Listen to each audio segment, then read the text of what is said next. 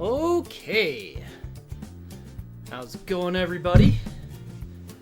Welcome to this lovely Sunday morning. We're here today to talk about BeatEmUps. Let's go to here.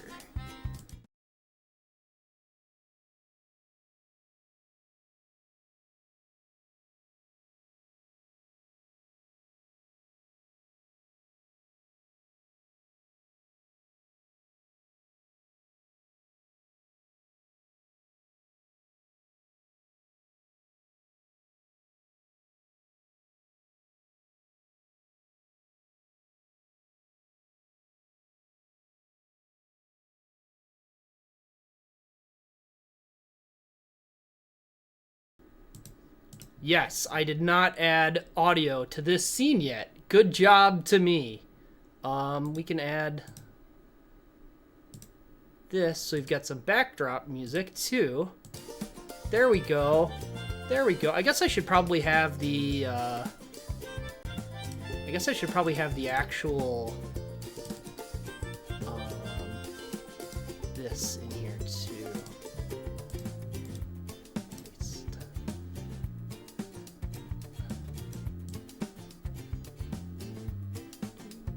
Where does this go? It's gonna go in the bottom left here. It's gonna be fun because I can't actually hear this. Oh, stop snapping to that. Alright, I spent a lot of time getting ready for this stream, and clearly I'm a professional because I'm already having technical issues with how I set things up. Champion. Let's move this poster here. Whoop, not you. You were meant to stay put. This one. Let's move this. Got some stuff stuck on the wall, just as a nice little break up this nice little brick. All this, by the way, all these background assets were done by LLK, the wonderful artist. So yeah, well, anyway, going back to what we were talking about, what I was trying to talk about. This is going to be an experience about learning as much as I can about as many different beat-em-ups as I can.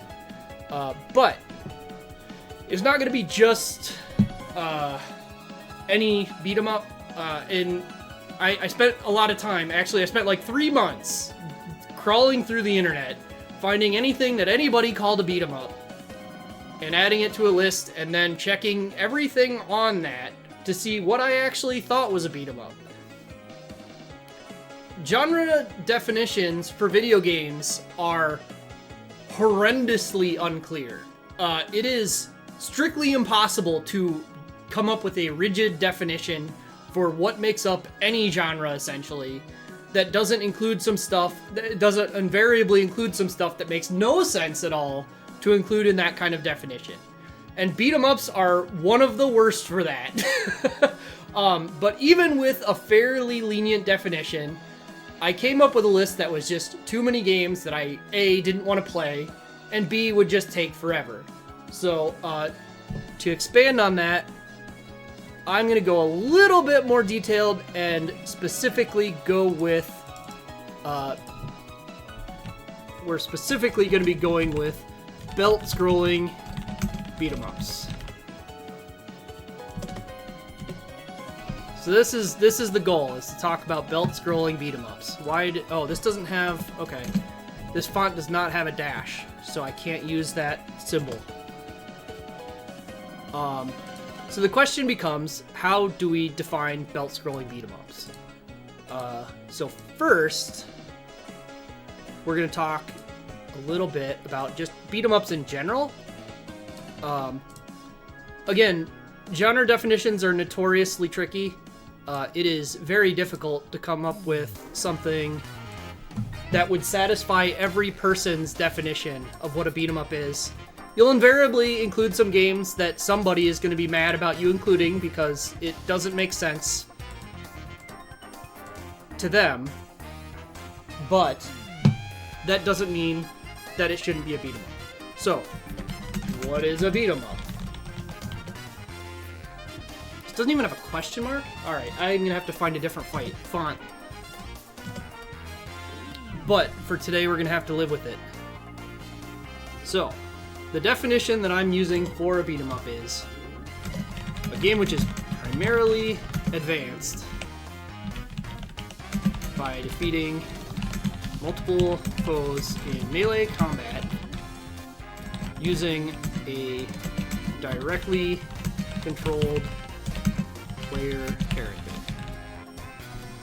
That text did not fit in the window. Thank you very much. This is a good chalkboard. Look at this.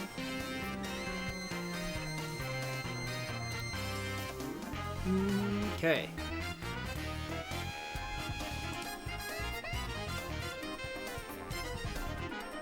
Space this out a bit. Not like that. Like this. Alright. So then, how are we going to clarify what a belt scroller is as opposed to a beat 'em up? Because, you know, this definition is pretty lenient. You could easily make the argument for, I don't know, you could even, it has primarily, so it discounts stuff like first-person shooters that are just obviously not meant to be melee combat, that are meant to be like first-person shooters, and you're meant to shoot people. But even then, like, you can look at some games and you can go, okay, fights in tight spaces. Well, that's discounted by defeating them directly, but even ignoring that, even if you controlled the character a little bit more directly, it's clear the intent of that game is not that you're going melee with people and fighting them that way. It's that you're playing this tactical game with positioning. And that's fine. It's a great game. I love that game. But, you know, that doesn't make it a beat 'em up. And then, again, to expand, to differentiate between a belt scroller and other kind of beat 'em ups, for instance, you might look at something like, what would be a good example? Guacamelee is something that you could definitely call a beat 'em up. I would not discount anyone calling Guacamelee a beat 'em up. But I would also put that takes place on entirely a 2D plane. There's a lot of platforms. You can move vertically on the screen, you can move horizontally on the screen, but fundamentally you only interact with things on a 2D plane.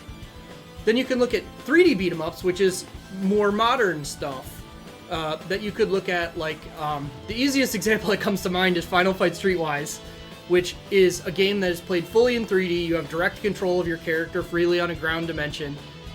There is some verticality to it. Verticality is always tricky in a game because, you know, if you're talking about real life fights, people don't really jump that much in real life fights. And if they do, they're not really interacting with it on like a very depthy way. Like you can look at a game like Tekken, which admittedly is a fighting game. But, you know, Tekken's a 3D game. I don't think anyone would contest that Tekken takes place as a 3D fighter. But the reality is you only really operate on two of those axes very often. So that kind of gets into tricky definition stuff, but it doesn't matter because we're throwing that into 3D beat 'em ups that I'm not playing anyway. And that gets us to belt. What is a belt scroller? And what I'm going with for a belt scroller is a beat 'em up, which takes place on 3 axes.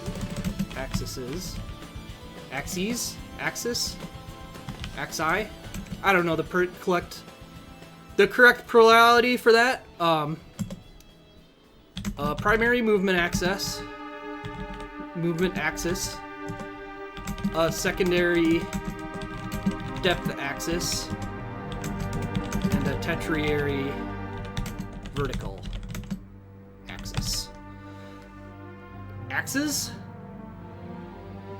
Oh, it doesn't show up. Yes, this font I'm gonna have to change because apparently it does not have either any symbols or numbers. So that's gonna be fun for me to deal with mentally for today, but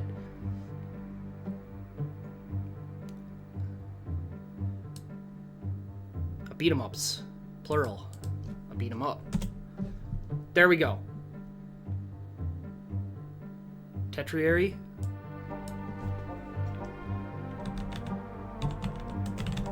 Cool. In case anyone's wondering, spelling was not my finest subject in school. So, I'm gonna get some bad letter grades on that. But, let's say okay to that. So this is what we're going with. This is how I'm defining it all. Again, this is not a perfect definition either. I'm sure there are games that are going to come up where somebody is going to point something out that doesn't make sense. Another thing I could point to is this. You could point to a game like Dungeon Fighter Online. Dungeon Fighter Online is easily a game which could meet all of these criteria. I might look at that for another time, but today I don't want to mess with too much stuff because messing with too much stuff midstream tends to have consequences. But anyway, this Dungeon Fighter Online is definitely a game that meets every criteria that's here. You advance primarily by defeating multiple foes. It's arguably melee combat, although that's changed over the course of that game. It has the primary, secondary, tertiary axes that are customary in a belt scroller, but I don't think there's a real argument that the primary gameplay is really intended to be a beat 'em up. So there's gonna be edge cases that are weird, and that's just something we're gonna have to live with. But anyway. For any of you who have been here long enough, you know that I don't really like to spend a lot of time talking about shit. I like to play video games. So, let's go to this screen. This is the other thing we've got. This nice little setup here. And I have gone ahead and prepared a bunch of stuff for this. These are the days that I've prepared. I was working on a day 6, but unfortunately day 6, I have realized that there's too many arcade games that don't work on the Mister. So, that will be done in MAME. But, you know. Anyway, let's start some games up. Alright, our first game to study here, if it wants to start. Try again. Oh, wait, sometimes we have to restart the game. That is. There we go. We're going to start with Renegade. So, this is a very early game. 1986 was extremely early in, not in overall arcade history, but definitely an early game in terms of beat-em-ups. I would say this is probably, there is sound. The game doesn't have audio during the demo. Thank you. This is probably the earliest game that I would really define as like a finished belt scroller. There's probably some examples you can scrape out that would be different, but like Renegade really has a very unique thing going for it for the time it was made. So let's play the game. Good luck, kid. So yeah, again, like this is what I'll talk about. You can move left, right is the primary axis. This depth is a secondary axis, and then you can jump. It's a mechanic that's in the game, but it's kind of like it's more of like a secondary kind of attacking plane than it is a real like dimension you're meant to operate in.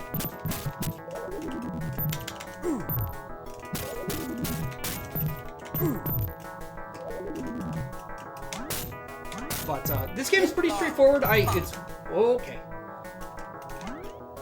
It's a lot of short stages.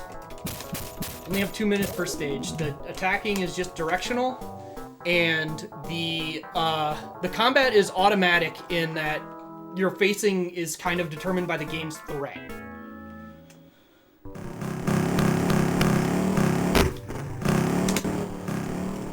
So,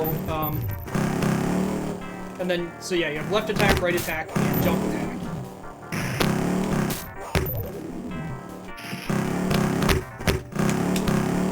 And you just have to use those tools efficiently, and that's it.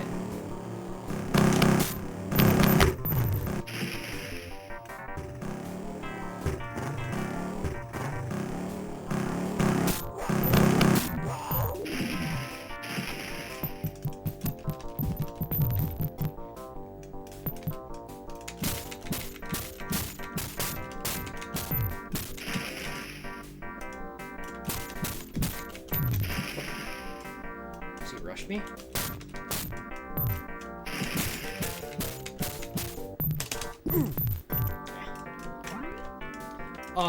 So you can also mount downed enemies, which is kind of interesting because that's a mechanic that didn't show up a lot after this.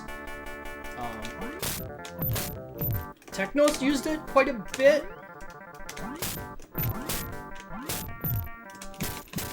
Which Technos obviously made this game, so it's kind of their MO.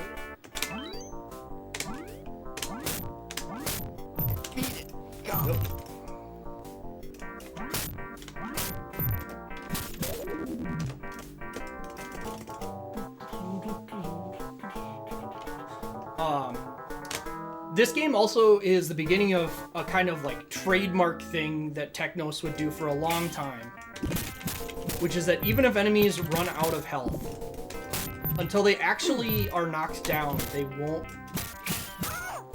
get knocked out. They'll just continue to exist without any health. And then yeah, the grapples are pretty straightforward. You just have to hit enemies enough that they're stunned.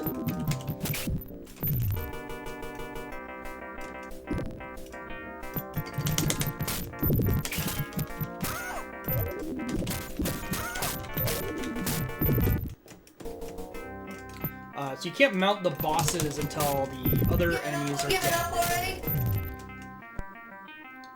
So you do kind of have to whittle down the boss. Giving up already? Or whittle down all the enemies to finish off the boss. The boss is also counter being mounted, but you can cheat that with a bug. Giving up already? Which I have not been able to land here. Giving up already? I think I get one more shot at it, and then she's too low anyway. Giving up already? Oh, well, I messed it up. Alright. Oh, I did have one more shot. Alright, well now I definitely don't. Oh, well, okay, I just don't know how their health works then.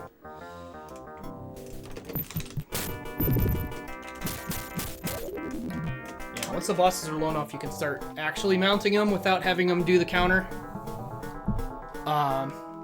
But yeah, this game only has 4 stages. So we're here. This stage, they introduce these enemies that stab you, which is an instant defeat.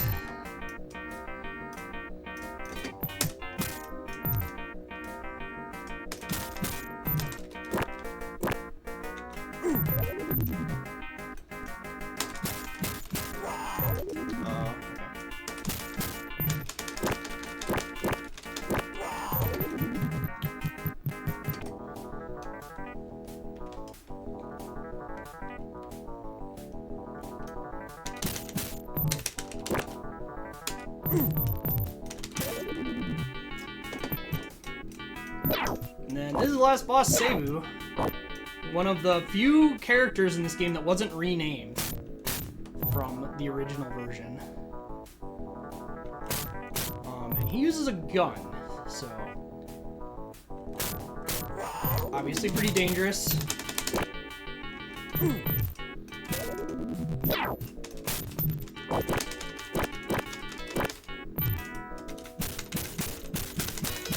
This is the mount bug. By remounting the bosses as they're getting up, you can just pummel them for free.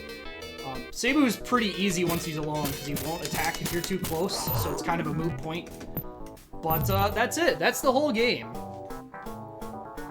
It's a short, to the point game of what it wants to accomplish. Given very little premise, given very little indication of what actually happened. And then the game loops. This game actually loops, as far as I know, indefinitely. It escalates in difficulty in each loop. And by about loop 4, it starts becoming exceptionally difficult to win in time.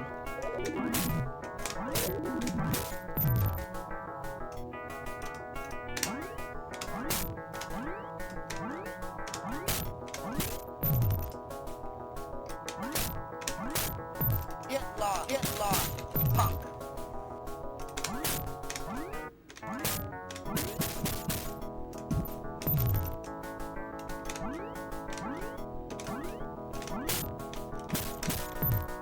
Get lost, punk.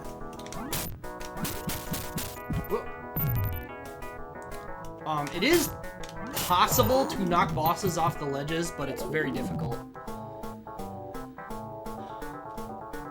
Yeah, guns being a major item for like a final boss to have, I think like makes a lot of sense in the context of, well, like if you're looking at a lot of action movies that have fights, like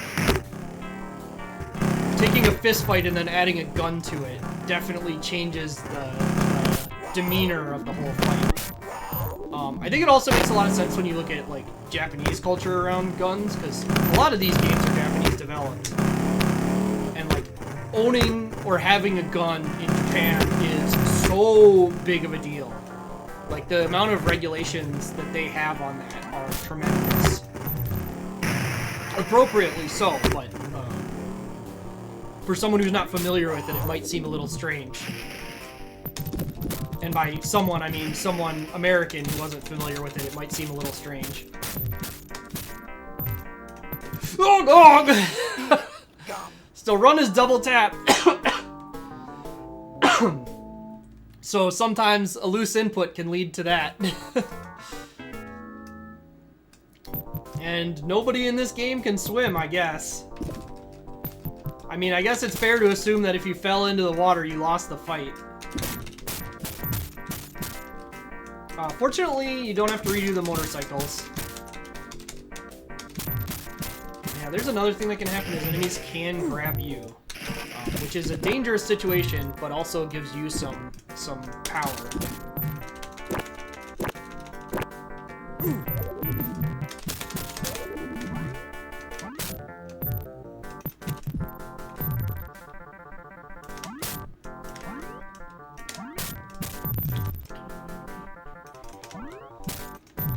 Yeah, I mean, spacing isn't, like, super important in this game. You mostly just have to be, like, aware. There are certain things that definitely beat what you're doing. But for the most part, your attacks work.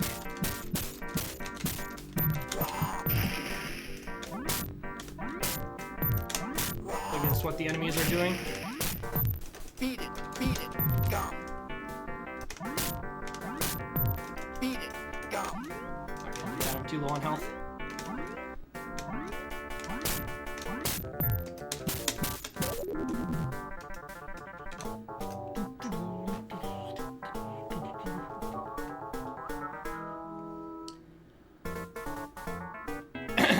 Alright. So this stage I didn't really talk about before, but it is interesting because these blonde enemies don't actually have any health. They die as soon as they fall over. And that doesn't change on later loops, oddly enough.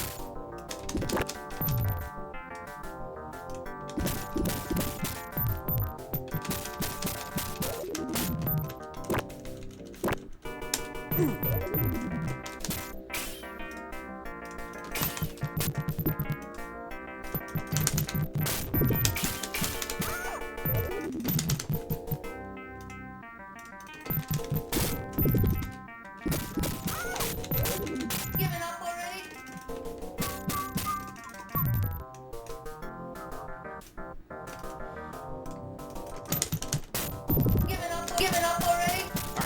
Zuzu, or that's Kim, is probably the best boss to actually get that on. She's kind of annoying to fight when you actually have to do this dashing kick loop.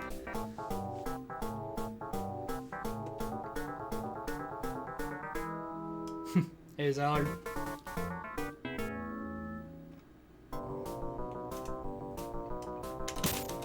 Oh.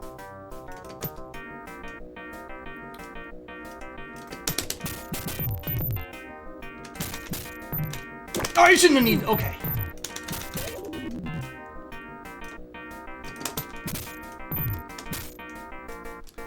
Be real careful in this stage, because not having health. It's also very easy to accidentally get a mount and be stuck in a spot.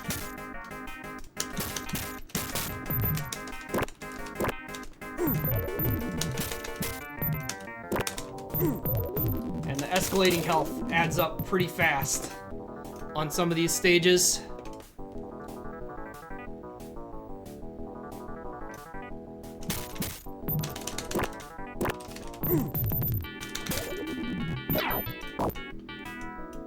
Fortunately, this little trick of shoving yourself against the wall really keeps control of this fight.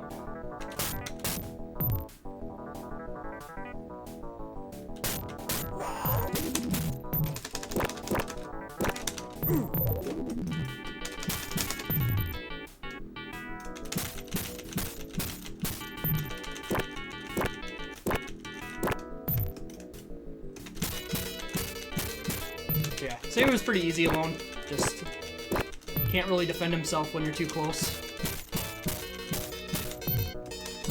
Oh.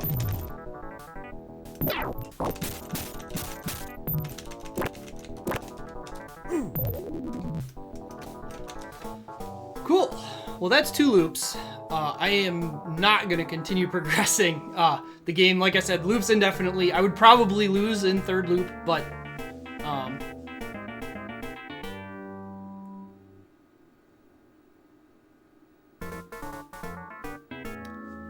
yeah, that's Renegade. So, let's talk.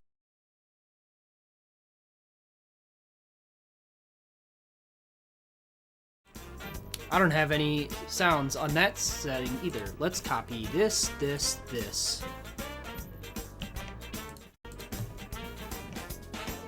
There we go. Alright. Good job, me. I did it. I made a format that works. Alright. So,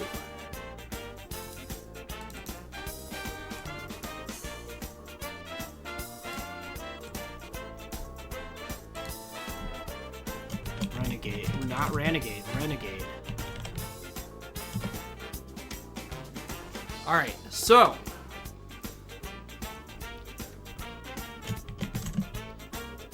an early and simple beat 'em up.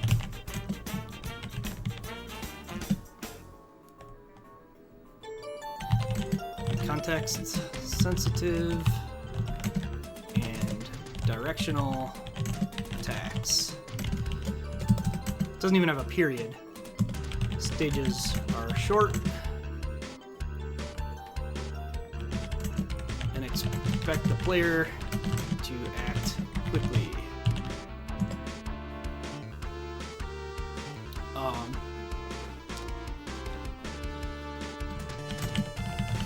Difficult game for a novice player. Oh my god, not having any punctuation is gonna kill me.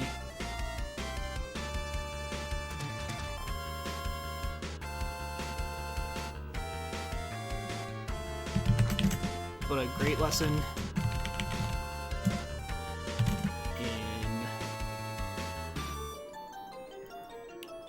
in observing enemy behavior. So that's kind of the gist of what I want to write for each of these. I also want to talk about maybe interested in this game.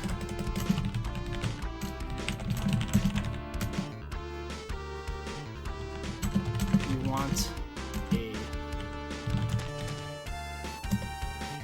you want a simple brawl with a lot of context to learn.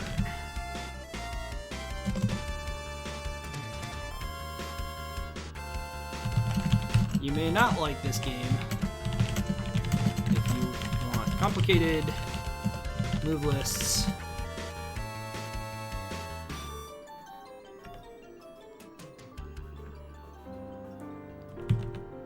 Or big combos. So yeah, this is kind of what I want to write. Just not a hugely depthy thing. Just something to give people an idea of what they may want. What the game's about, what's going on with it, all that. Let's separate that there. And let's actually change this. And then the last thing, hopefully this is in the right spot. Hey. Oh, I messed up. Okay. It's in the wrong spot. Let's move that. No, not you. I want this. Oh, that's locked. Okay. A. So I would give this game an A. I think this game is great. I think it accomplishes exactly what they set out to do with it. There's a lot that obviously could be improved using knowledge that was gained later. Context sense. Oh, actually, that's a good point that I should add to this. Or if the directional context of combat is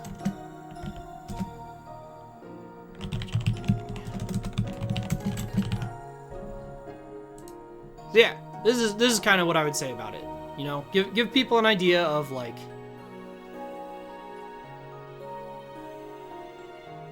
yes, this was Renegade.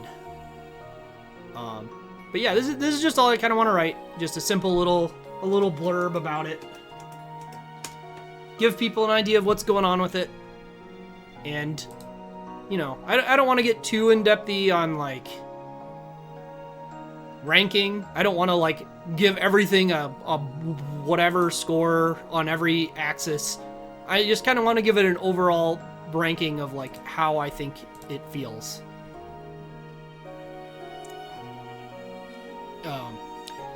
The objective with this week's stream is to go through a lot of games quickly and do this because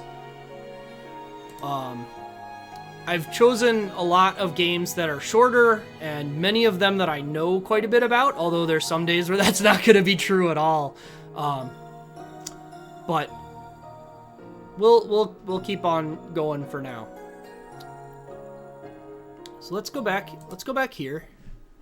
We'll go to our event stream. Let's go to our second game. So I don't intend to do this with every game. But because this game has a bit of a weird specific history, I'm going to play, forget what the name of this exactly is. It's Neketsu something Kunio-kan. This is the original Japanese release of Renegade. And this game was entirely reskinned for the foreign releases because they rightfully recognized that Westerners would probably look at a game about Japanese high school students in their uniforms fighting and go, what the hell is going on? With that said, this game kind of remained the same. They did also remove these cutscenes that give us the premise of the game where our friend is beaten up. But yeah, other than that, like, everything's reskinned, but it's the same game.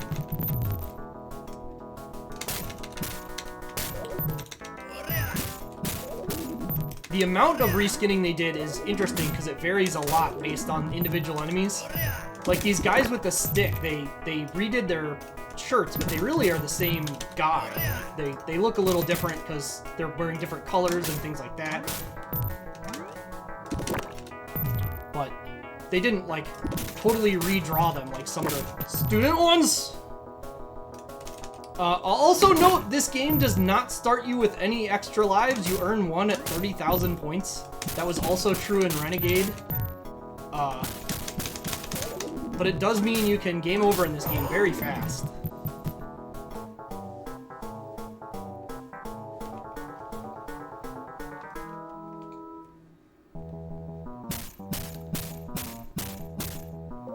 This is the one you played, but you didn't know it was called Renegade. It's interesting that someplace would have this.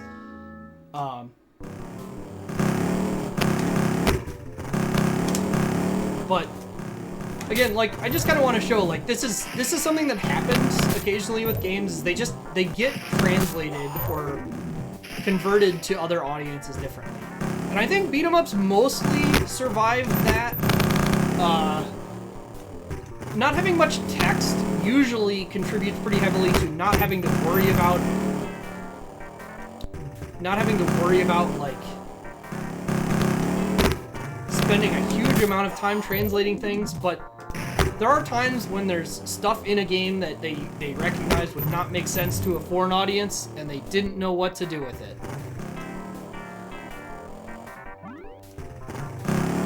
And the Kunio series is absolutely one of the series that got the most of that. Because again, like, all of this is Japanese high school students fighting each other.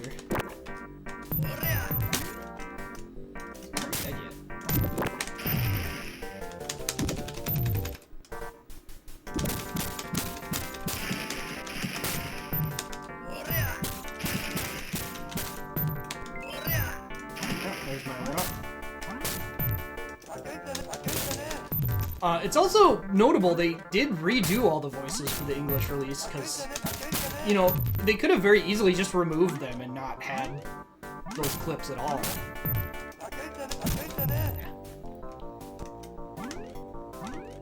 Yes, this is the first Kunio game. And Kunio, as I said, Kunio got a lot of changes over the course of translations. And humorously enough, the Kunio series kind of was bled into multiple different things, because like River City Ransom, or like this game got converted to Renegade, so that made Mr. K be a character, because that's the name they go with for this guy in Renegade. Then River City Ransom on the NES is the NES Kunio-kun game. Yeah, Super Dodgeball just kind of got translated a bit generically to like World Dodgeball. It's not like an IP, it's just like some...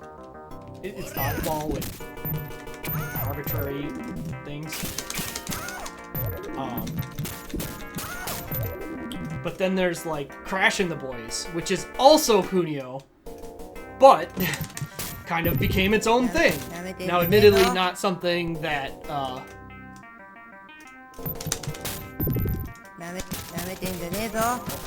not something that went super far.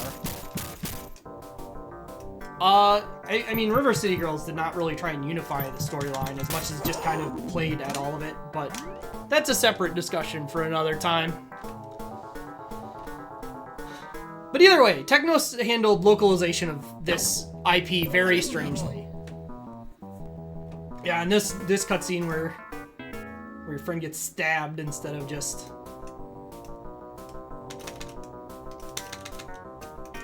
Okay.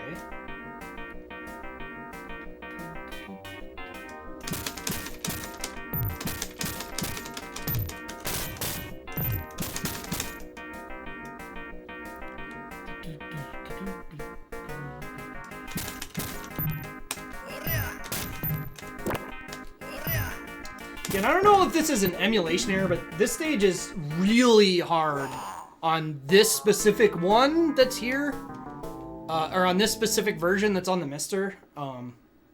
These guys just have like way more health than they're supposed to. And on like the Switch version, the ACA release, that's not true. So I don't know what happened.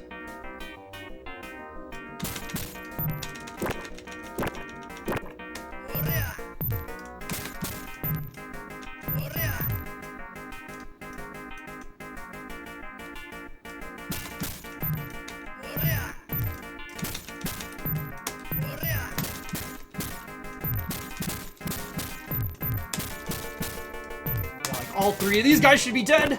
I meant to throw. Okay. Well, anyway, I'm not gonna...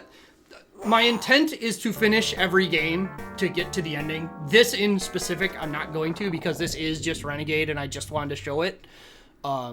This is not a different game mechanically. It's just a different presentation.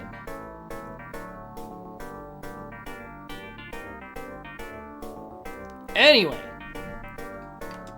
Yeah, poor Ricky. Let's move on to game 3.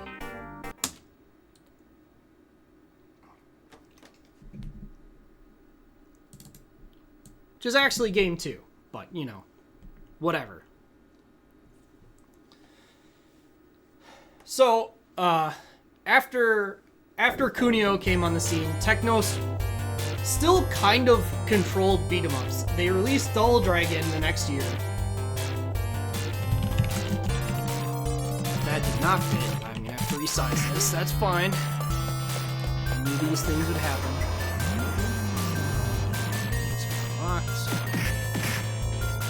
Oh, nope. Not you. This one. That's right, it's Roshi. Double Dragon was released a year later, and this game really kind of made... Renegade was a great game, but it's far from a groundbreaking game in terms of what it did for the genre. Double Dragon really is what pushed this as something that was well known, a type of game that people really were willing to go to arcades for.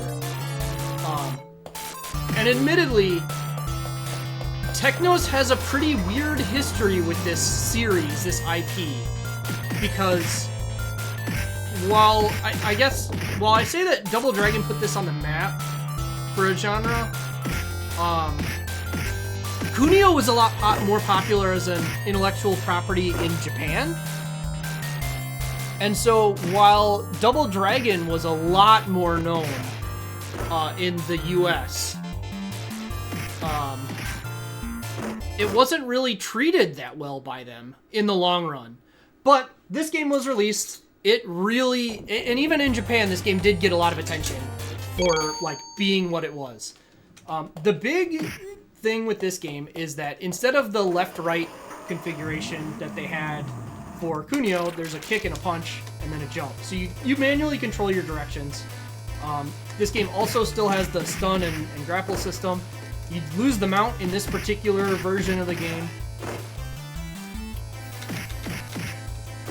And there's some special moves. There's a headbutt.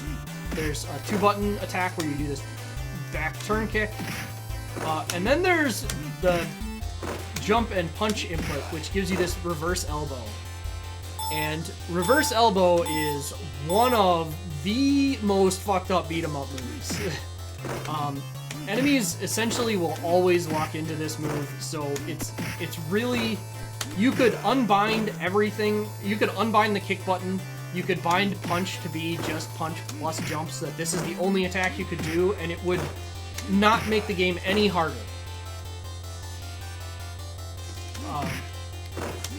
With that all said, this game also had kind of a issue with them being a bit more ambitious than the hardware was.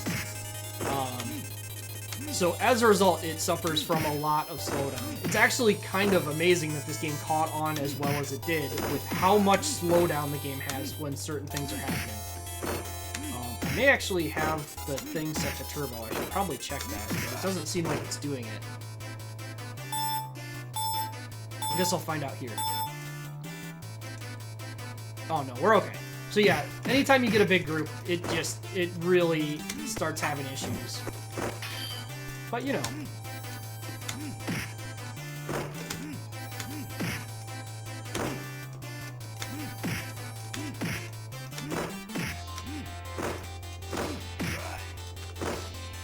This game also introduced weapons, which is a thing that BeatEmUps didn't really have.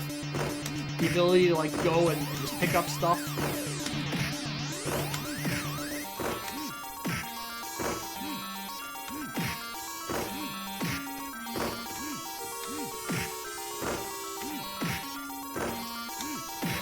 But yeah, combat-wise, this is a very difficult game until you learn very specific things about how it behaves.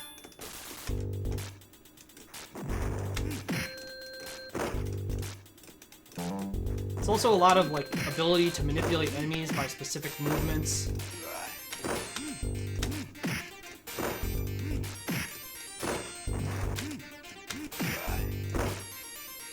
Because they do try and surround you in specific ways, so like learning how to manipulate them isn't too hard. And again, the reverse elbow is just like such a powerful move.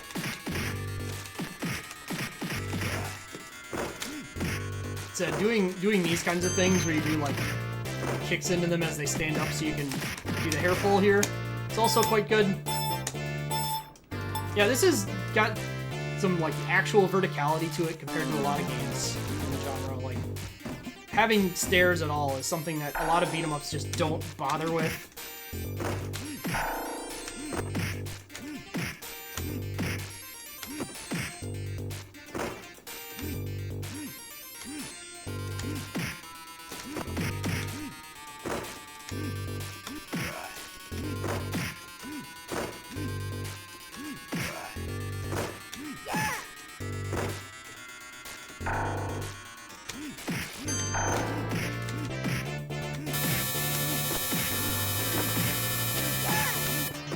We get our second boss, which is a palette and head change of our character, which is something that kind of a common theme in beat-em-ups is the reuse of individual sprites in a lot of ways, and I don't blame developers for doing that. But I haven't seen too many other games that are willing to copy the player character in this way. Usually the player character is kind of kept as a bit of a unique deal. Yes, there's an extend, which I got at 30,000 points. Technos did like giving that at 30,000.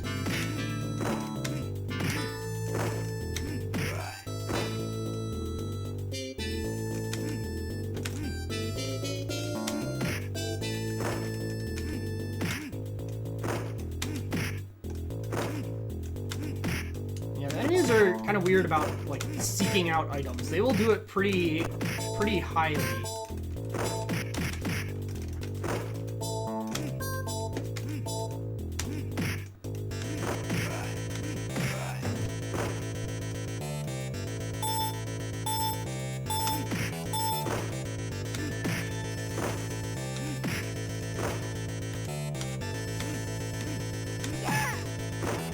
And oddly, you can't hair pull Linda in Double Dragon Arcade.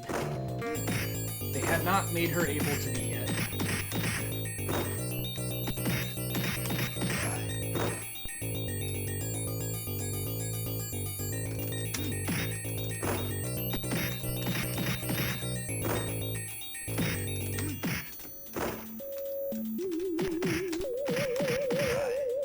Hey, thanks for the resub, Will.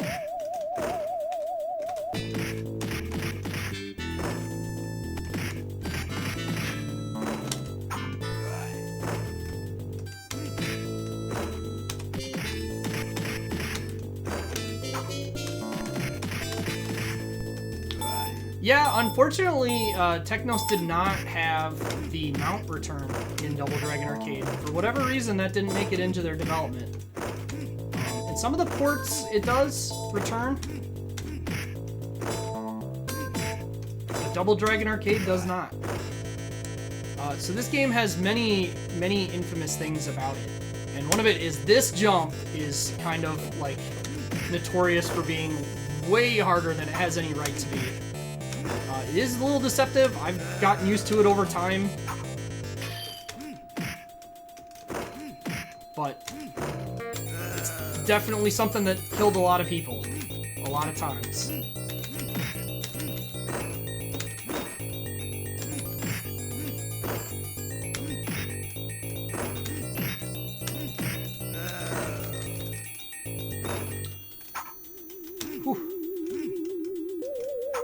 Oh, no, I thought I could get down there fast enough. Yeah, the knife-throwing enemies are a bit tricky sometimes to keep yourself safe from. Especially when there's a lot going on like this.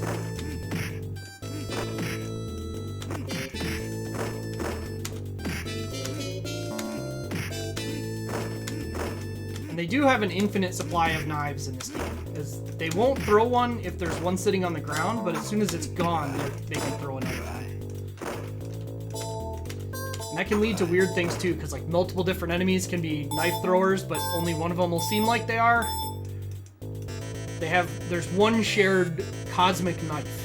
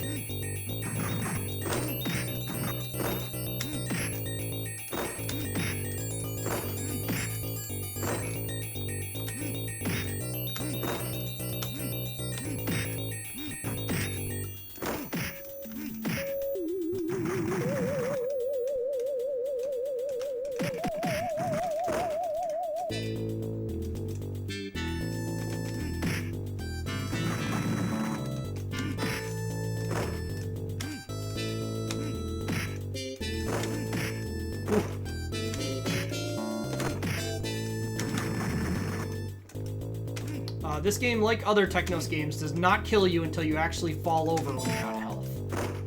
The health bar actually is slightly longer than it looks, too. Your last pip has a little bit of health in it. But fortunately, a stage change does give us our health back.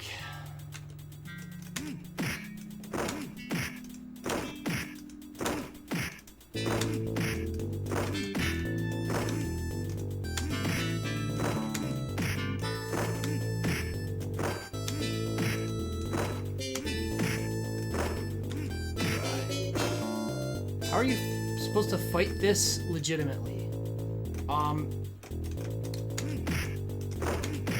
Mostly it's being very cautious with how you use the depth axis and punches and kicks to stun enemies. For normal Williamses and Ropers, it's really not bad. Like all the enemies you can hair pull are mostly fine. And then like there's obviously a lot of weapons you can use, like stuff like that where you can just use the weapons to kill them. This nice wall climb. Oh, this game also has, you can kick items that are on the ground. It kind of acts weird when there's a cliff there. They didn't really program a boulder rolling off the cliff, so it just vanishes.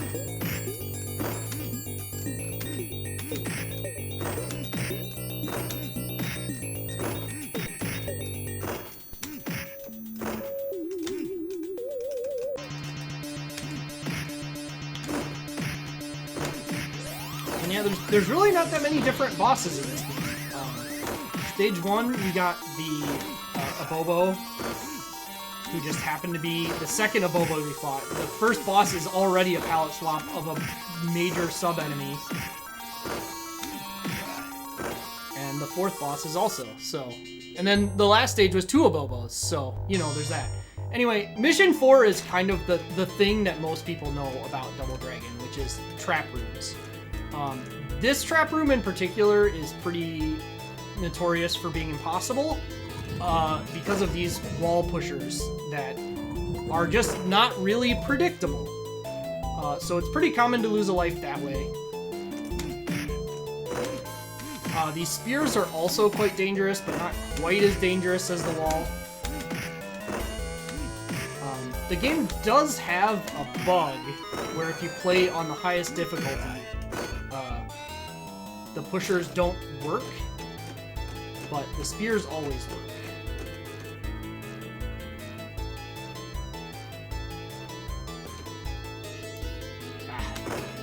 That said, the spears are also pretty random. So it's not uncommon for a playthrough to go like this for a 1 credit if you're like not expert, where you lose 1 life on... Oh! Knife. Forgot he's a knife thrower. Where you lose 1 life on wall pushers and 1 life on spears. That's not an uncommon way for a playthrough to go.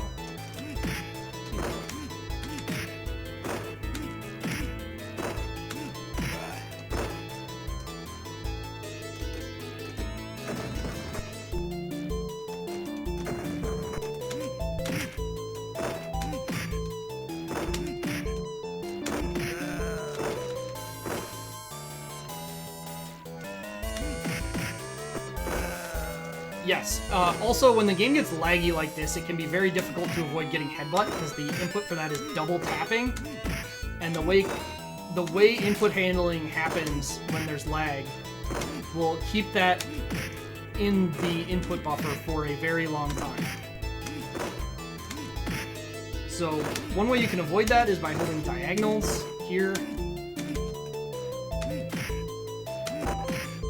Because if you're just holding diagonal, will never get a headbutt.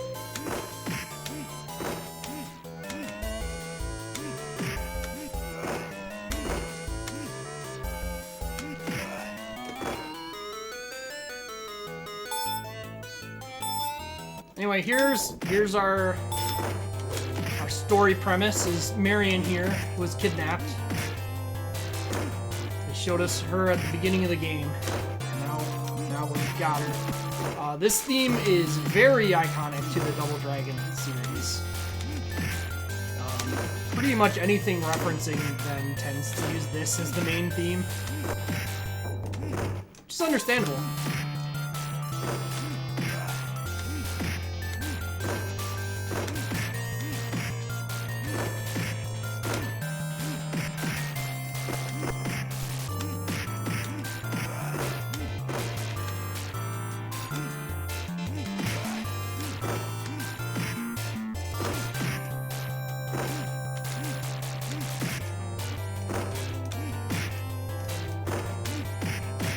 I don't know if Willy is going to spawn right now with me over here. Yep, he did, okay. So Willy is the last boss. He is a guy with a machine gun. But fortunately, he also has AI that does not care to walk far enough away to get out of the range of the enemy. So, turns into a pretty straightforward fight. If you do retreat too much and or if you like get knocked down by him, his shots are very threatening.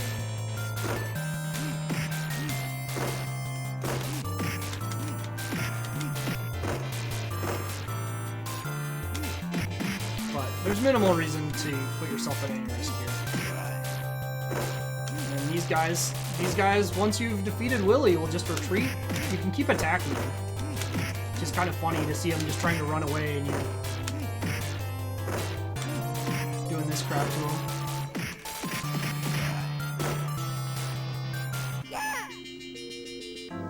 But that's the game. Here's Marion. We rescued her. And they did some sprite art for her that was very complete and appropriate.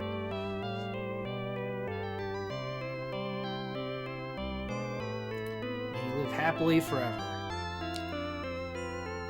Unfortunately, if you know anything about the Double Dragon series, that is not that is not how this series played out storyline-wise. But you know, that's for another time. For now, we can just let them have their happy life.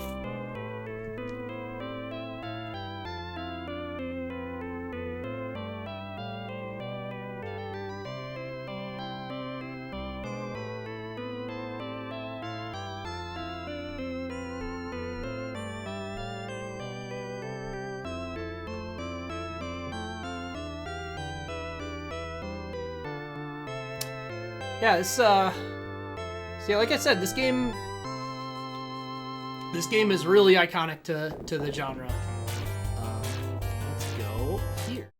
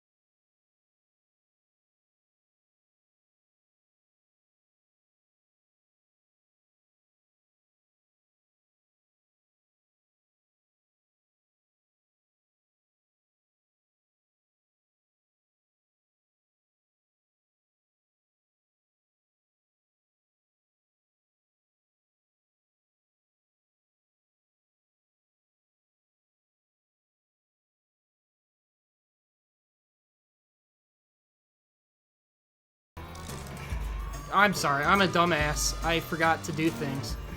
Where is that? Did I ruin? Well, my stuff I wrote is gone. Let me fix this quick here. The problem is the way I did this is a bit haphazard.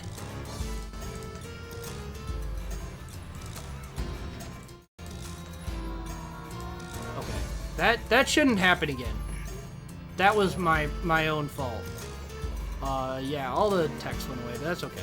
I haven't written that much yet. Where is it? Oop.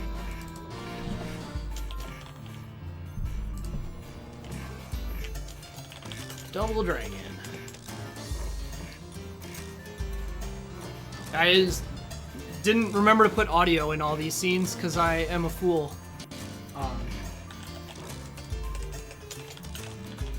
This is second kid. It's not true. Technosis. Breakthrough game which helped to establish the BeatEmUp genre into the thing it would become.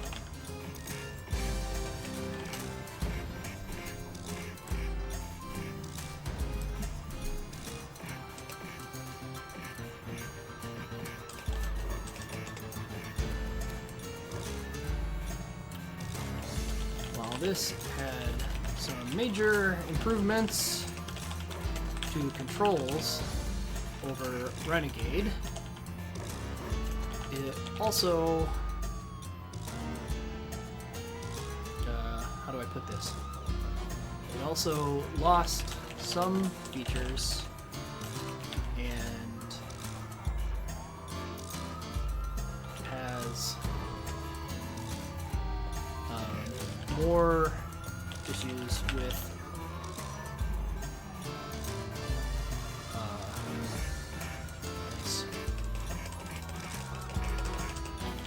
it has additional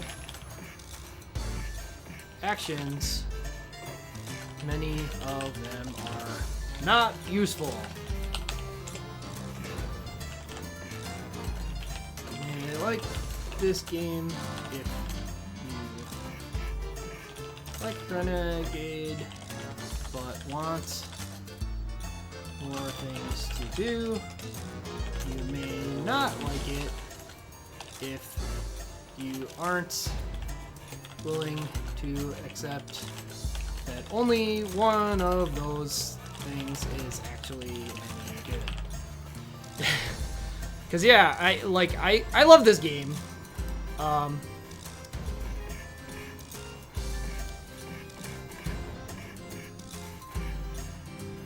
Oh, and also, know, let's do this. Let's make this a little bit. How do I do that? Select font. Let's make this a tiny bit smaller, like.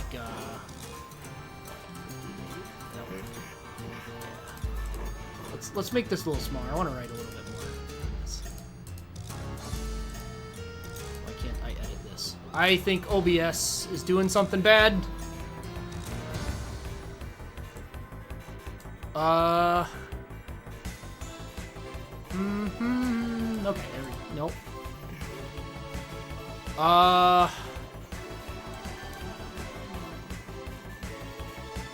I'm afraid if I close this window, OBS is going to crash entirely, but I have to do it.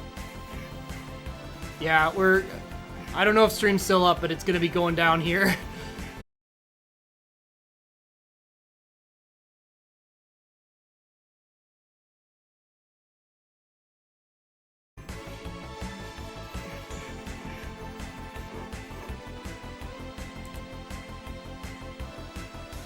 All right, yeah. The text thing froze. It was should be ready.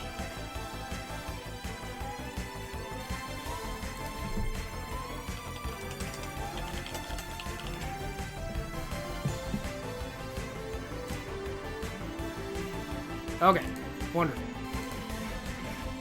Yeah, the text.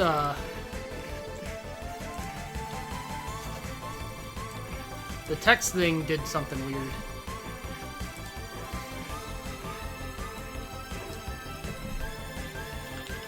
Suffers from a lot of slowdown and unnecessary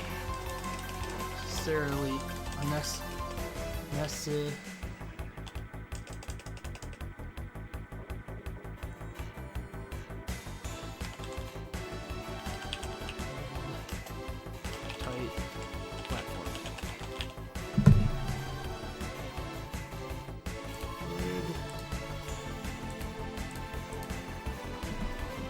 Or if spotty platforming controls would ruin your experience. Okay. So, I gave Renegade an A. I'm actually going to give Double Dragon a B. I like Double Dragon a lot. I think it's a great game. I think it really established a lot for the genre. It is a very, very influential game into what BeatEmUps have and what they would become. But I also think it does a lot wrong. I think losing the mount, I think, kind of sucks for Renegade. From Renegade. Because that was a cool move. Like, to be able to interact with enemies after being knocked down was really interesting. Having so many moves that are new, that are just, not useful. The headbutt is an active detriment that usually just results in you getting something you don't want to happen.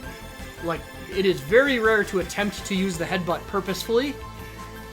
And then having the elbow be so tremendously better than the rest of your move list is just unfortunate.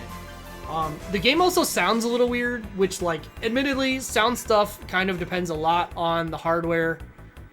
It's tough to overcome bad hardware. It's just kind of how it goes, and this game did not have a good sound chip to work with. But then the slowdown, just getting too optimistic with what they can do. I think there's a lot of great things in this game. I think it's a good time. I think anyone with moderate beat 'em up experience can definitely get a lot of enjoyment out of it. But my God, it for how iconic this game is, it's really not that great. It's good, but it is not. It is amazing to look back at what they didn't know yet. To establish?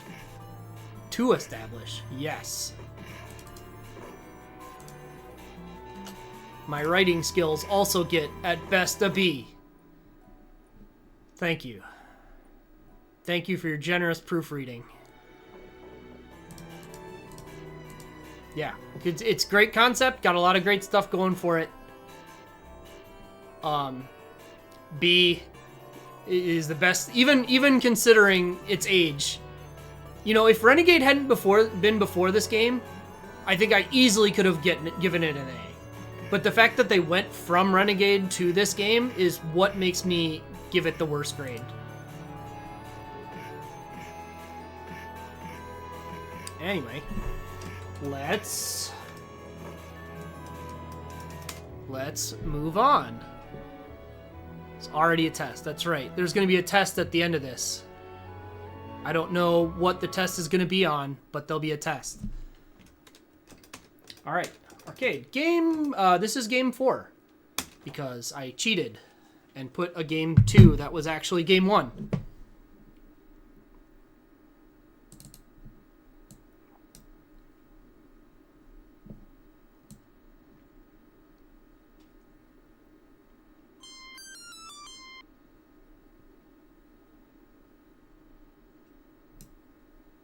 Okay.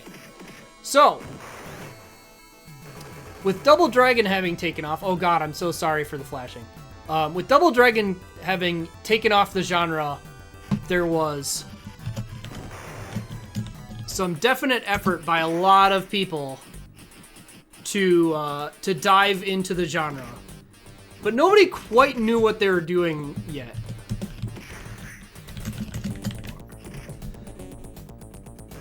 There were definitely some cool ideas. And POW is probably one of the ones that honestly came out better. This game I definitely don't know as much about as the previous 2 games. But, you know. I don't have buttons. Okay, that is just already... That's fine. That's a credit button. That's fine. I started in 2-player. I cannot play this in 2-player. Define right, left, down, up. Kick, jump, punch. That's not what I want. I don't want 2-piece start. Just gonna find Quinny there.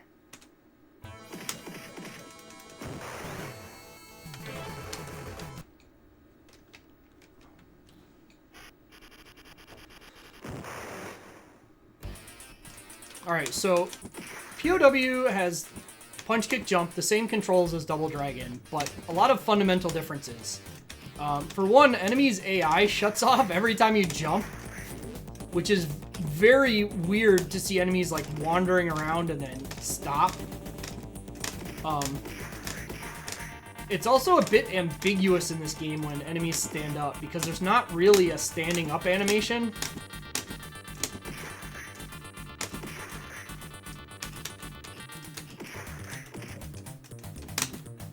So sometimes it just seems like you're hitting enemies that are grounded with random things. It also doesn't have nearly as much, like... You've got a jump kick, but there's not like a combined button move or anything like that that Double Dragon had. So it's a lot simpler in that way. The enemies also move kind of strangely. I don't know what happened with that sliding kick there. And yeah, you don't have a lot of health to work with. You die pretty fast.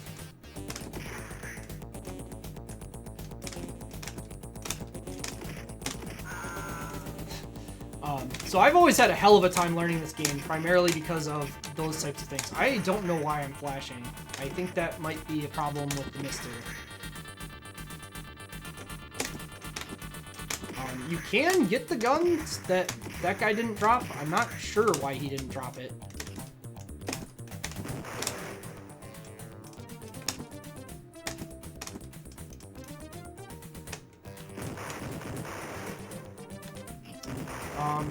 Another thing I'll state is that I'm kind of more familiar with the NES version of POW than this version, and there are differences. For instance, the grenades in the NES version do not hit you if you are jumping.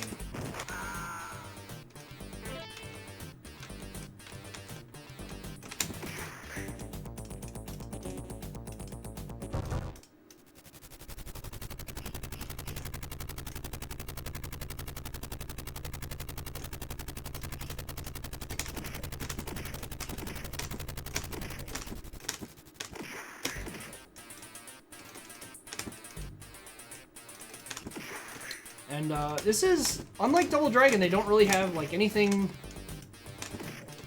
really formalized as a boss. There's kind of these fights that are like major fights, quote unquote. But even then, it's just kind of like more or less regular enemies.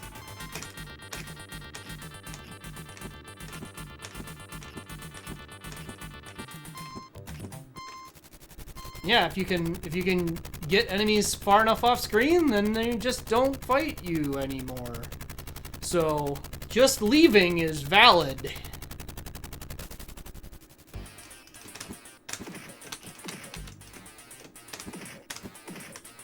Which is honestly something that will come up a lot in BeatEmUps. They tend to behave kind of weirdly when enemies leave the screen sometimes. Yeah, here we've got the gun. The gun is exactly as powerful as you would expect a gun to be. Some enemies can duck it, and that's fine.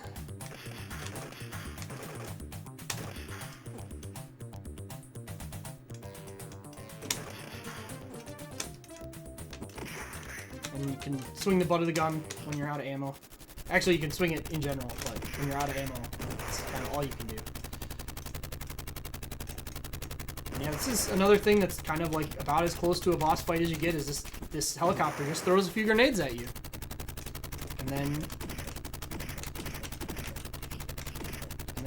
sends out enemies. Some of whom can stand out of bounds, I guess.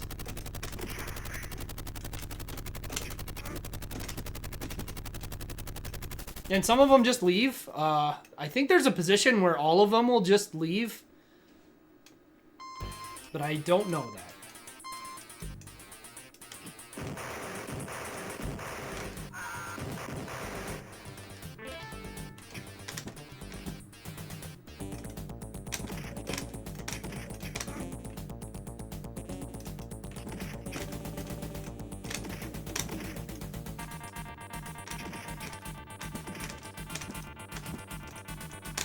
Don't have enough room. Oh!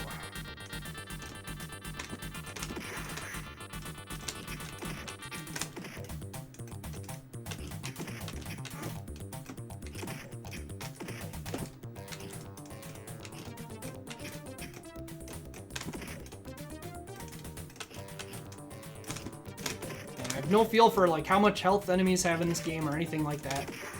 Punching feels really bad because enemies just get staggered backwards.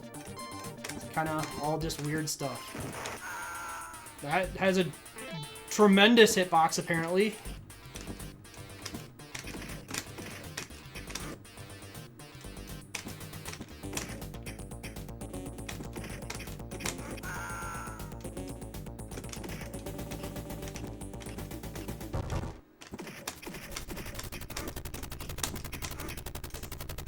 Yeah, especially like these guys feel very under-animated for what they're doing. I know you can kind of like jump kick at them, but there's obviously some finesse to it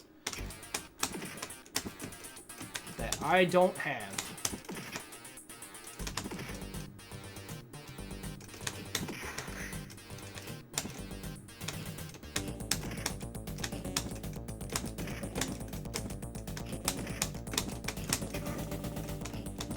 Well, that's interesting. I didn't actually know enemies could hit each other in this game, so that's kind of a cool feature.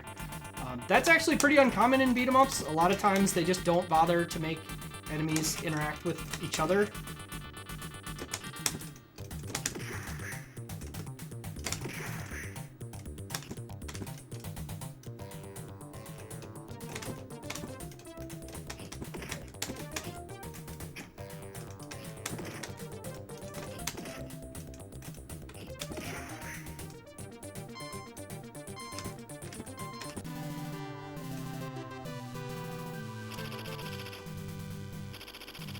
And we escaped. So clearly that's the end of POW, right? Because we escaped? No, we're just going more.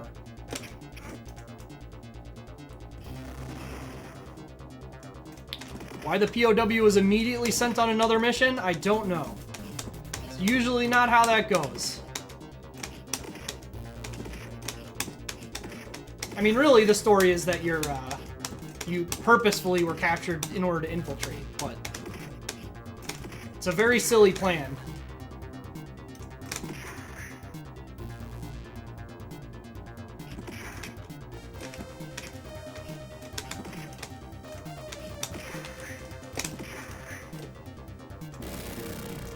Yeah, here you get these motorcycles that like showing up, but and also these guys that show up, but we're just gonna leave because they're weird.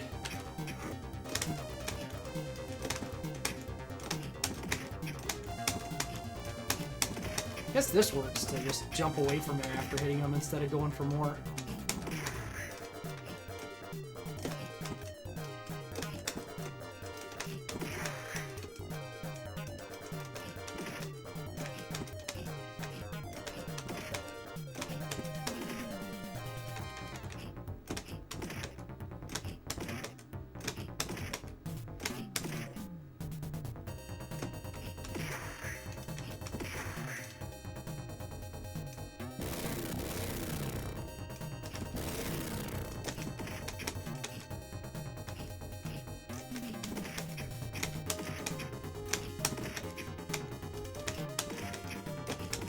Yeah, this seems to be a better method of handling these guys.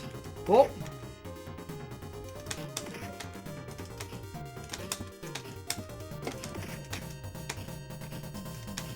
I like how his AI froze while he was still in the, like, falling from jump kick animation. That was pretty good.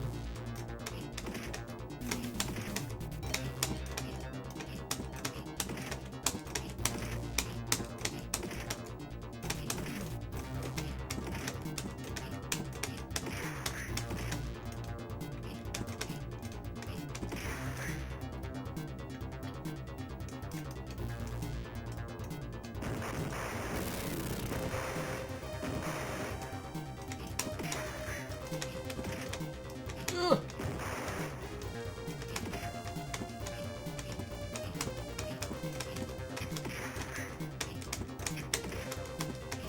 Couldn't make it far enough to despawn any of these guys.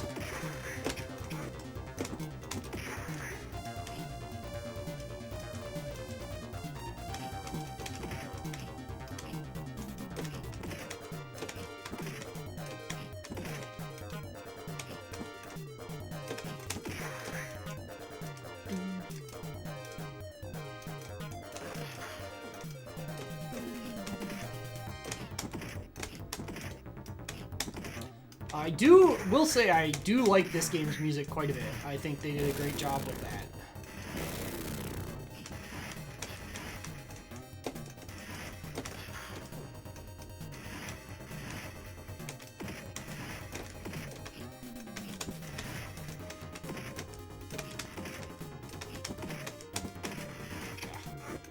Well, that works.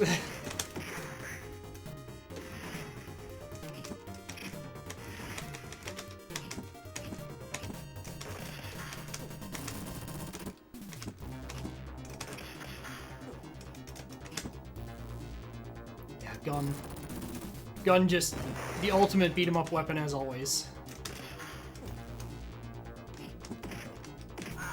Whoop. So even the enemies know, he went right for it. Interestingly, him picking up that gun refilled its ammo. That's also something that happens in other games where it may not keep track of the actual ammo of an individual weapon, but rather it just keeps track of any that, like, the player is considered to have.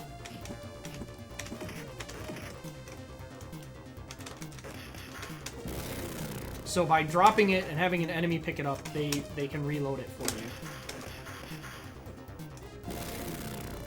It's kind of a way to just, like, save what is normally an unnecessary memory location. Because, like, the enemies having a limited amount of ammo would rarely, if ever, be relevant. And would be very annoying for them to program, I'm sure. Oop. That was weird. That is a lot of weird interactions that happen there. Yeah, I got a high score, and I did not enter my name. And a bunch of those guys left. They felt sorry for me. So they left.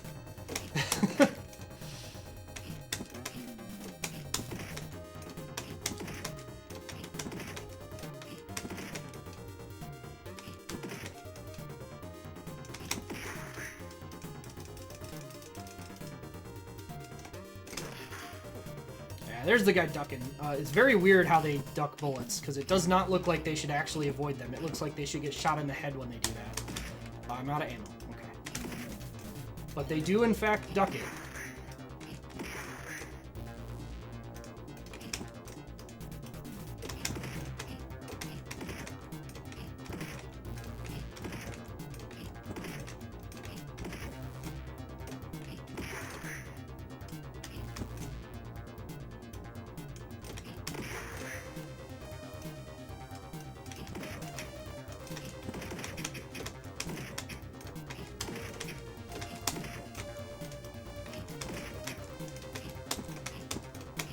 Alright, well, it's good. I never had a feel for this game before. I've played it a number of times trying to learn it, and I always just struggled, but figuring out that just jumping away after kicking them is the way to go has really helped.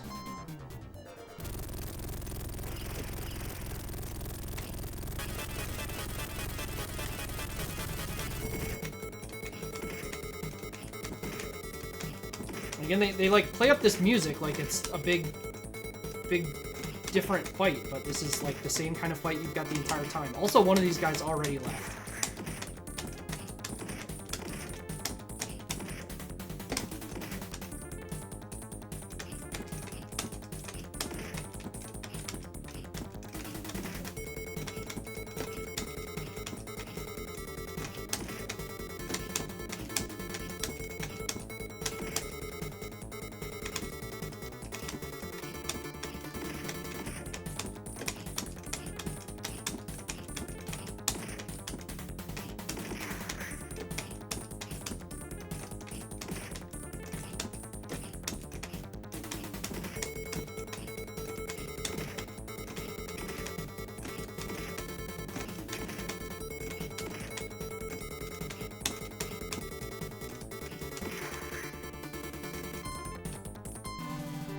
That's the end of the stage. Beat Tank Soldier in Warehouse. That was the name of that guy, I guess. Tank Soldier in Warehouse.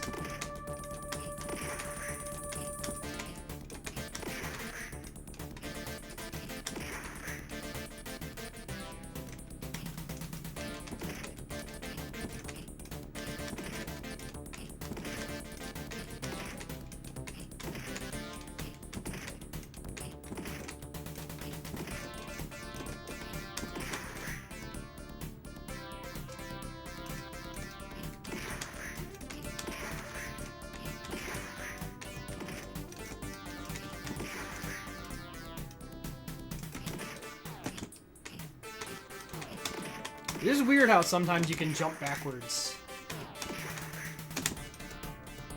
Just if you're, like, quick about how you hit it.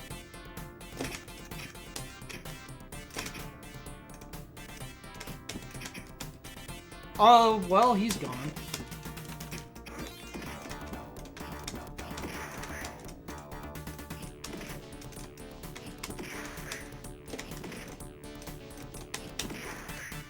Alright, if I remember correctly, there's something weird you can do here. I have to... Maybe it's not here. Yeah. So here, you can kind of jump kick in this off-axis, and it kind of messes things up. I didn't get these guys, though, so I'm going to have to walk back in. Yeah. Kind of a strange axis that you can exist on.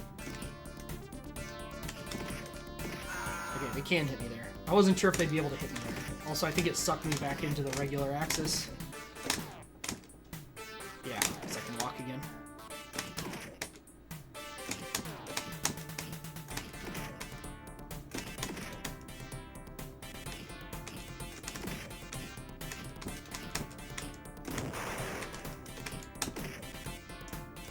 I love them stopping mid-jump.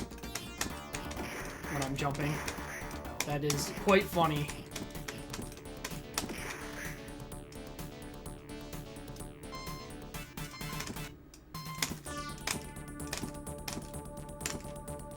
Oh, this is here. Okay.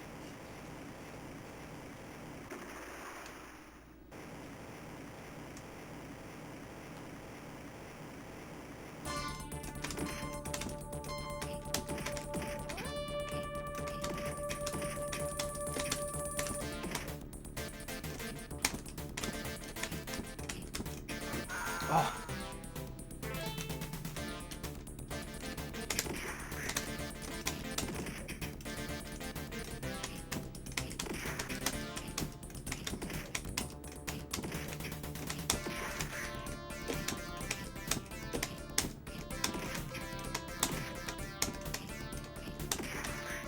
Okay.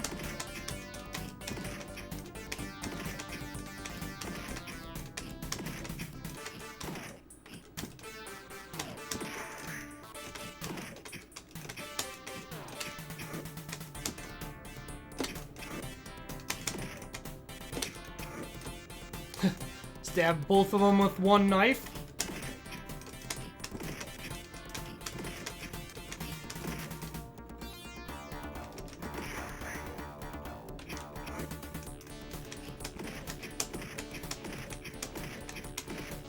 Okay. That doesn't seem correct, but I'll go with it. Now here, if I recall, maybe it doesn't. Oh yeah. Yeah, so you can kind of walk out of bounds, and then this whole elevator becomes very strange.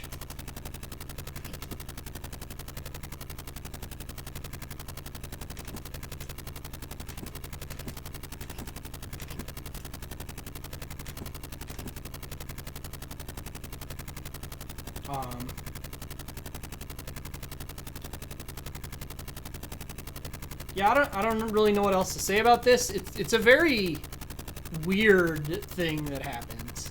Is this the first beat 'em up elevator? No, a Double Dragon had an elevator. You didn't fight on it. This is the first thing that I can think of where you fight on an elevator. All right, I might have to finish these guys off because I'm not in quite the right position. If you're in the right position, every single enemy will jump off.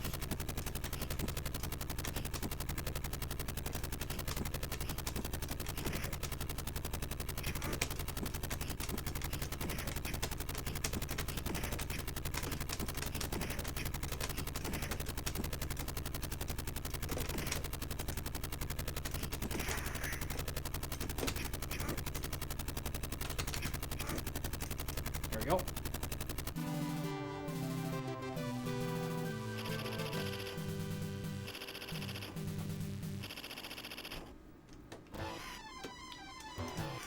All right, moving on.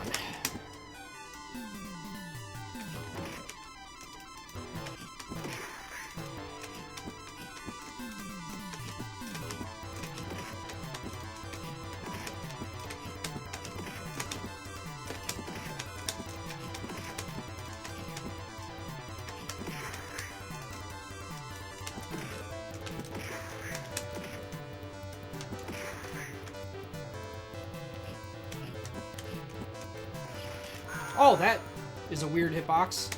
I'm not sure that's right, but, you know, whatever. I was hit. I feel like I should save this gun for more threatening enemies than the regular punchy guys. It's the feeling I have right now.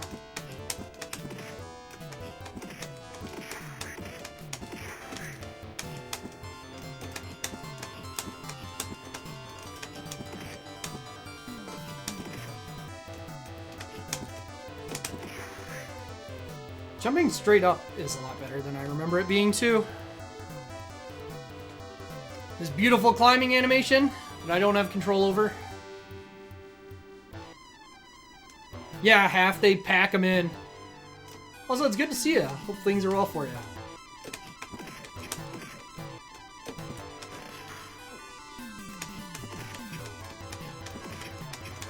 Oh, nice.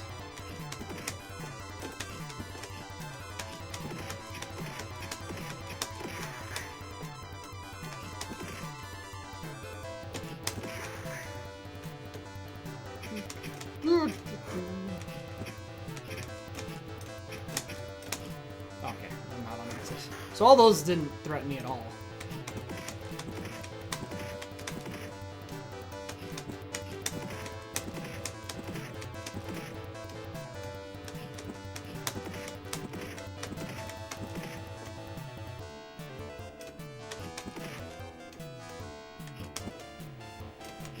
This guy had a lot of health.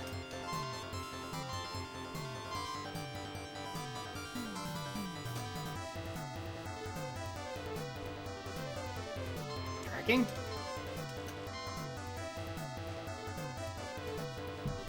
Oh, there it goes.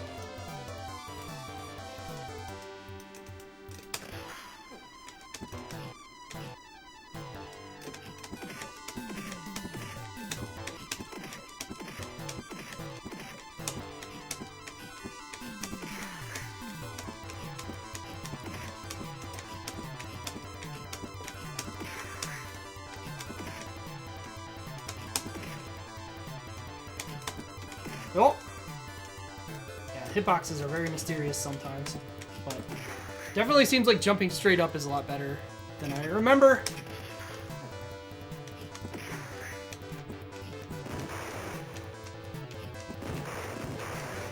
Alright, here's another place where I believe you can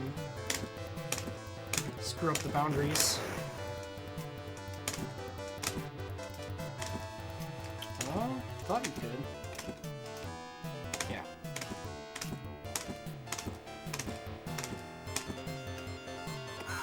Oh, I guess I'm not off. Well, so much for that. I mean, I got a few of them off there. So I think you can be, like, fully down there, but there's some finesse to it that I don't know.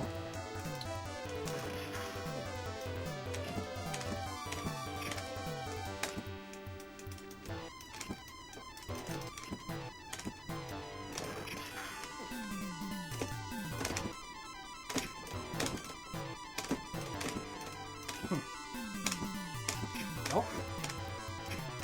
There we go. Now we're making progress.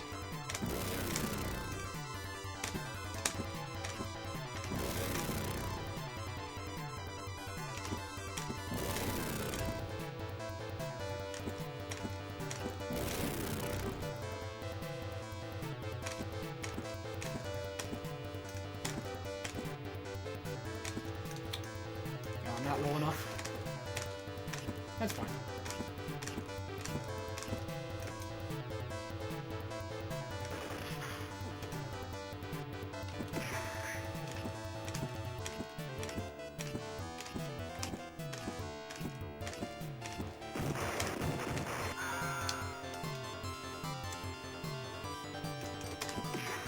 Guess that can be big enough to hit me there.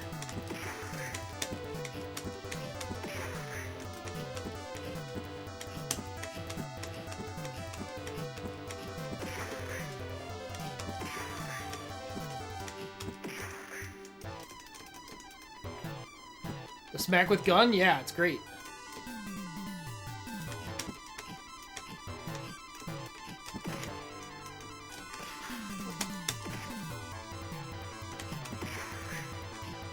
It is nice that they thought to give the gun, like, a unique non-shooting attack.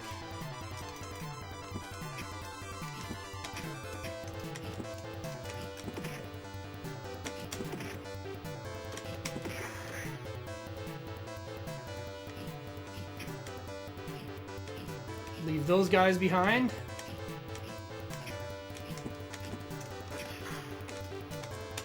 Oh, don't have any more ammo.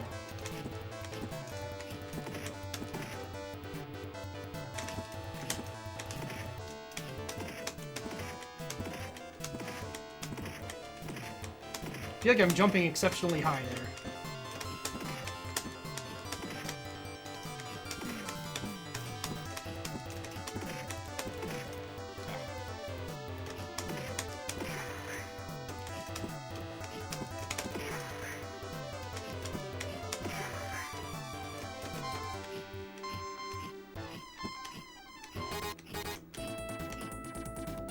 Here he is, our only boss.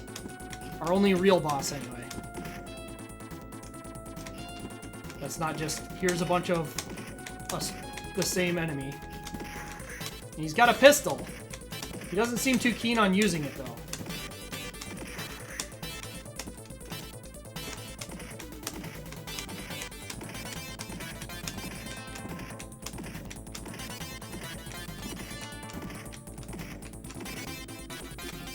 What is this guy doing? What is this guy doing?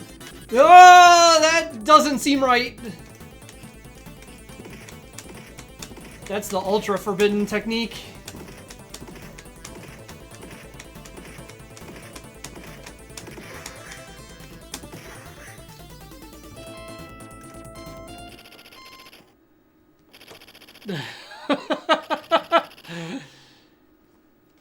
Yeah, he was jumping, but he also was like spinning on the depth axis. It's crazy. Crazy, man.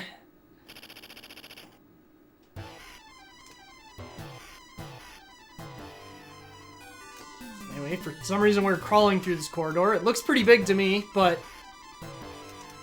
guess they wanted to make it feel like it was a vent.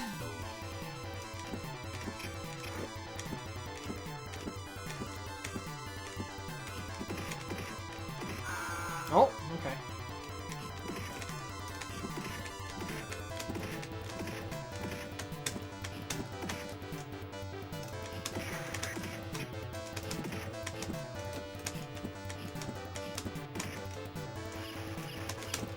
Guy just firing wildly for no reason.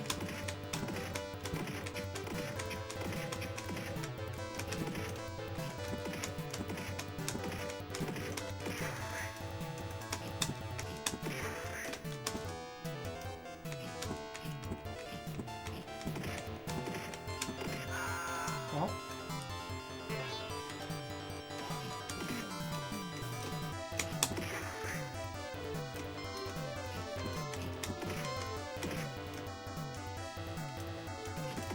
We both got the gun! How about that? Gun dupe achieved.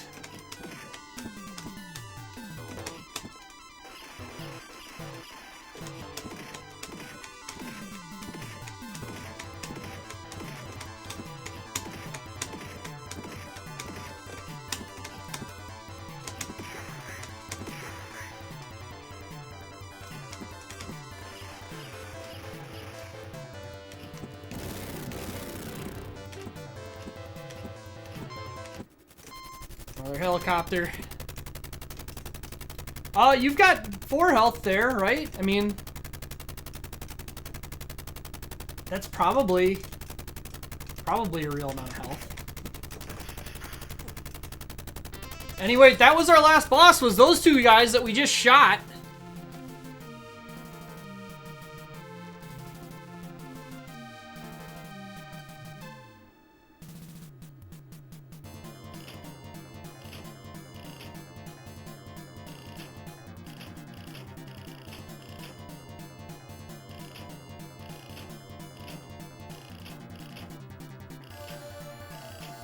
I like the producer that was just named Hard.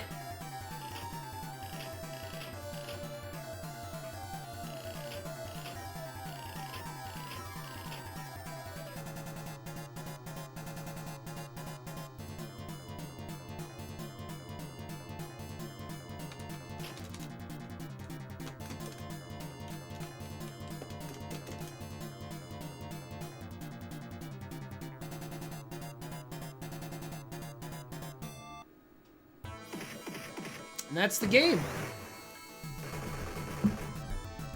Very video game. This one. Let's talk about it. All right. POW, prisoner of war.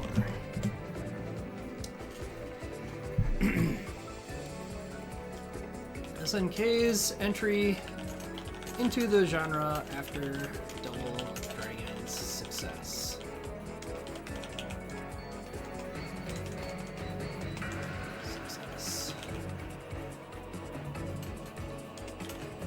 Still doesn't have punctuation. While the game has a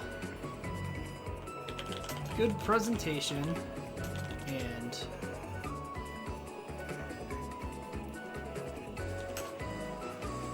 a good soundtrack, the actual gameplay is questioning. I think that's bleeding off. Yes. We'll just take out actual. The gameplay is questioning. Nearly meaningless life bar is depleted by 1 or 2 stray hits from almost any enemy.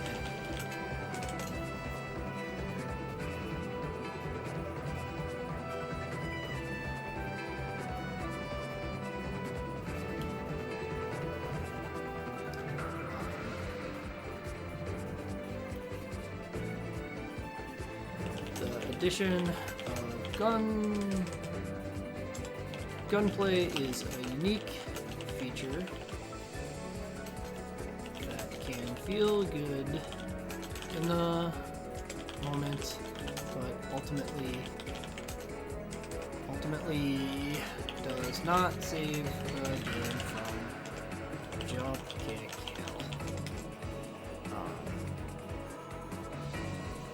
hell. You may like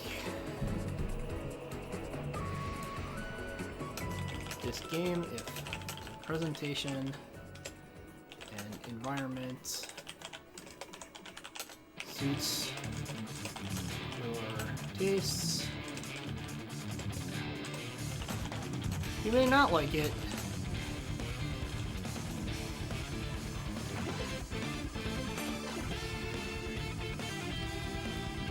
Having to play extremely cautiously at all times is unappealing.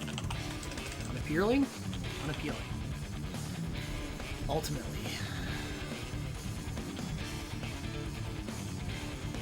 Oh yeah.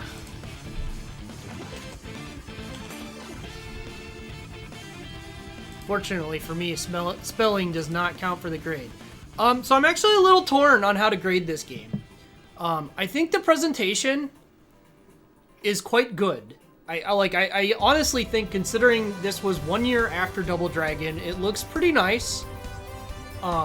It's got a unique style to it that isn't grating. It's got a nice soundtrack that sounds pretty good. The gameplay is pretty questionable. There's some ideas, but like punching just feeling totally useless is off-putting. Yes, I'm just trying to give like an overall grade of like how much I think I would recommend it to a person.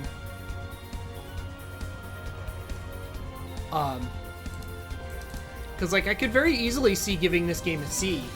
But really, like, if I look at it compared to Double Dragon immediately after playing Double Dragon, it doesn't have that many aspects that are worse. Certainly this is a game that would suffer drastically. If this game was post-Final Fight, it would easily be a C. Maybe even a D.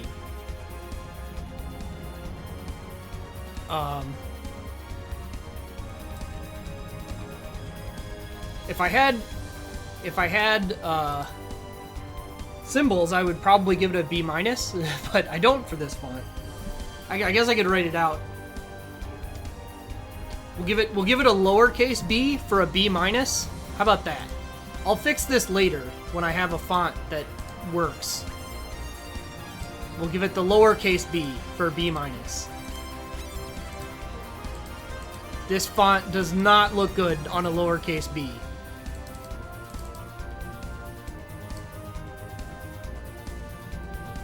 Is there anything I could do that would also look good?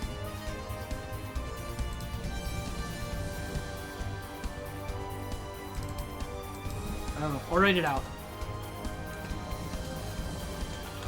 B-. Written out. Because I have to. I'll fix it later.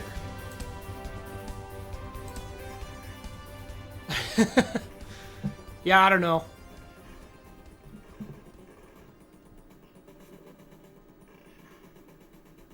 It's an interesting idea. There's a lot of cool stuff going on. but I just don't think it's quite there. I think it just needed a little bit more polish on how the interactions worked. The enemies being really fast is also off-putting. Like, seeing some of them just zoom around is always very weird to me in these games. Anyway, I've been going for 2 hours. I am planning on streaming a lot this week, so I absolutely need to force myself to take breaks. So, I'm gonna go AFK for a bit. I'll leave you all for the time being, and I will be back shortly.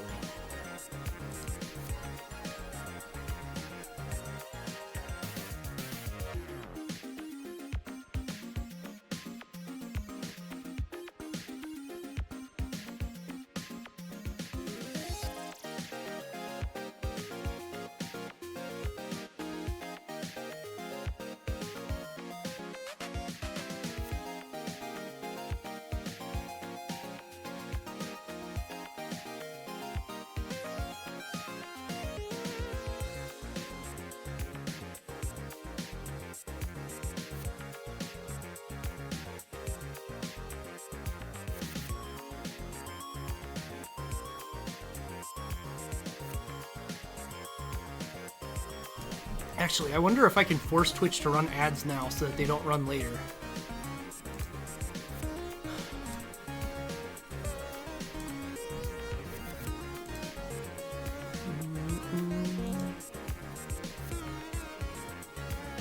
I don't usually do these because I don't care.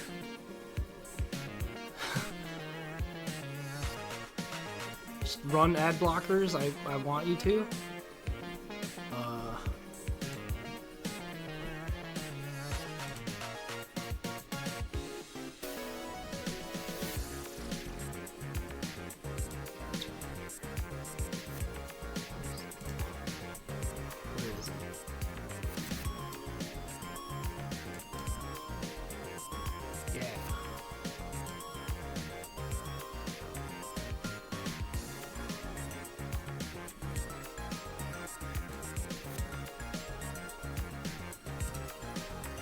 Okay, now I'll be back.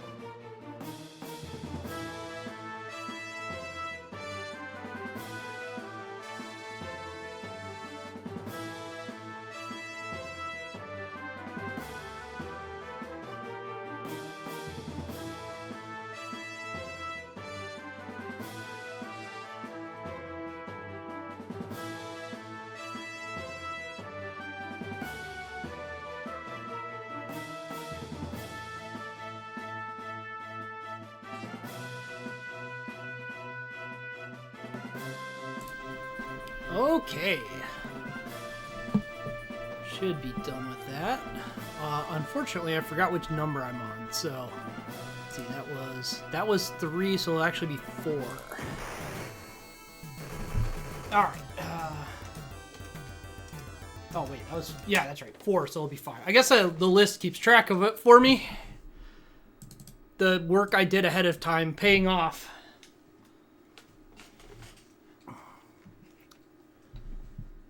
So here's the good old William S. Sessions. Alright, so we're getting to 1989. And if you know anything about 1989, a lot of stuff hit the market. This game's a little loud. A lot of stuff hit the market in 1989. Double Dragon was 87, and 2 years was a pretty good development cycle for going from scratch. So yeah, a lot of stuff started happening. Whoa. Anyway, Golden Axe was how Sega decided to enter this market. Okay. My coin chute doing what it wants to do. Yeah, quick neck snap. Gotta loosen it up a bit. There we go. So Golden Axe took a more fantasy direction, obviously. It has some unique things.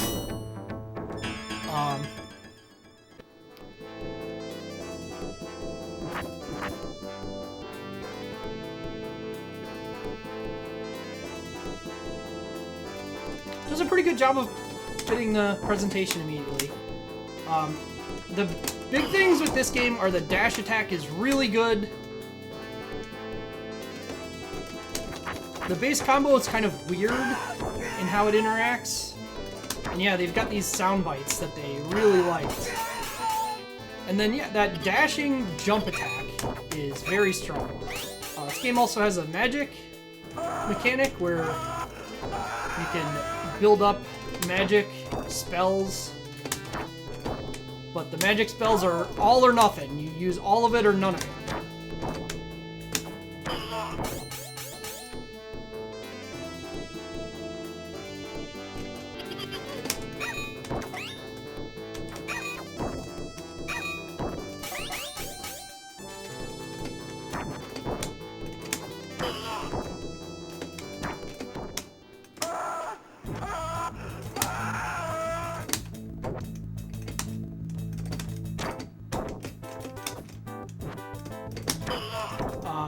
This game, you do have to be pretty careful in because there are not health refills in a lot of areas.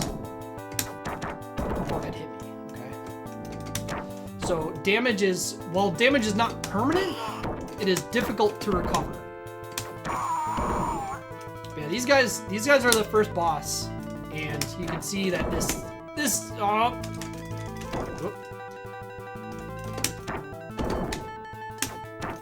super jump down stab is very powerful. Okay.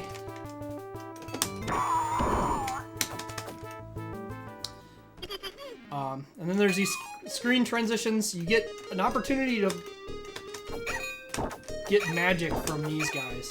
In alternating stages, you also get a chance for health drops. Yeah, and usable mounts. I didn't use them there, but that's a new thing that Sega tried. Was there's not weapons you can pick up, but you do have mounts that kind of function in a weapon-like way.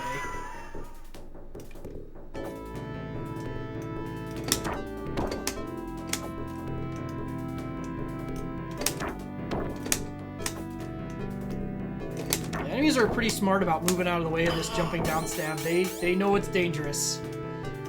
You can also sometimes trick enemies into running off cliffs, which I did not do there.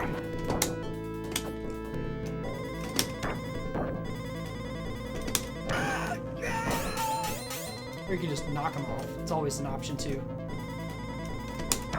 Oh.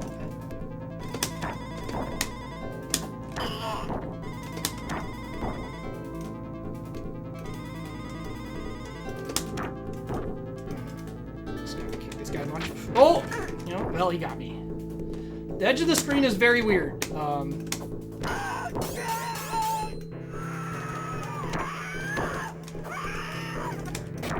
yeah, the mounts, some of them are quite good.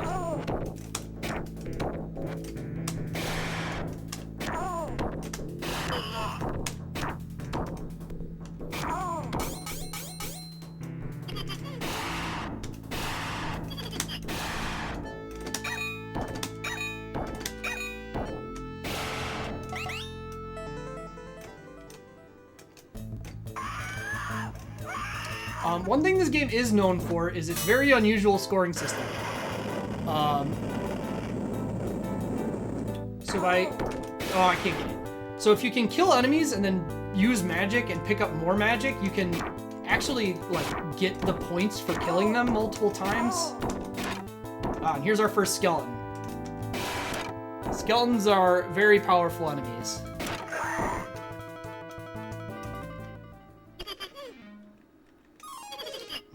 Increase our powers. So again, chance to get magic and also these meat drops, which would be health if I wasn't full already. Yeah, skeleton.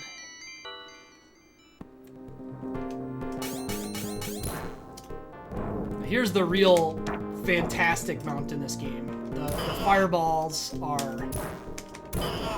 I mean, this is effectively a gun, you know?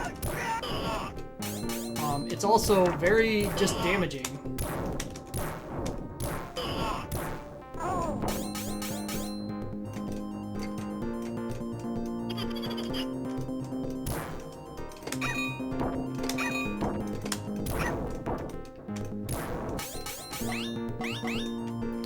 This jump is a bit unusual. You're actually way better off dash attacking over it than trying to make the jump.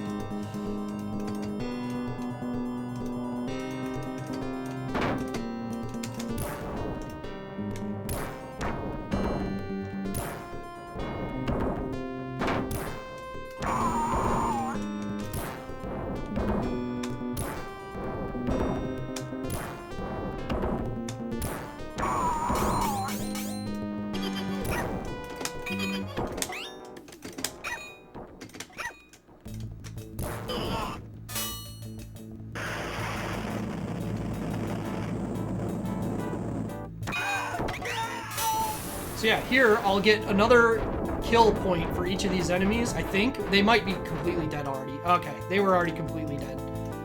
Unfortunate. But, you know, no big deal.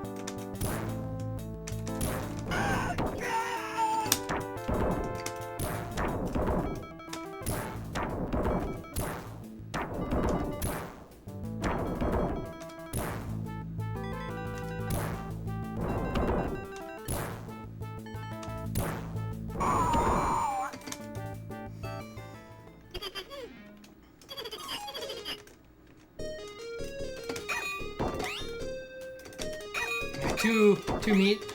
Died before I got one meat and then didn't take damage between all the rest of the health. Good track record. Whoop. Okay. They do continue to add more difficult enemies as the game goes on. Fortunately, these red enemies are within the range that just knockdown into jump stab will kill.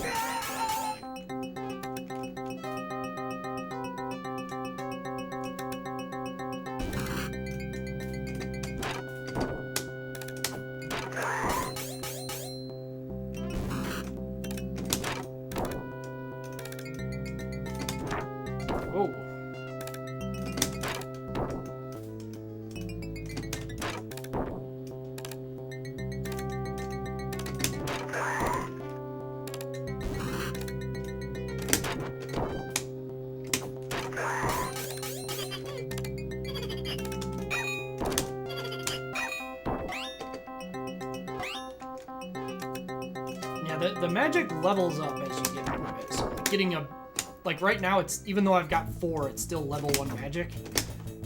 It's a bit unusual, but.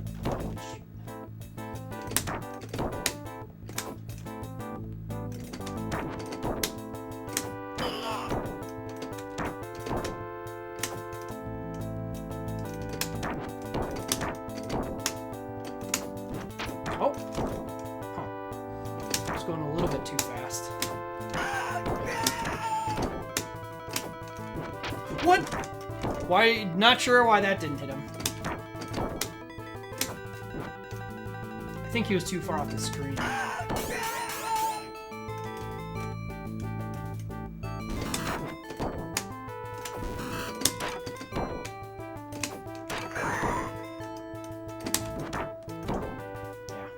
The edge of the screen is a bit unusual to get used to.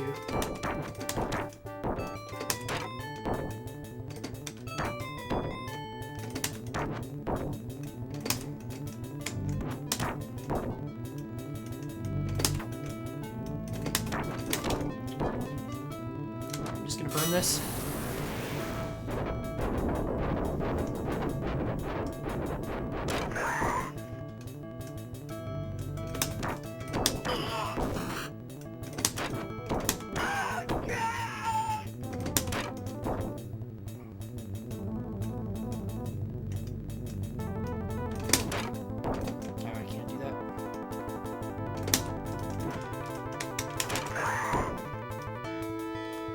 Okay, a little dicey there. I don't think I actually get meat here. Yeah. Oh, I do. Okay. Great.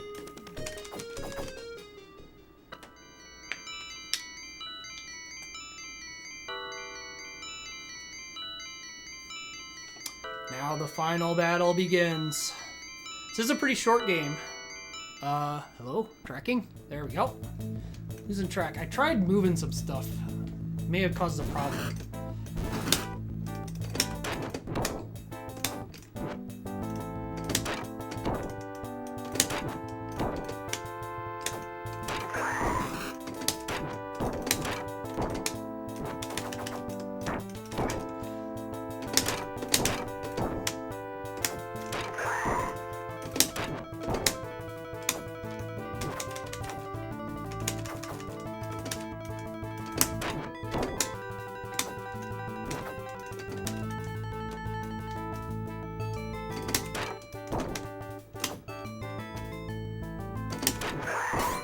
So you can manipulate these skeletons to just fall off here, but I don't really like doing it because it's kind of weird. Oh! Edge of the screen got me.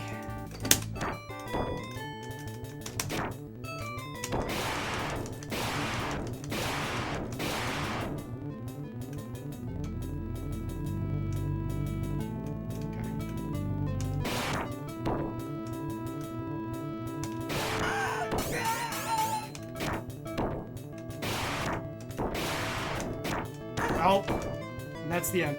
This game, 0 is gone, not 1. So, it's a great many games where we can have 0 lives stocked in the back, but that's not how Sega did it. Huh.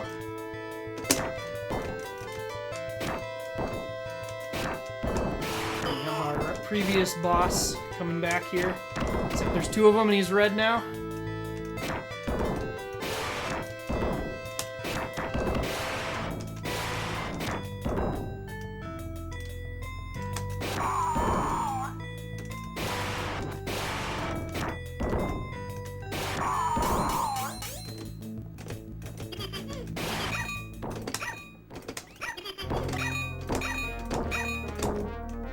Here we are. Here's our boss room. I actually can't get those. They're too far away.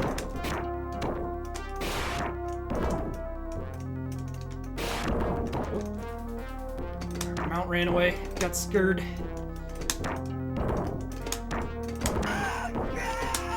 So there's a lot of argument for not actually killing the ads here, because once you kill the ads, you get these skeletons, and the skeletons are a lot more dangerous than the other enemies. And in fact, these skeletons have some ludicrous amount of health, I think. So, like, you can't even really kill them once they're here.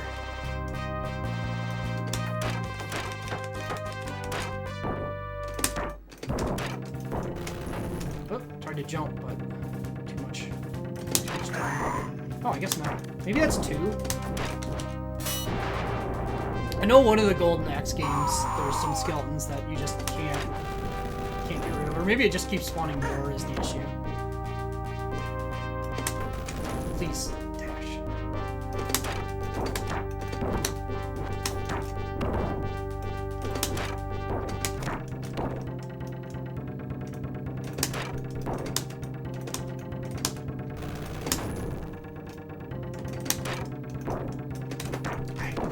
Having trouble dashing for some reason. Oh. Yeah, it must be 2. These skeletons have been fine.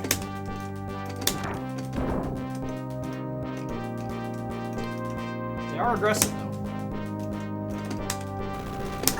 though. Oh, shit. Wheel.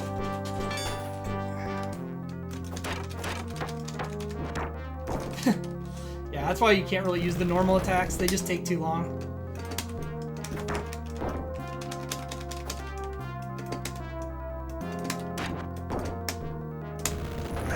There we go.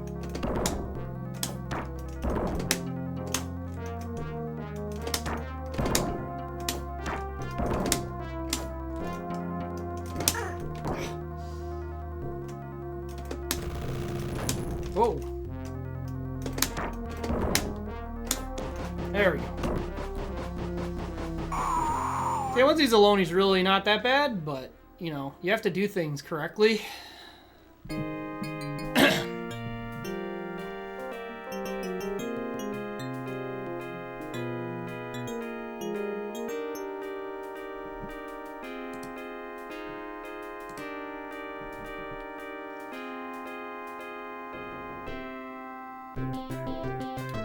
And then Sega had a very interesting sense of humor in this time. Their endings tended to be wacky things like this.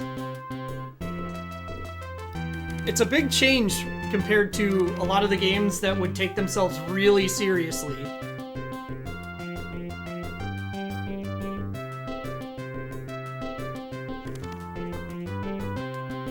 Why is it doing that? Video game, Doi Doi Iru.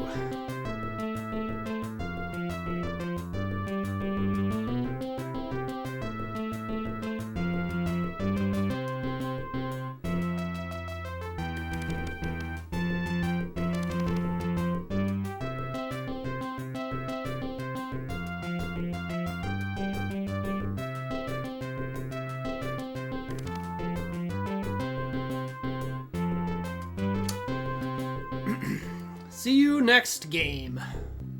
And then yeah, here we get a score. My strength is gonna be pretty low because I used a lot of deaths. Oh, I guess it's an A+ anyway. A++ anyway, because I won at all, I suppose.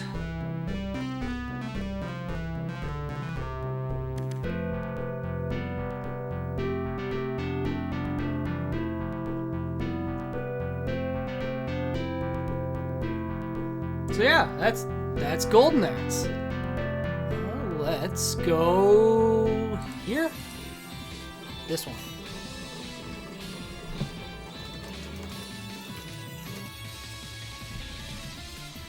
So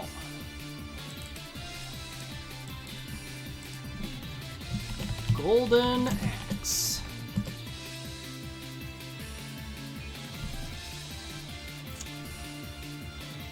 What do I want to say about Golden Axe? Fantasy setting. Is that right? Fantasy? I'm dumb.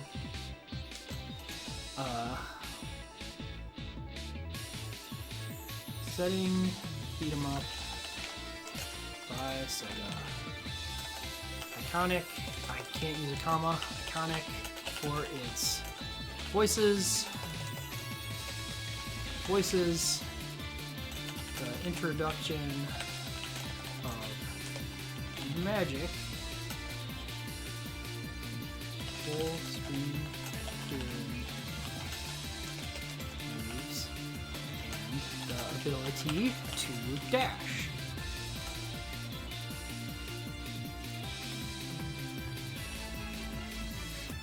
Let's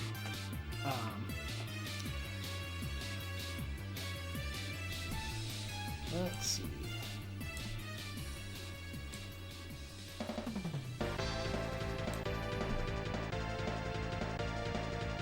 How do I say that? Oh yeah, the ability to dash.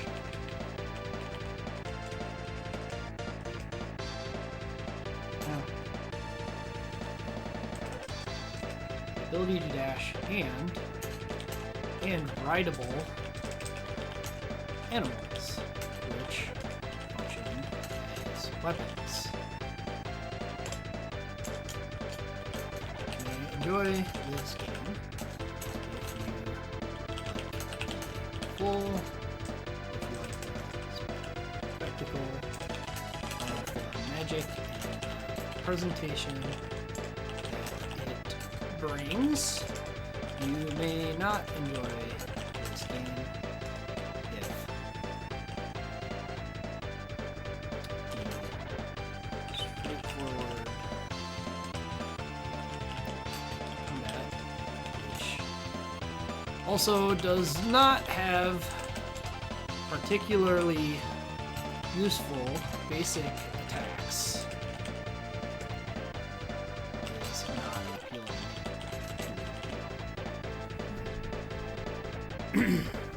So, Golden Axe is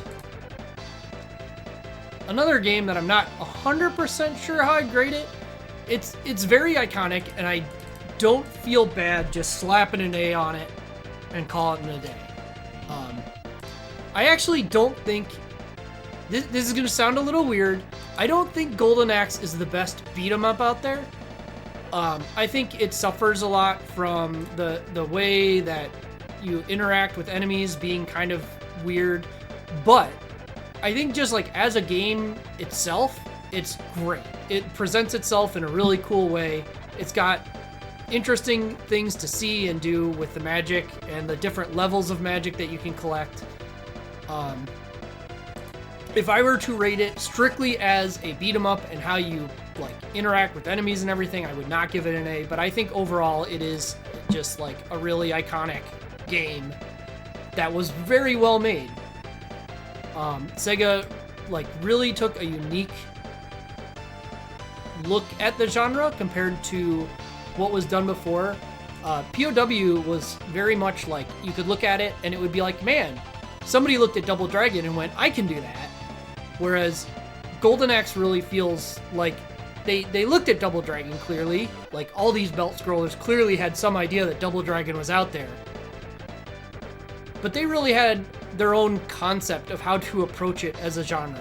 Not trying to copy the like punch, kick, jump layout, not trying to just like add the things that were being added, the button attacks. Adding a dash, which was a just totally unique thing to it, was really just its own approach to it, and that I think that's great. So, yeah, gonna give it that. This was game 5, so we will be moving on to game 6.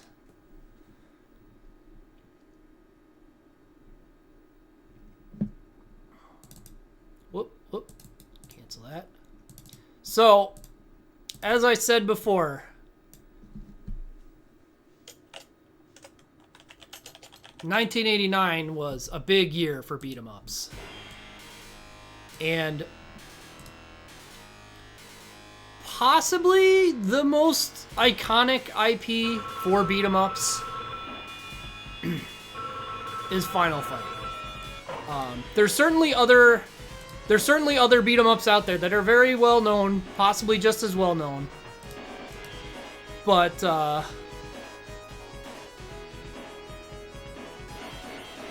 Final Fight was really what turned this genre from the landscape that Double Dragon had laid out and established a lot of standards that would be held in the genre for a long time. Even still, like a lot of things that this game added mechanically to it are things that live on.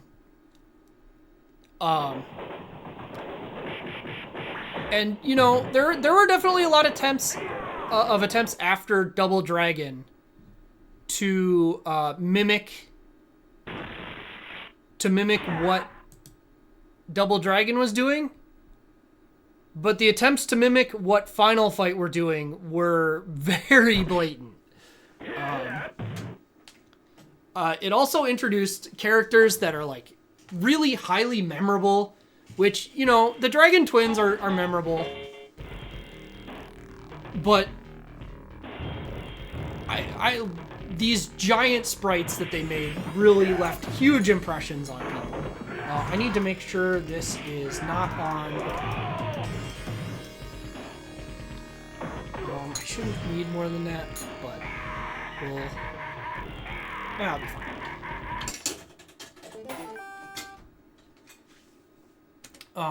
So yeah, this game kind of was the first that, not necessarily the first, but the first popular game that had an actual ability to choose who you wanted to play. Hager is obviously probably the most iconic character from this game. Guy is also quite popular. I like the way this game plays with Cody the best, but all of them are valid choices.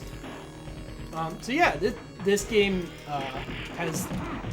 The big thing about this game is its presentation has these just absolutely giant sprites.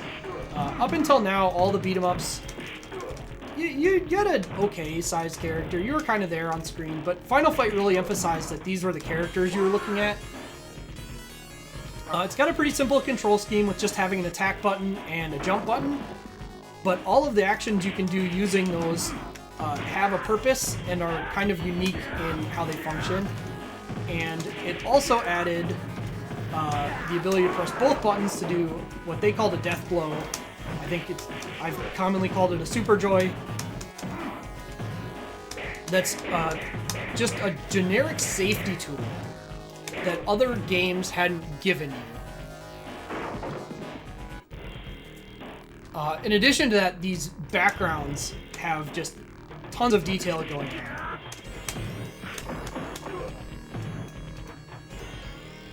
on. Mechanically, Final Fight has some weird things, like,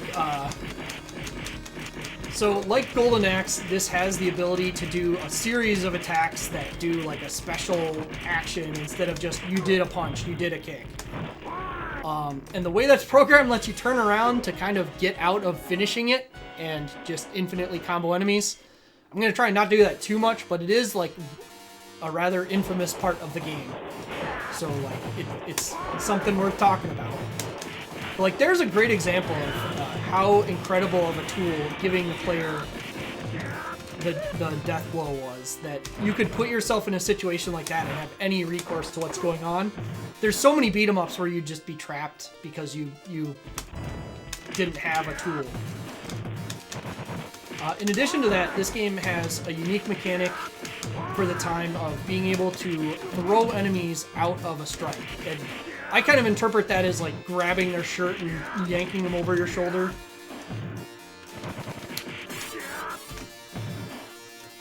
But it's a very cool thing to do.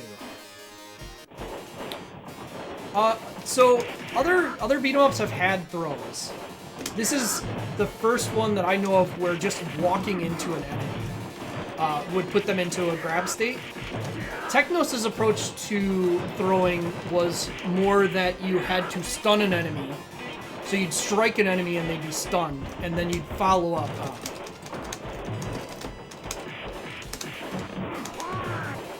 You'd follow up that stun by grabbing them.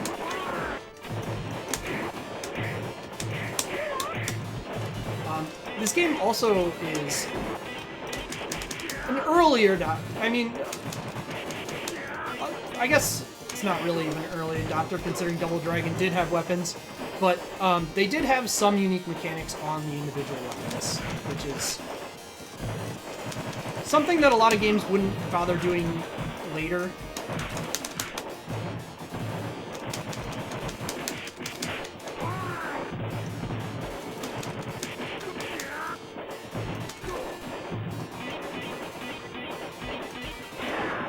Oh, I alchemized those, that's bad. So there's a weird, very fringe mechanic. where by doing a specific input when you break stuff, you can convert the items into point items instead of what they're supposed to be.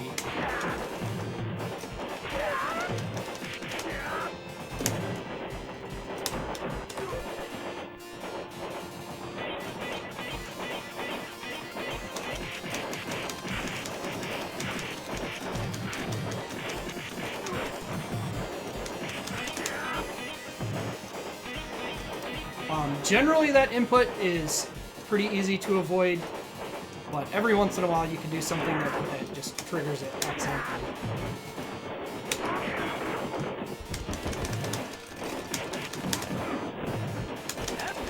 Ah! Okay.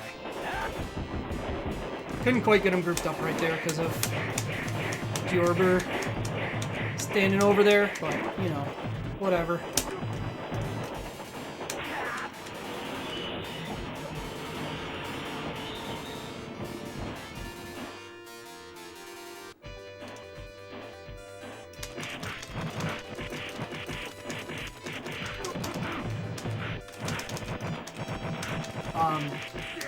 So another thing that this game did that was kind of unique was it implemented a lot of stuff with how you damage enemies that's like mechanically different than just like a set damage number. Also, they have this lovely sprite that they drew of a stack of yen that they drew a red dollar sign on and called it dollar.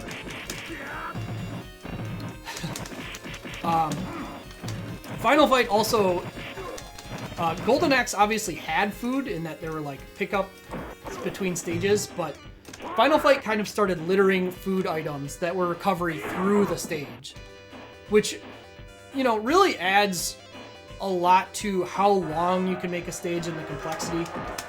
But anyway, Saddam is kind of the best example of what I was talking about. Saddam has a unique thing where if you punch him, he takes very, very little damage. But if you throw him, he takes a lot of damage.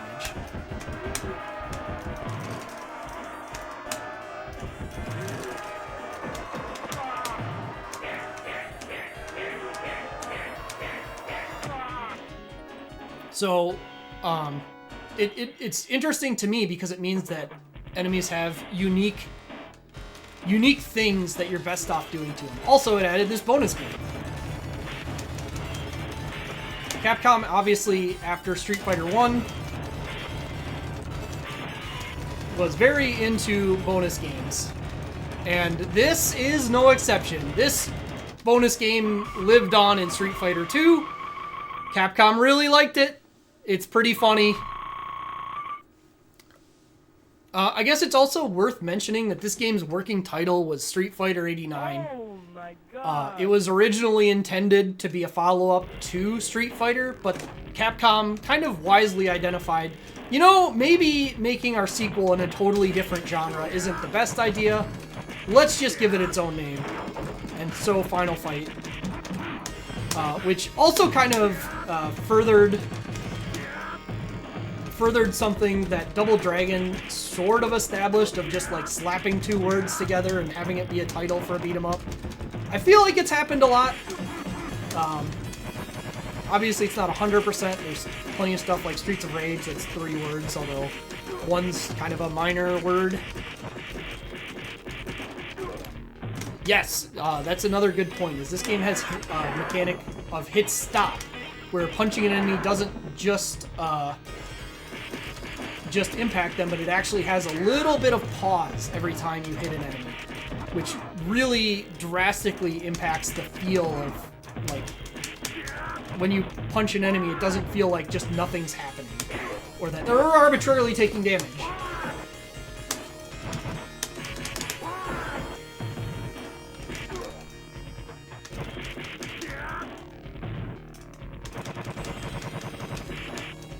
With that said, a lot of this game is not as original in terms of, like, design, or not design,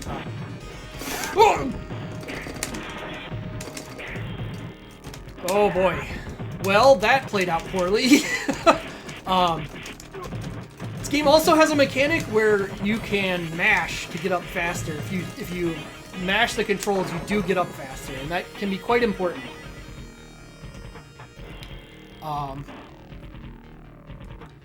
But yeah, a lot of the artistic direction for this game and character design was taken from other influences. The largest of which is a movie called Streets of Fire, which the base premise and the character design for Cody here is very, very clearly based off of.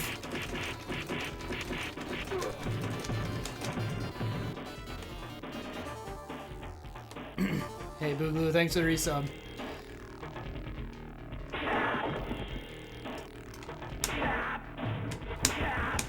Oh, I wanted to land in Super Joy there. Alright, well, not playing great, but that's alright. Today's not about playing great. It's about talking about stuff. But yeah, Final Fight also was very good at putting a lot of sprites on screen. So it's very easy to get these situations where you're just totally overwhelmed with the number of enemies. But you still have enough tools to really properly answer them. Throwing an enemy into another big group of enemies is a great feeling. And that's definitely something that other beat-em-ups to this era had not done yet, was have just like a lot of enemies.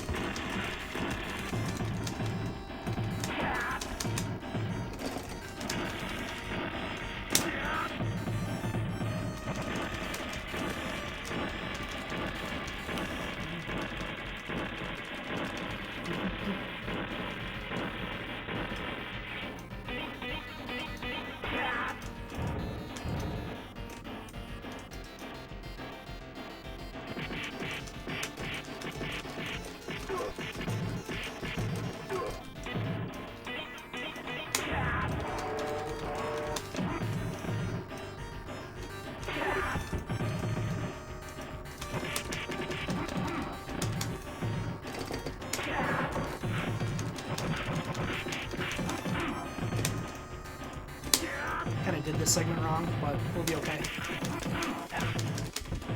Maybe. No, not like that.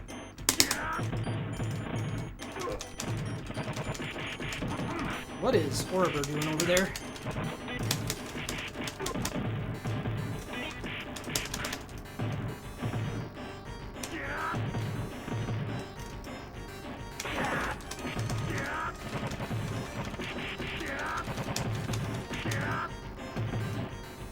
So one technique that you can do in this game is, like POW, you can push enemies far enough to the left and advance the screen, and they will not continue to chase you. Super Joy there.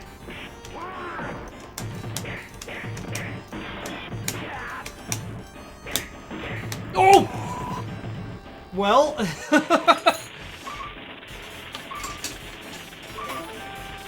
Not my finest playthrough of this game, but we will continue. Playing a little aggressively because I just want to make sure I'm moving through stuff.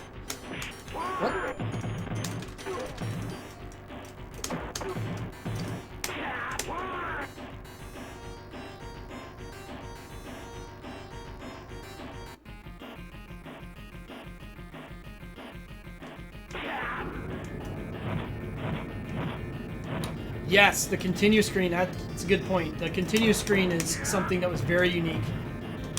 A lot of arcade games kind of started doing this, and admittedly, Final Fight, I don't think Final Fight is the first by any stretch.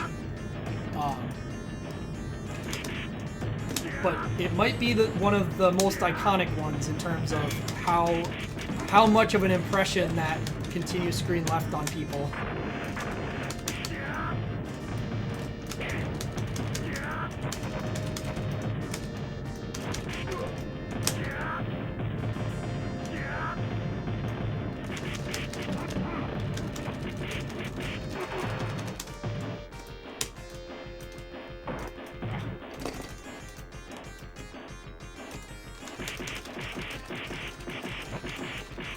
Rolento, another character that just really iconic character for Capcom for a long time.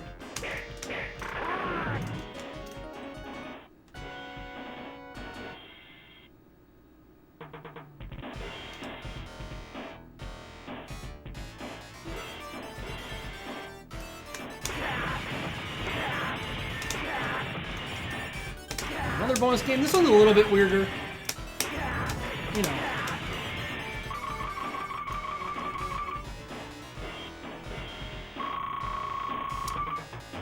Yeah, this game got ported to a lot of stuff, and the ports got suffered in various ways, but those will be for another day. Yeah, I do this a lot where you're back jumping. It just moves around faster. It's kind of there's just a lot of like little tricks like that in this game that are something that doesn't necessarily matter too much to somebody playing casually, but gives a lot of interesting stuff to do as you're learning the game.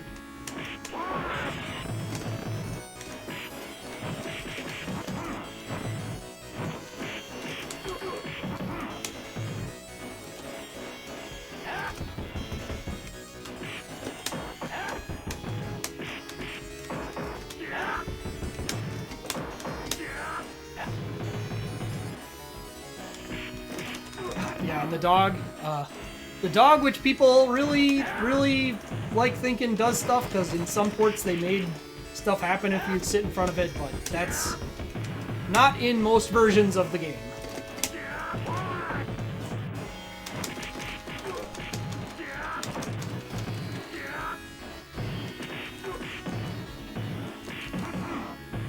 Yeah, this game's music is incredibly iconic. Capcom... there's a lot of people who don't like this game's music because on this version because of kind of like the grimy sound it has. It's a very harsh sounding track. But I actually think it suits the game much better than any of the ports.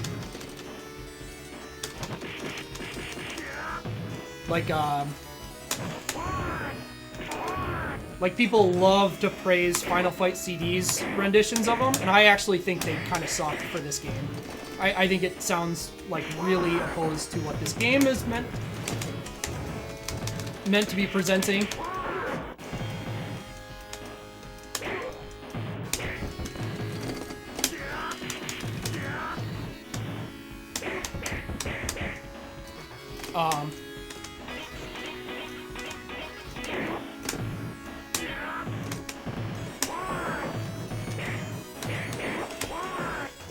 I'd certainly be more likely to like... Oh my god. Oh, I didn't have any health left. I'd certainly be more likely to like pop in a CD and listen, or pop in the radio to listen to Final Fight CD.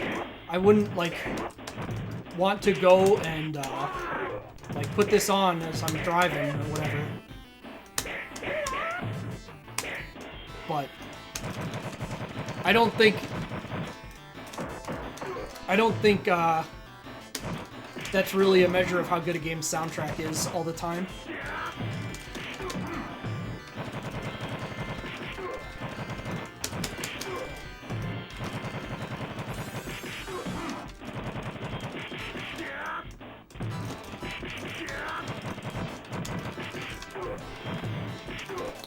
Some of the songs I really do think sound great on this sound chip, though. This theme is great, even with this sound font.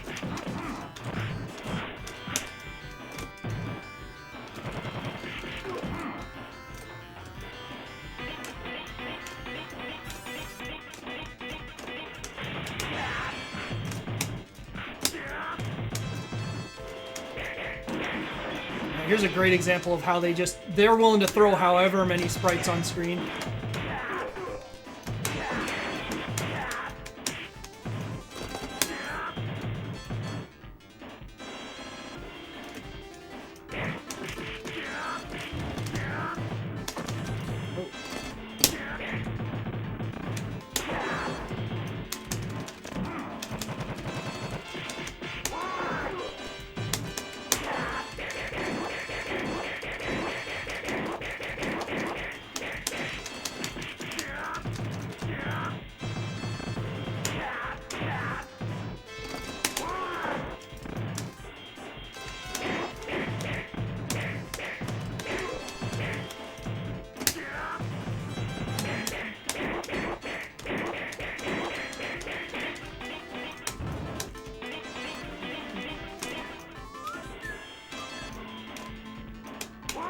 Whoop.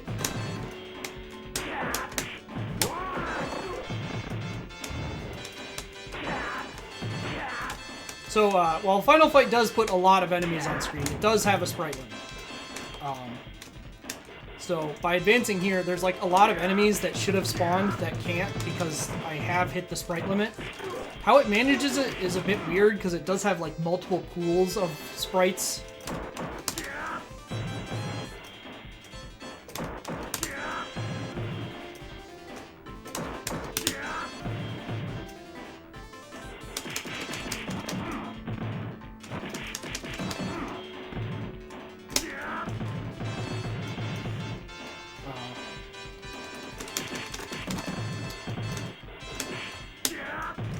Abigail is such a dynamic boss because of all the ads. This is also something that Final Fight kind of started doing that a lot of games didn't really do before, was have enemies just like join mid-fight on the bosses. Oh, that's not good.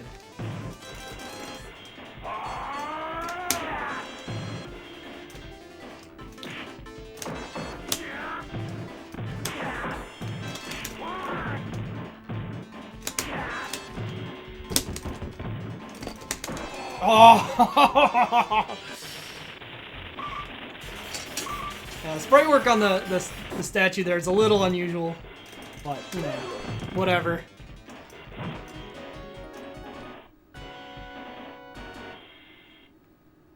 Yeah, it's like, and it really builds on the feeling that you're fighting a gang. Like, you are fighting a gang. You're not fighting a guy. Even if he's the boss, you're fighting the gang.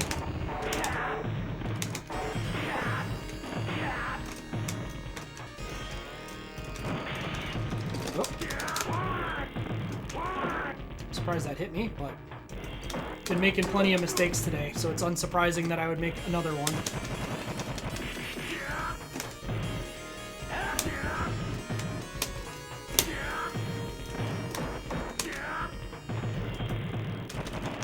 But like, this game just is like so rewarding to play at a level where like you're actually doing things that are good, which is something that simpler games like Double Dragon, I like Double Dragon. There's a lot of cool stuff about it.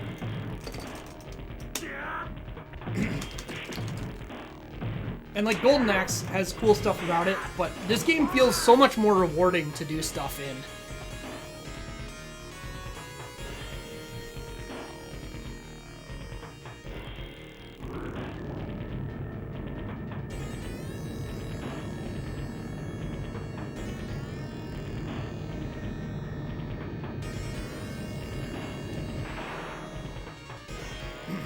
Personally, I love what they did with Abigail in 5. I think that's one of the funniest characters they made. But, you know, I understand where him looking super weird would be unappealing to people.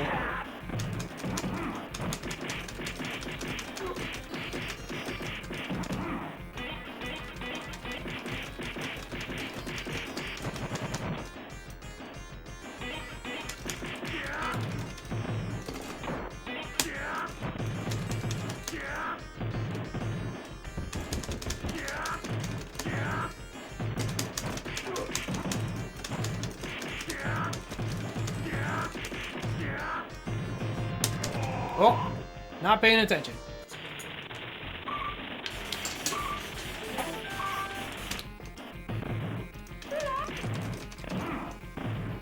This has definitely not been my finest playthrough.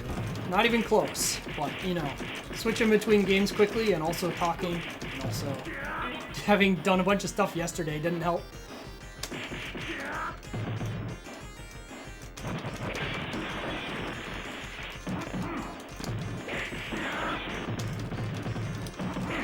I think another thing that I haven't really talked about that Final Fight really did that a lot of the earlier games I don't feel did was like I feel like as the player character that I am so much stronger than the normal enemies. Like your character just has like even just your basic punches being so effective is a feeling a lot of beat-em-ups didn't really have. That I think really helps make it feel like I want to play more. You know, Double Dragon and stuff, you obviously have individual moves that are strong. But, like, a lot of times I feel like the basic enemies even are not that much less threatening than I am. Or, like, with how often a Bobo shows up and stuff like that. So it really gives it a different feel that I like a lot better.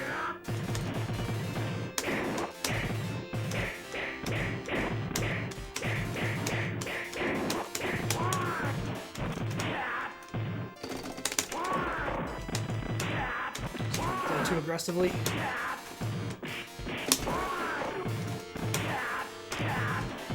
don't have any health to do that for the food. Oh, okay. Yeah, the enemies stand a chance because there are a lot of them. And that feels great.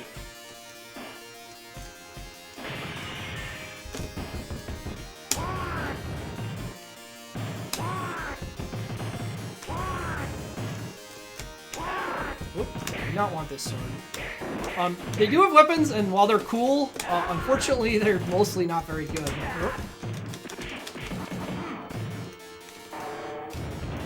And stuff like this, being able to just run from encounters.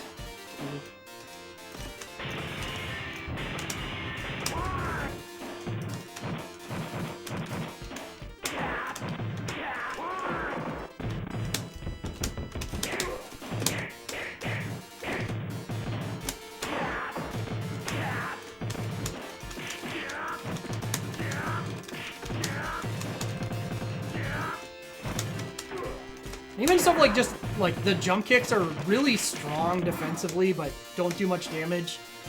There's a lot of interesting dynamics between like what does a lot of damage and what is safe to do.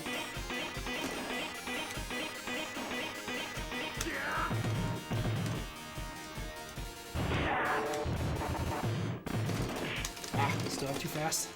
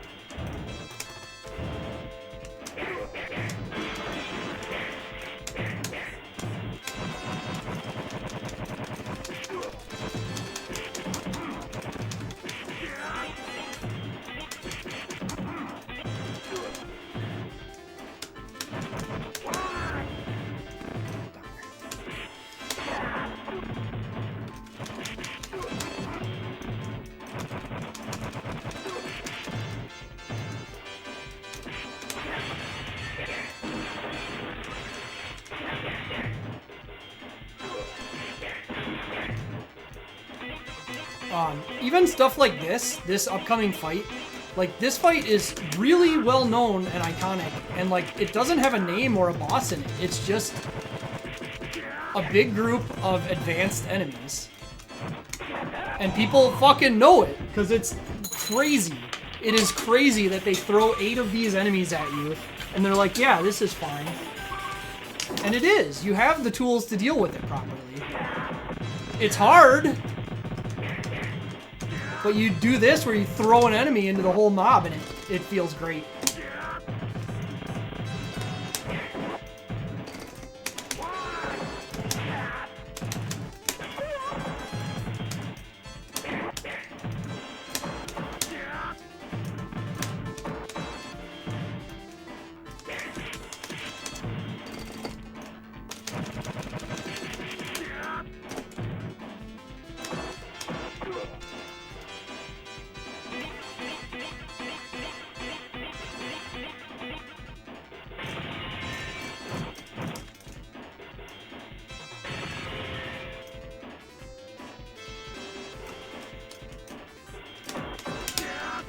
And Belger, which is a mechanically interesting and unique fight to put at the end of the game.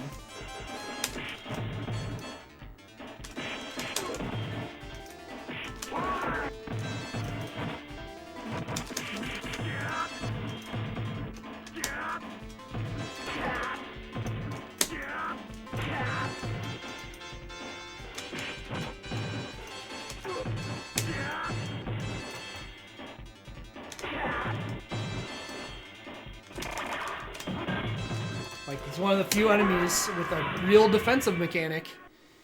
And this really, dramatic ending that definitely stuck with people. Yeah, crossbow is a bit interesting of a decision. I'm not sure why, but, you know, whatever. This game is also, unique in being,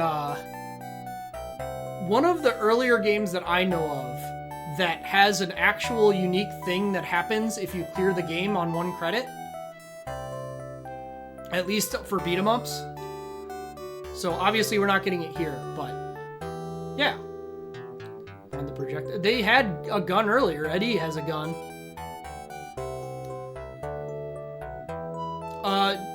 They kind of did some trickery with Belger at the end of the fight. You can't actually throw Belger when he's at low health. You can do some real tomfoolery with some very tight inputs to kill him in a way that makes it look very strange. But in general, you can't really do that.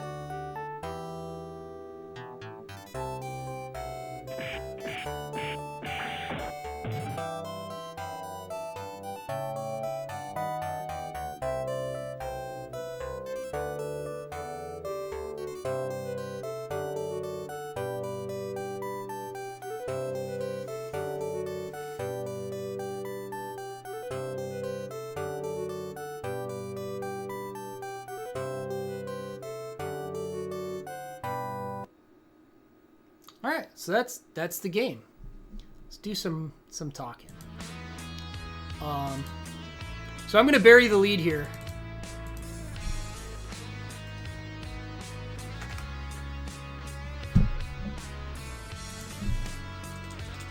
I'm gonna bury the lead here and just put an A on the board immediately.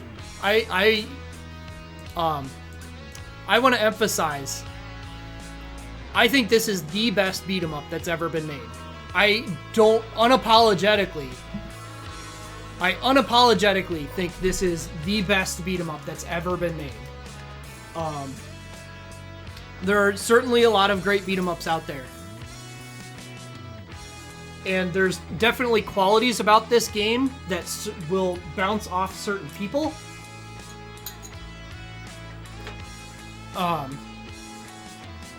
It is not a perfect game for every single player. But mechanically, I think the stuff this game has going on is essentially perfect. There's very little that I would change about it. The biggest thing... Sorry, it went loud for a second. I ran out of coins. The biggest thing about this game that I think is like a mistake is just that Guy is not different enough from Cody. Mechanically, Guy works out to basically just be Cody, but worse.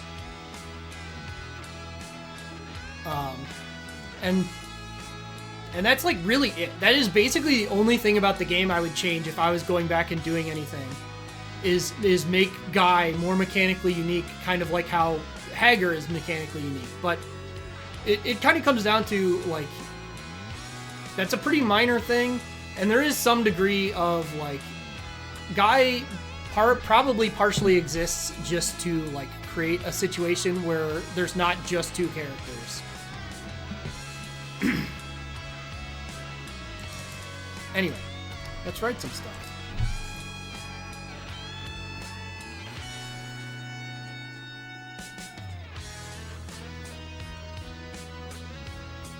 Final fight.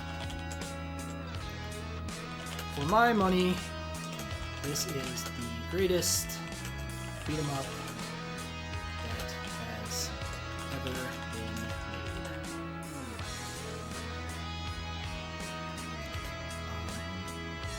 Introducing unique characters with different gameplay elements. I can't use commas, and it's gonna make this look so awful.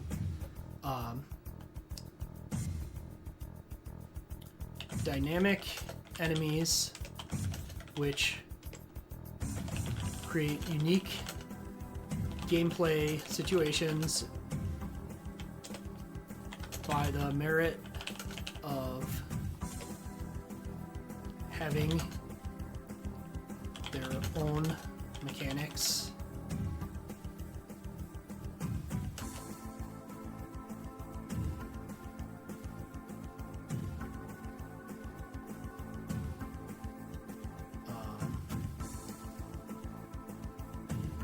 Do I want to say here? And introducing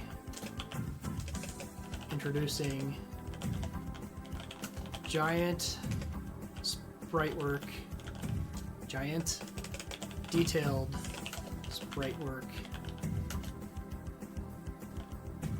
and gameplay concepts that would become staples for the genre going forward. You may enjoy this game if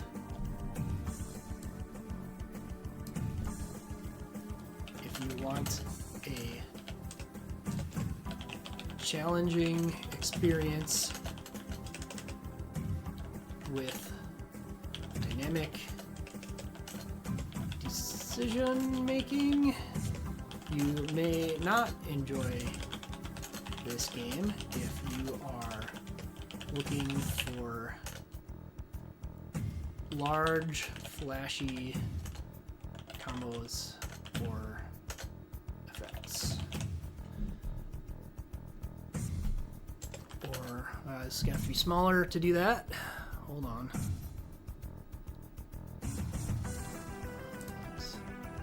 60 again. It's gonna screw up all this stuff. Or want a more laid back experience.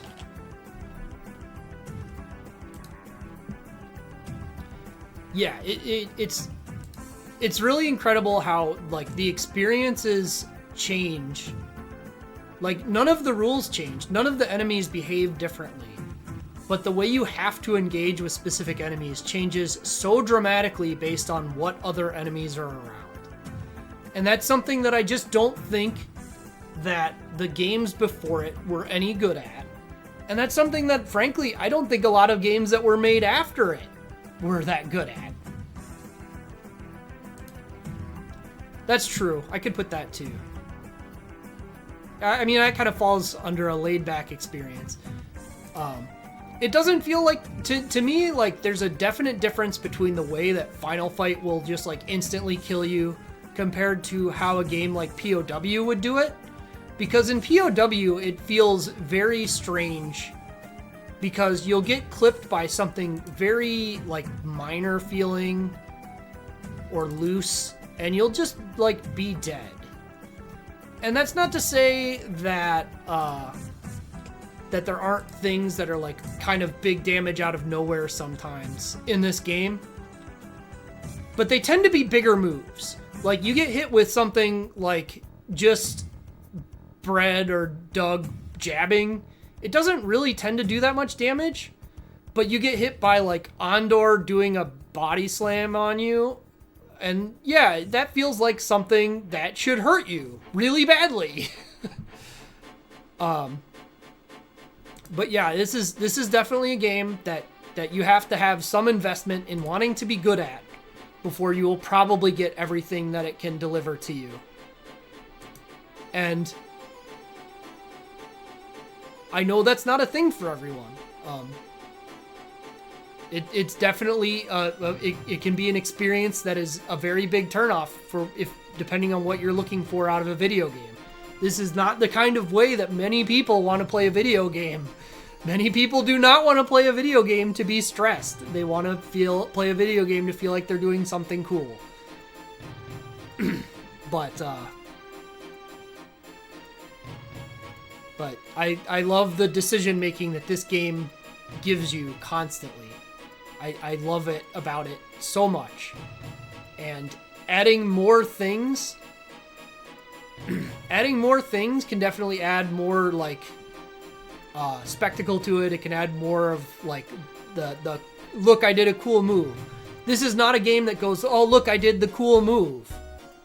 This is a game that goes, man, they threw an army at me and I came out somehow on top of it. And that's what I love about it. That's the experience that I'm looking for. When I'm looking at a beat 'em up, I'm looking for how do they make me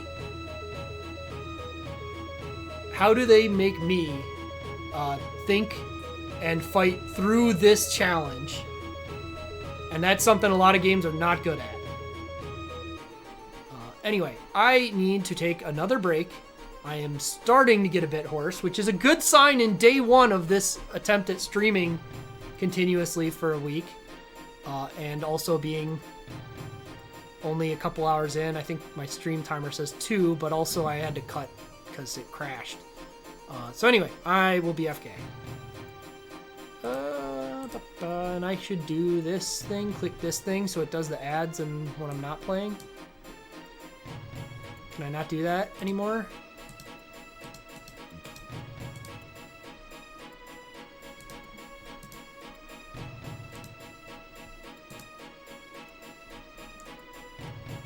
There we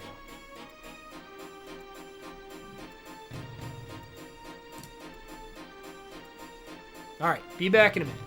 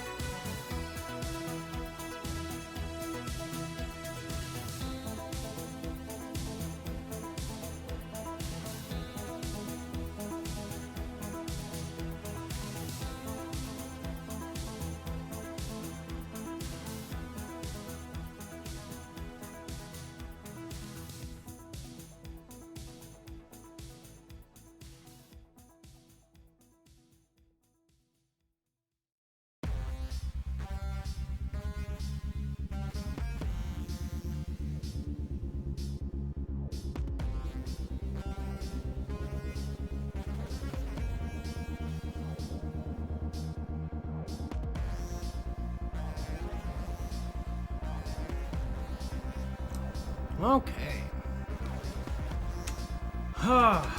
Well. So that was... Final Fight was 5. Whoops, that's not the right one. So, that's actually... Wait, that was actual 5. So, I think this is wrong. I think this is Final Fight again? Yeah. So, we have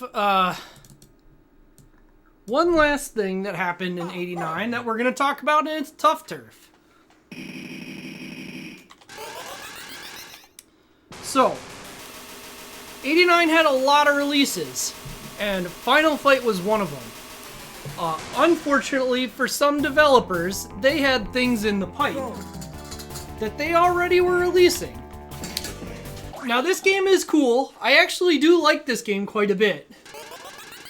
But it's hard to imagine being in 1989, walking into an arcade, seeing Tough Turf on one cabinet, Final Fight on another, and imagining that anyone was going to prioritize this game.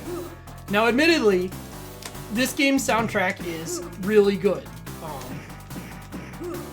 I mentioned for Final Fight, like, I really like Final Fight's soundtrack. I think it's composed super well, but also, like, it has a really grungy sound that I feel meets the game really well. This game's soundtrack is just, like, one that I might actually listen to. You know? Final Fight, I love Final Fight's soundtrack. I feel like it fits the game super well. But I'm not going to drive around in the car listening to Final Fight, at least not the original arrangements.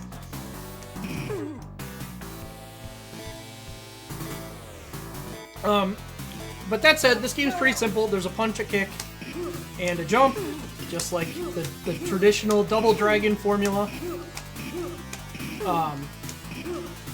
Kind of has some unique quirks, like being able to push 2 buttons to duck, which lets you evade some things, and also is how you pick up items. You can also push all 3 buttons to drop weapons, which is cool. There's not a lot of BeatEmUps that let you drop weapons that you might not want without being hit.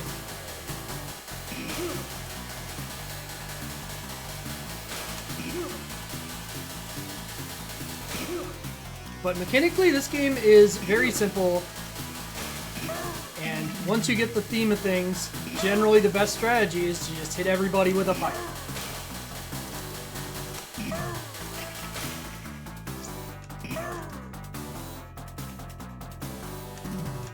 Yeah, this game does have some depth axis stuff, or some height axis stuff, which is cool. But, you know, not a big deal. Hey, thanks Noah for the resub.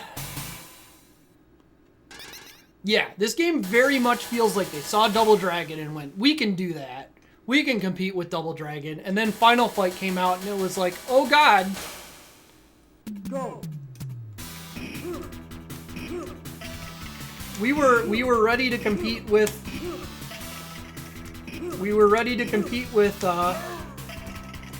in paintball, and somebody brought a real ass gun.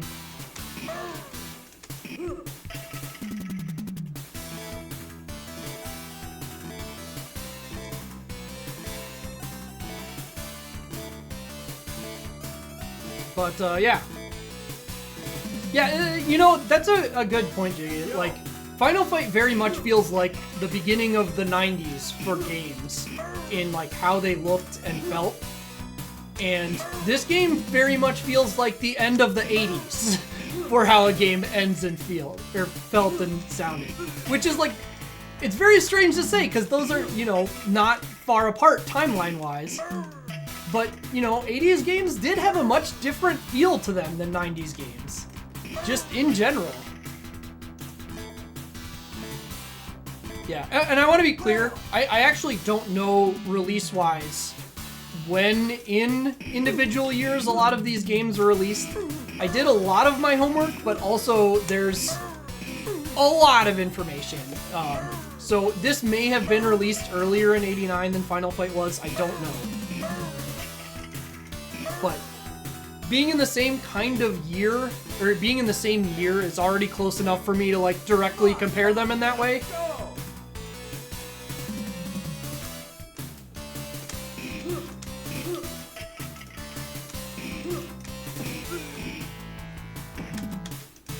Yeah, CPS-1 was just really incredible hardware for the time.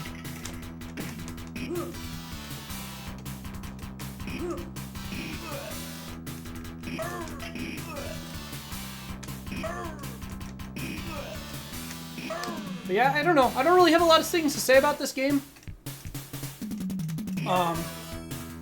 Gameplay-wise, it's just kind of sit back and enjoy the ride. Oh, the nail bat. The pipe and the nail bat are effectively the same weapon.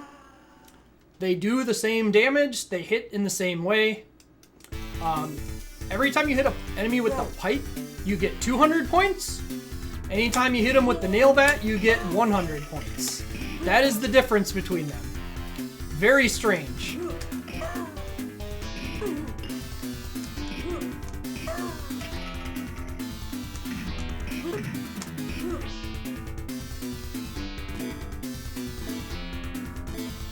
Hey, thanks, Critic. Yeah, I still can't believe how yesterday went.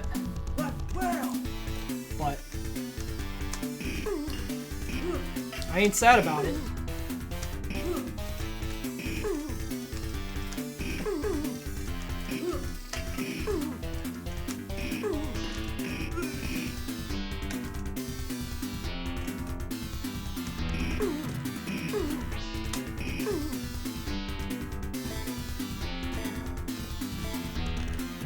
I can honestly say there's a number of people there who were there yesterday who, if they had taken the time to really properly practice, have much better eyes for puzzle games than I do.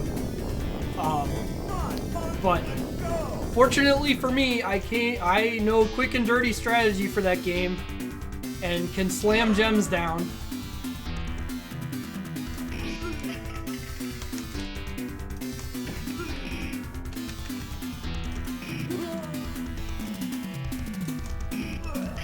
Fall, fine.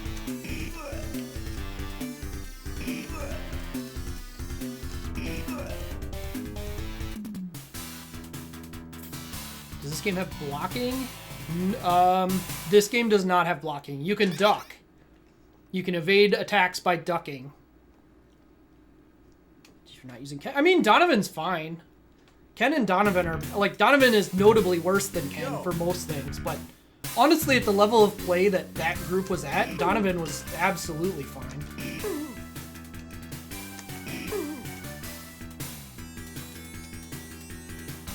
And Donovan has legitimate advantages over Ken.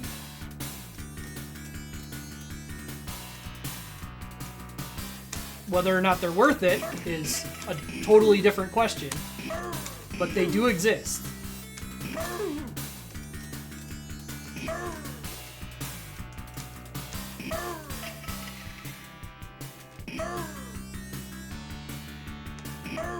Is this an early beat 'em up? This game was made, or was released rather, in 1989. The same year as Final Fight. Come on, Punk, let's go.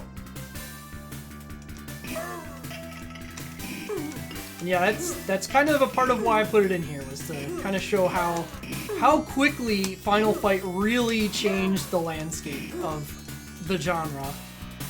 Because it's very easy to see the influence that Double Dragon had on this game that did not work out well in that era.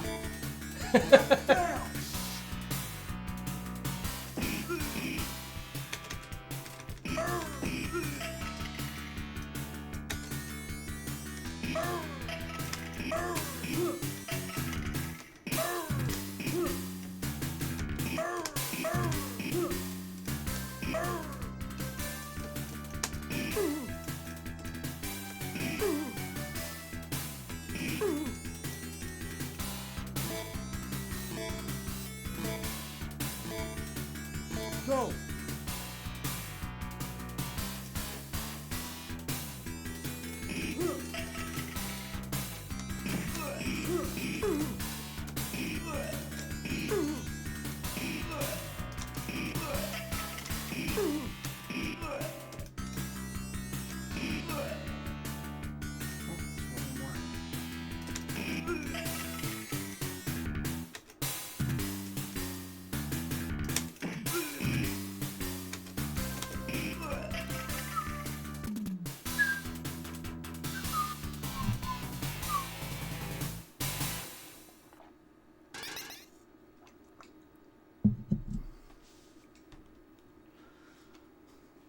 Yeah, the voice samples that just play when you're advancing.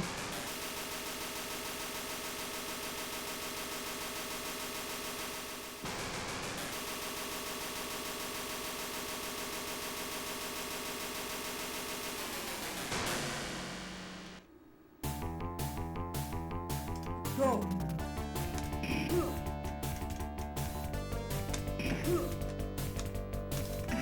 I think it also is worth noting that there's just like not very much enemy variety in this game. Like there's what, 6, 7 kind of different enemies in theory, and even then, like there's really kind of 2 groups of enemies that are different from each other, and even then they're not that much different from each other and how they work out.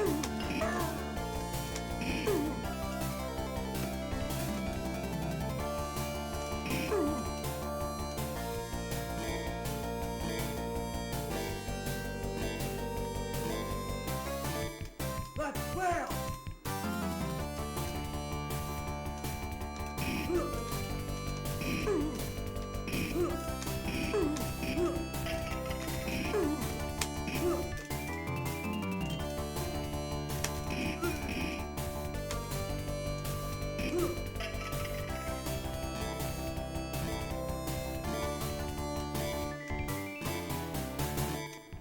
Yo.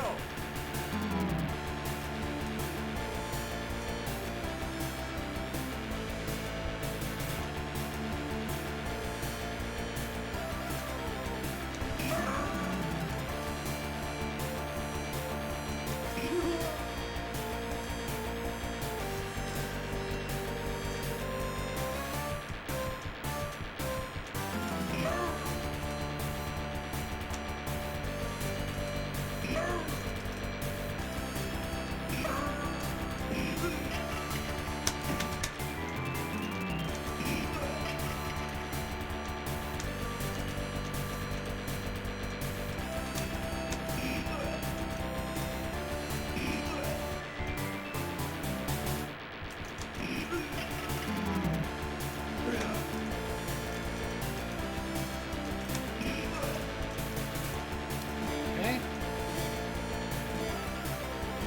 Yeah, very much not OSHA standard.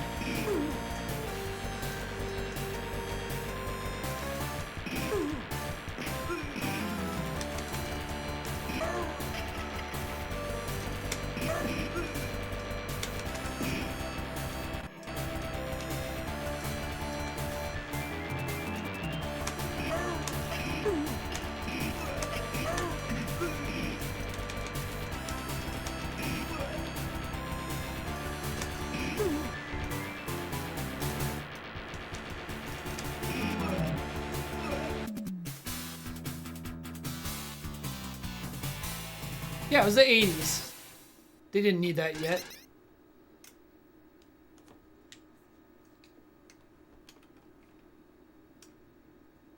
Go.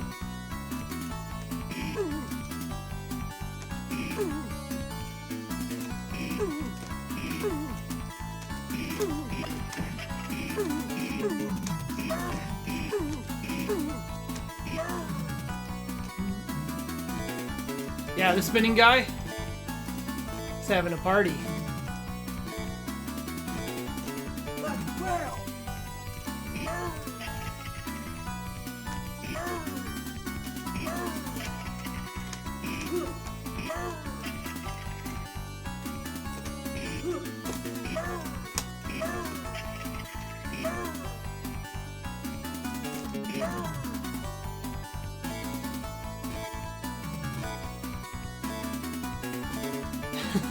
Yeah, Zetsu has made many quite great emotes exist,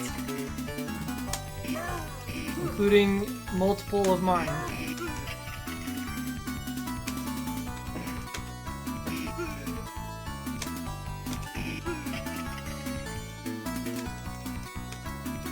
Oh, I should probably pay attention to the game instead of risking a game over to read things, though.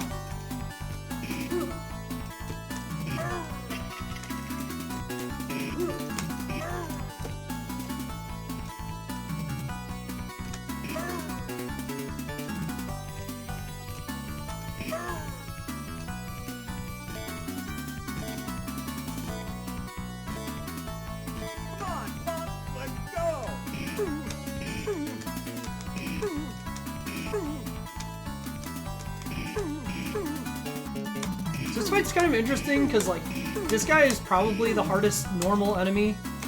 And throwing, like, 6 of them at you at once is kind of something. Especially considering the game doesn't really use that large of enemy groups anywhere else. But...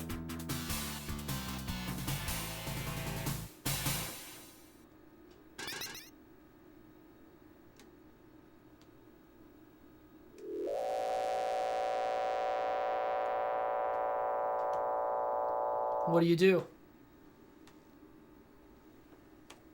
Well, I don't know what that was. Come on, Punk, let's go!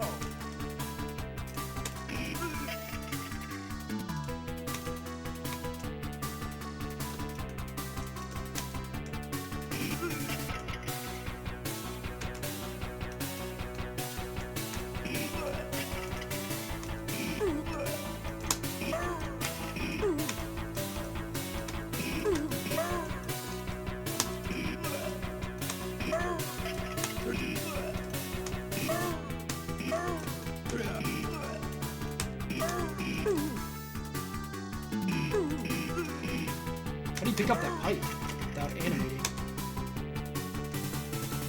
Just because the other guy hit him?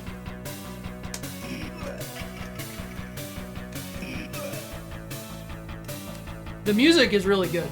It's absolutely the most appealing part of this game.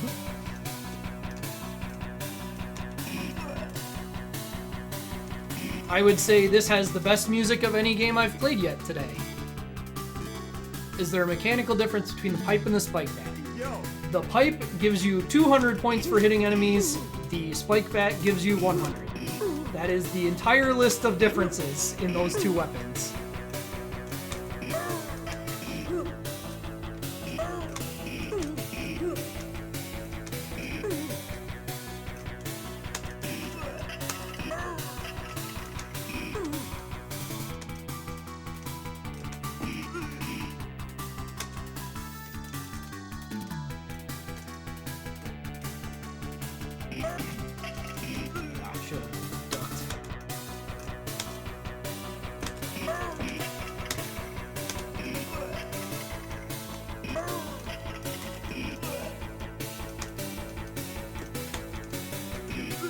That hit me, huh?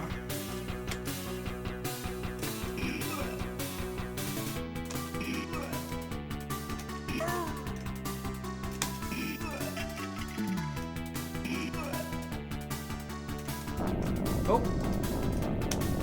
Didn't think he was dead yet.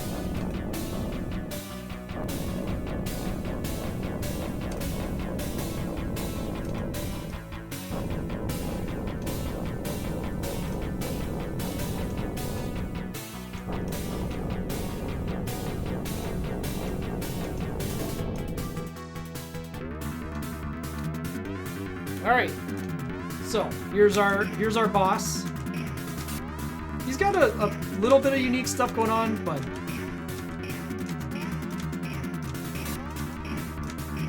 just kind of doing these side depth axis jump kicks is too much for him.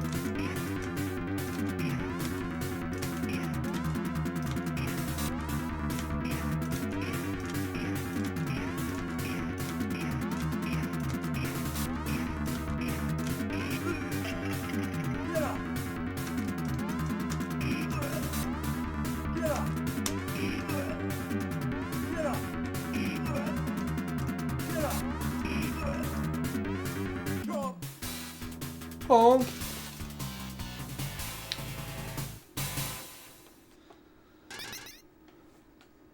So yeah, you beat up the boss and you rescue the girl.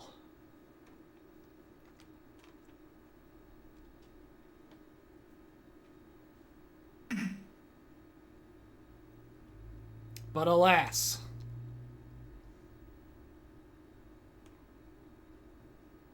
come on, Punk, let's go! So there is an emulation error here. I apologize for it, but you're gonna have to live with it.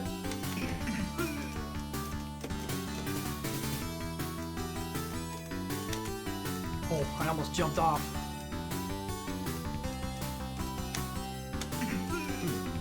What's the timing for that again?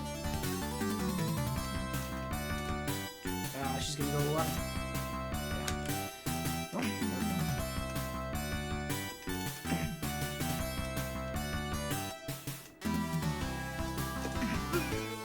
you need to stay on the right. We're just gonna do jump kicks on her.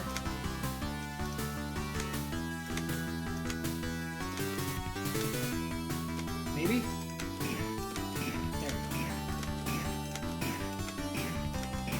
Yeah, like the previous boss. This is a pretty straightforward way to fight her. You can also push her off the roof. You can also, when she's standing on that, you can just punch her, and the height kind of screws her up.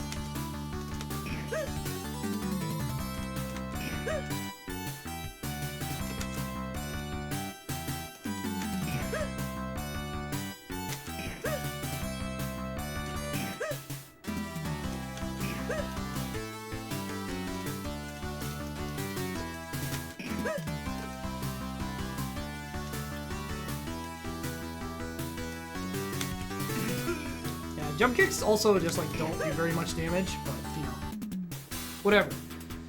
And then the weirdest feature of this game, the score bonus you get for finishing.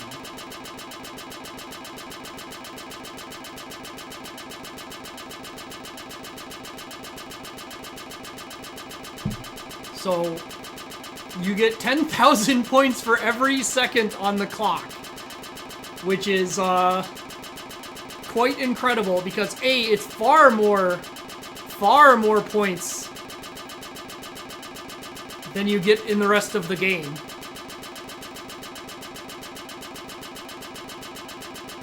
And also because they decided to make it add to your score in this way.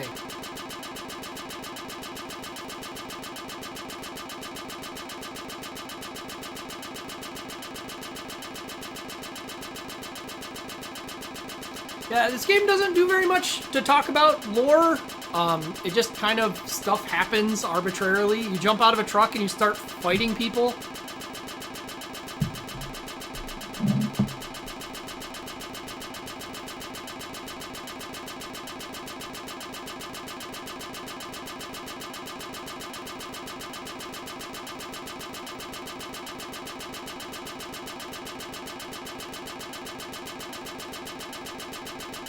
I mean, at one point it signals, "Hey, you were rescuing a girl this whole time," and then it immediately throws that on its head. So you know.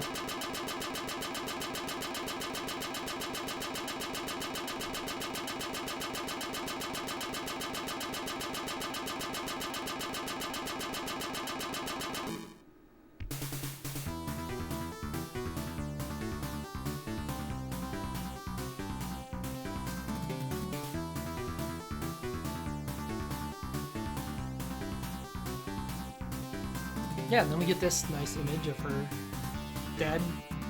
I think this image is far funnier when you win the fight by knocking her off the roof, because it's just like, yeah, we just are going down to check out her dead body, I guess. That seems fine, totally appropriate, normal behavior.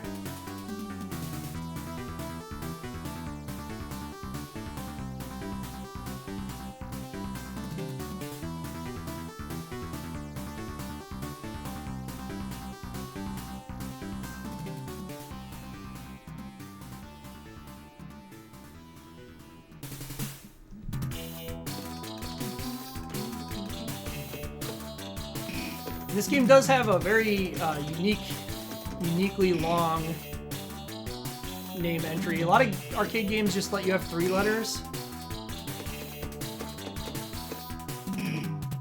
This game lets you have 6, I think. Yeah. Tough turf. So,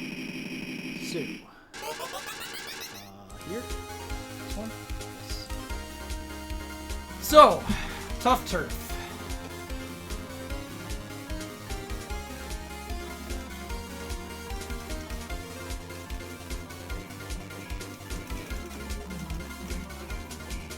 I want this to stop playing noise for a second here on my end. Sorry. I guess wait a second. Okay. Tough Turf.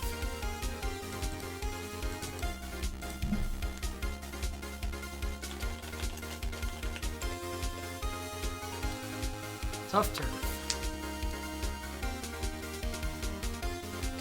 Game that arrived too late to the scene. 1989.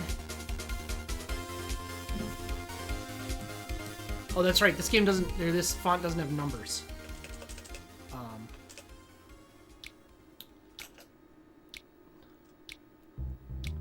Trying to compete in a landscape that was dominated that year by Final Fight. This was clearly attempting to compete with Double Dragon.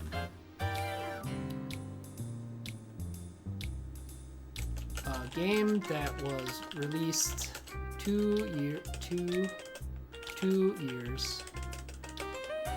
prior.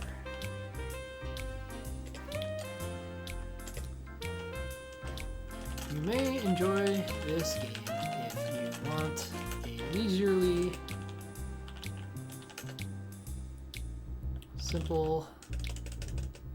simple experience. Oh my god, experience with great music. You may not enjoy this game if you want any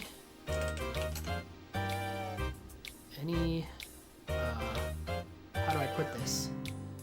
If you are bothered by the slow pacing of combat and the very simple tool sets. Oh,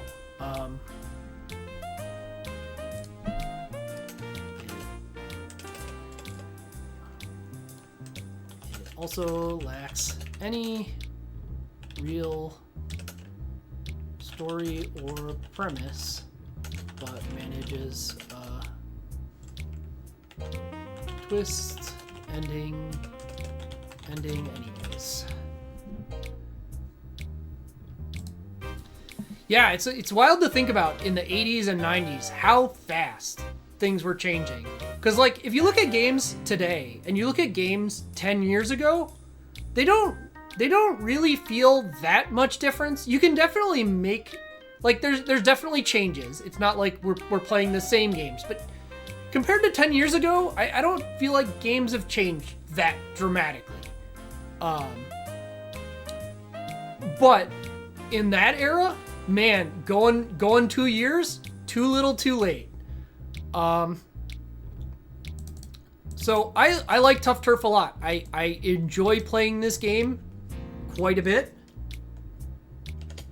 but I have to give it a C. I think it was just not in the right place. It was not at the right time. It doesn't have anything unique or interesting going on for it. It sounds great. The artistic direction saves it very much from being worse to me. But as it stands, if this had been released against Double Dragon, I probably would have given it a B. If this was a year earlier, I think I could have given it a B. I don't think there's any world, even if this was released before Double Dragon, I still don't think I would probably have given it an A, because it's just like fine as a game. Like you just walk and hit people, and that's fine. That's all you need sometimes. Sometimes that's all you want. Not every game has to be the really extreme experience. You know, Final Fight is great, but there's also times when Final Fight is my favorite game, and there's times when I don't want to play Final Fight because it's not the experience I'm looking for in that moment. And there's times where Tough Turf, just kind of walking around smacking dudes with a pipe and listening to some jams, sometimes that's all you want. And if that's what you're looking for in that moment, Tough Turf is looking pretty good.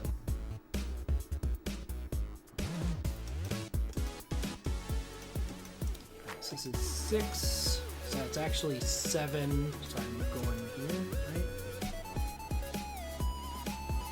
right? I really fucked myself by having the Cuneo thing in there. Alright, here.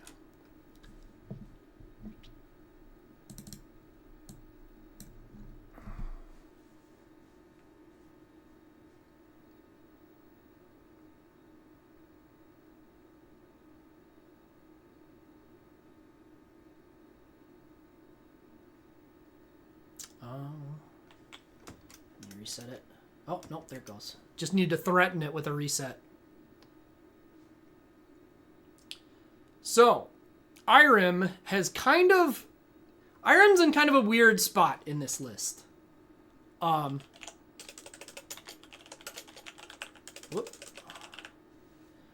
Irem made some pretty cool stuff. But up until now, they've managed to kind of avoid being in this, mainly by the merit that that stuff didn't work, or wasn't belt scrolling. Yeah, we're jumping to 91. Unfortunately, I want to play today entirely on the Mister, and the 1990 in particular had a lot of like Konami stuff and Capcom stuff. And while I would love to just like go and play all of those, the Konami cores aren't really working on this except for TMNT, which I want to put off for a different reason. And Capcom, I just want to show what other companies are doing. Irem's entry is very kind of weird. This is kind of how they got into belt scrolling, as I would put it. And it's a cool game, but they made some weird decisions. So, let's play. So, this game does have 2 characters, but one of them isn't very good. They are mechanically different in a few ways, but Roy is who we're going to play.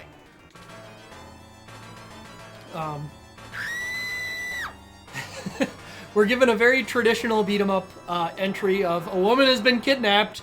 Go!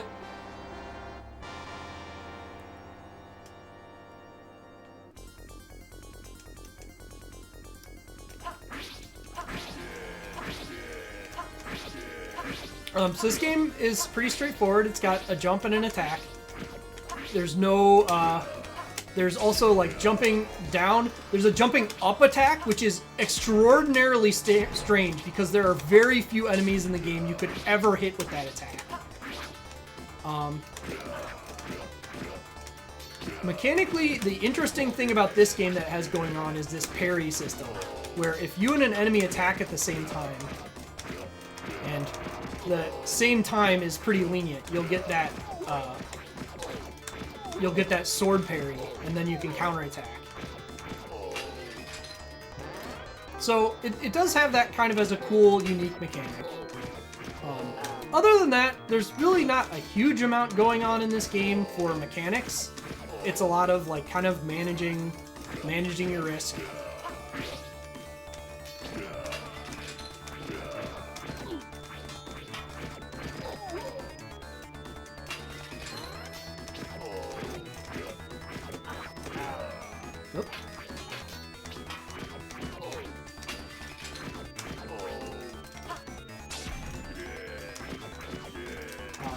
Enemies sound very funny.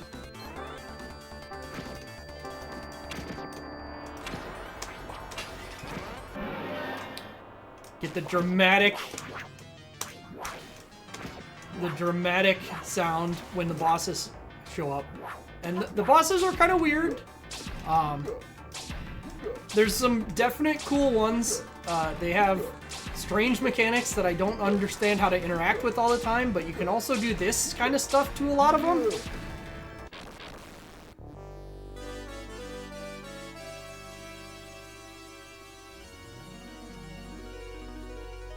But yeah, this really just shows how much better companies were at graphics. Because like Final Fight had the gigantic sprites, but this game doesn't, and that's fine. But even then, like, the amount of detail going on is just so dramatically different than, like, what was happening in Double Dragon or Tough Turf. And again, this is 2 years later. This is a long time in that era for graphics.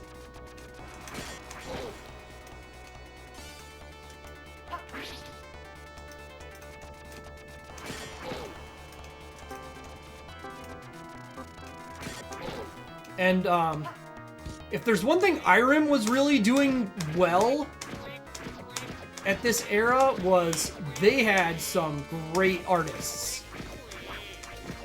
Not to be, like, dismissive of all the other cool stuff they were doing, but they had just spectacular artists.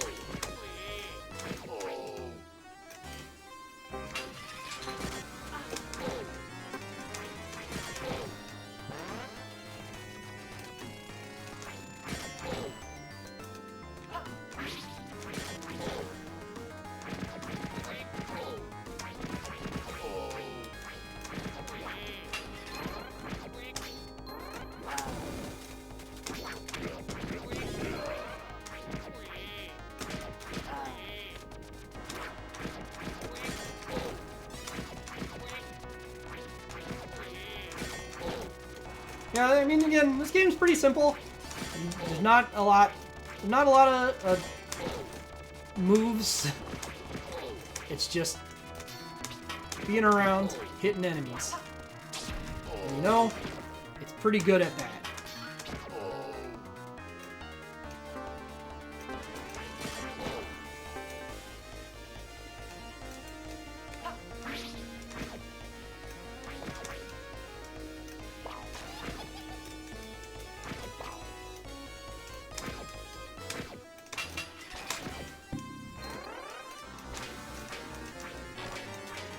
It's also got these robots that just start themselves on fire.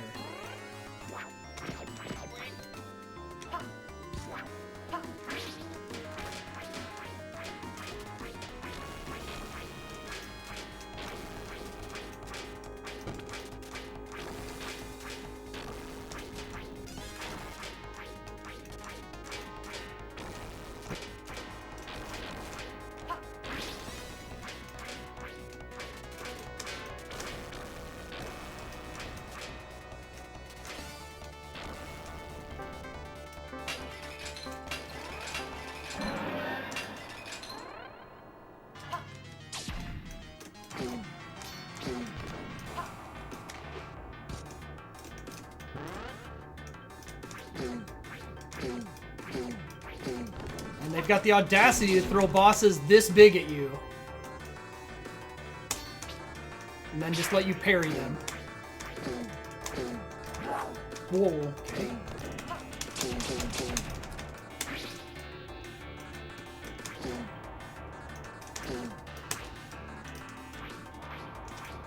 Oh, okay. I am shocked he attacked there.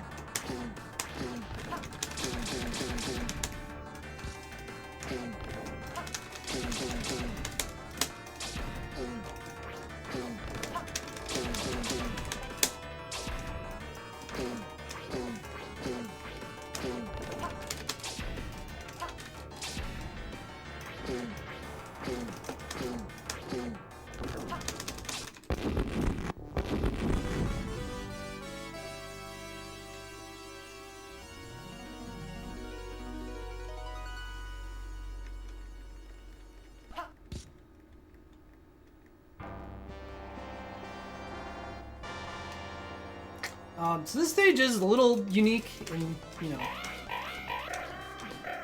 being more of a 2D stage.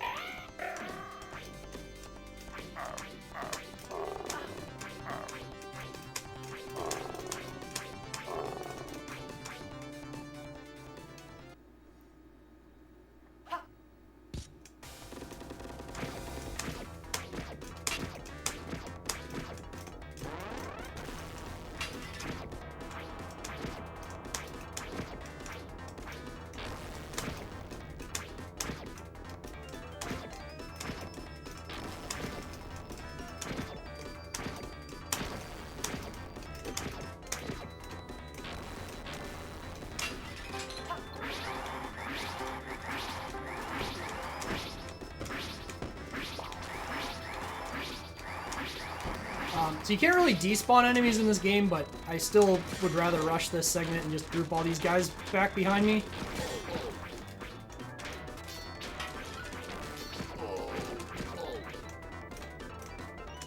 Being able to break enemies' shields by parrying is pretty cool too.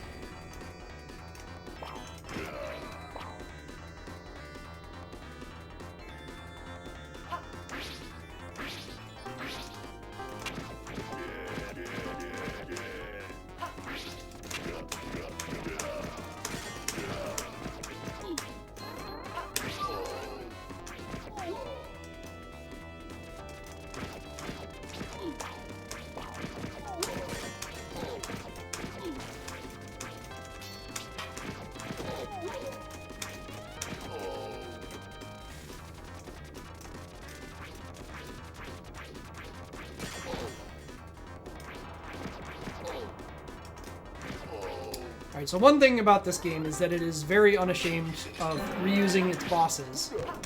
But they do kind of make them work differently, usually. I actually hit that guy with the jumping up stab, which is funny.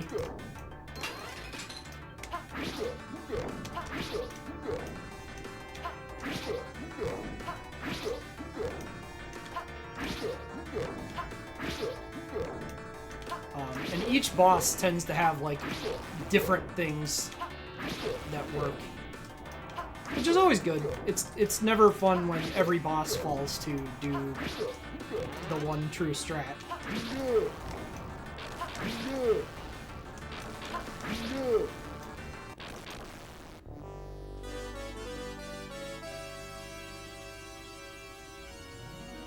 Yeah, store the vase in the vase. That's fine.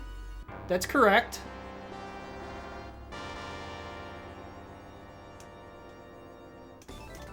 Raging Thunder Canyon. This stage is a little annoying. The depth axis gets a bit weird here. Or the depth, the height. You need to stop doing the jumping up stab.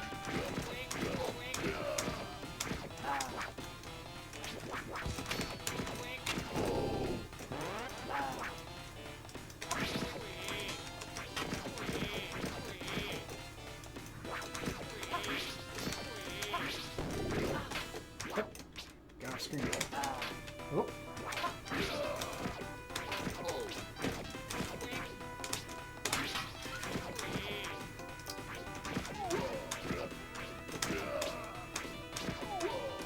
This game does have a cool thing that happens. I don't want to show it because it's bad for the player, but it's a cool mechanic where those guys that had the whips that were like grabbing your weapon, you can break it, or they can, if two of them grab you like that, they end up grabbing both of your weapons and then hurting you, which is like just a cool animation and thing to have in the game, even if it is like... Can you please be hit by this?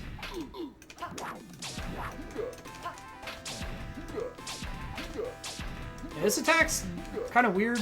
I'm not sure why they... I'm not sure what the intent of it is supposed to be, but it's very useful. It just spits out stuff.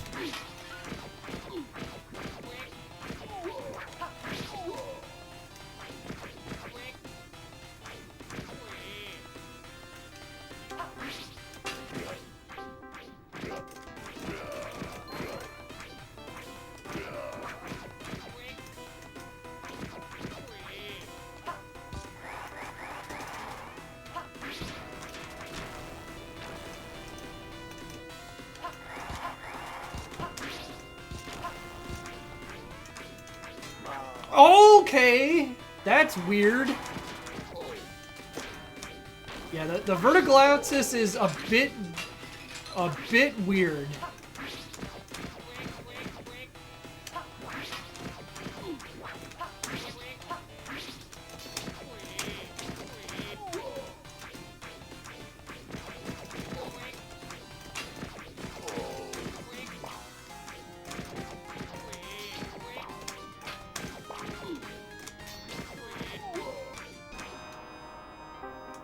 Alright, so this is where they really got kind of nutso with their sprite work.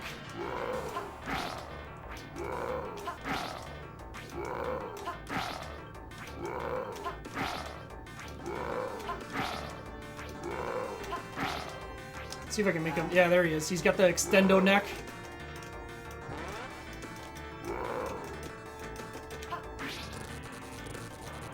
I don't know if I've ever actually seen that attack before. It's pretty cool.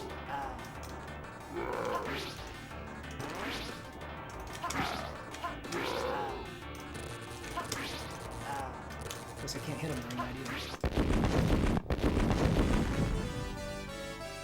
Yeah, this game really, really seems to take more inspiration from King of Dragons. And cutting down arrows is one of the things that works in that game, so...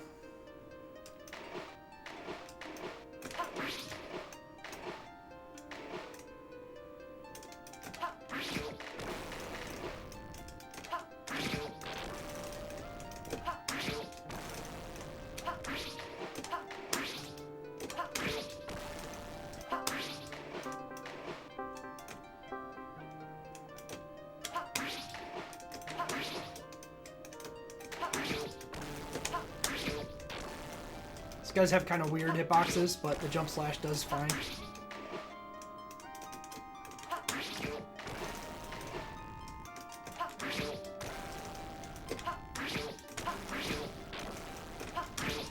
Oh, okay.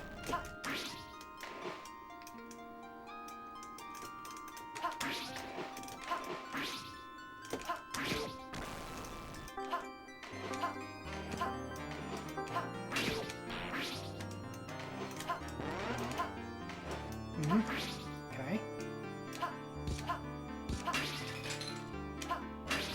And here we can just kind of escape their element.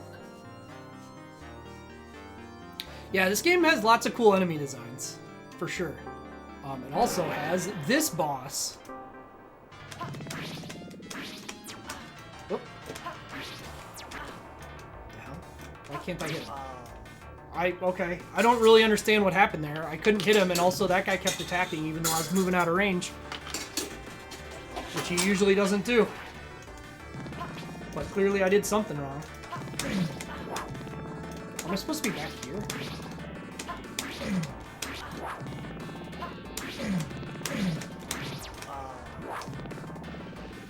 Yeah, I don't really know what happened in this fight.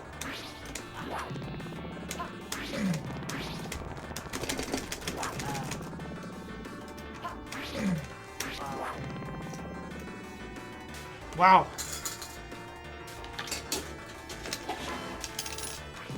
Okay, so usually his bottom tentacle isn't active at all if he gets, right? Which I did not.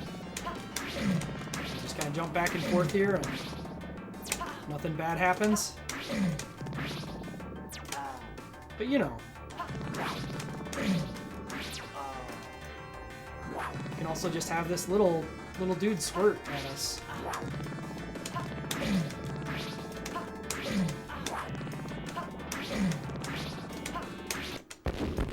Okay, well.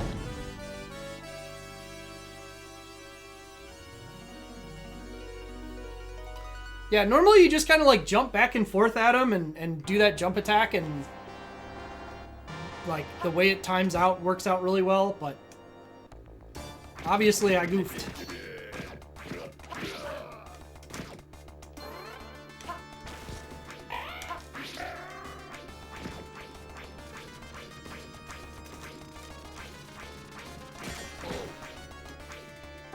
Yeah, give people a chance to see the sprite work for it, which is quite cool.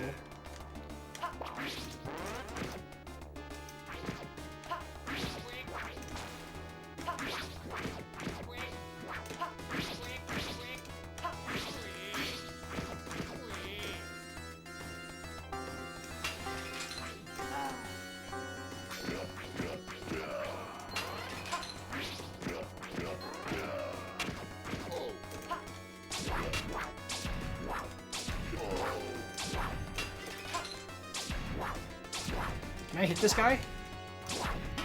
There.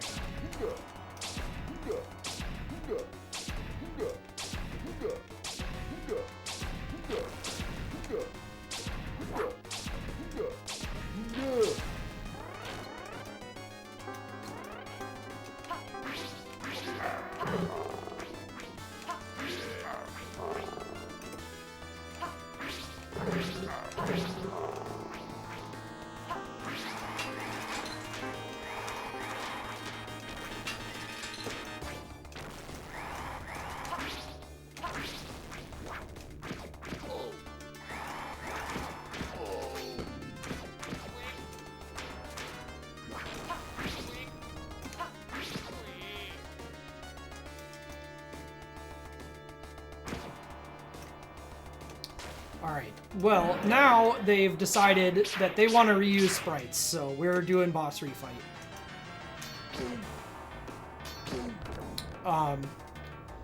I find it immensely hilarious that they would, A, design a boss of this size, and then B, decide, you know what? The refight can totally be 2 of them. That's fine.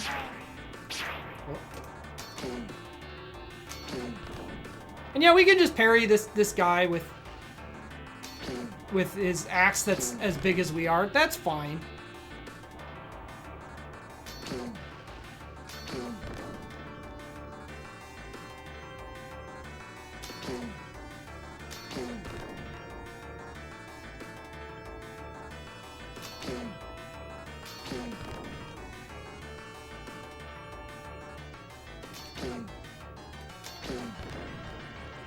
I do like how their helmet blows up when they're at low health. Reveal their nice curly hairdo.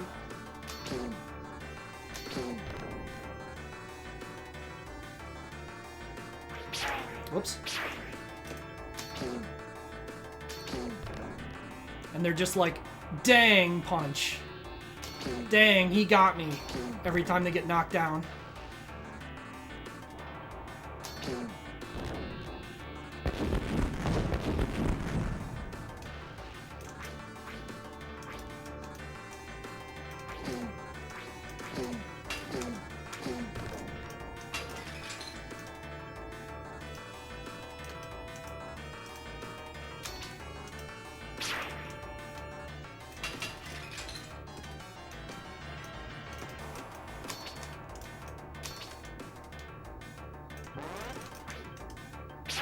Oh.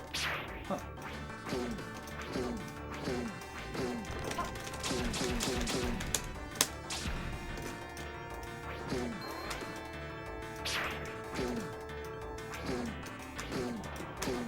Don't really like doing this fight this way, but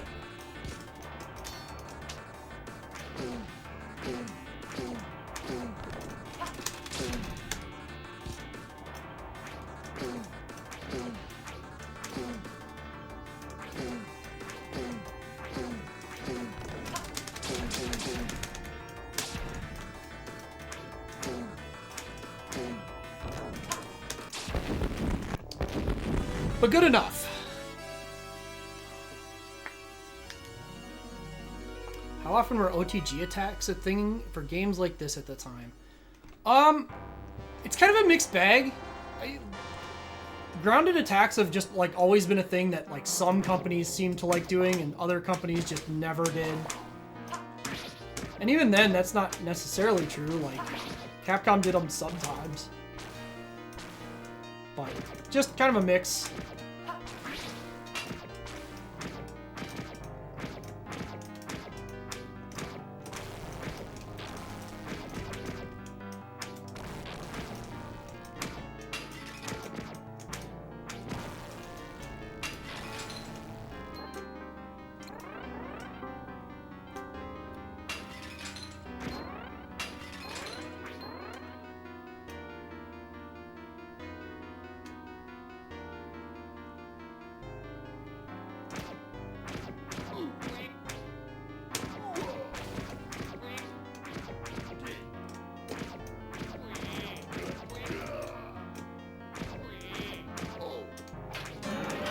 Anyway, they're not done with this boss yet.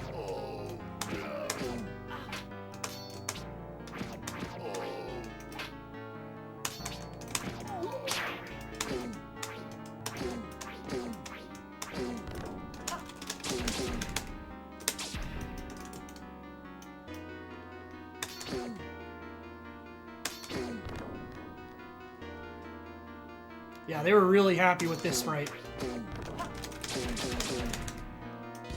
He's walking towards me, so I need to leave.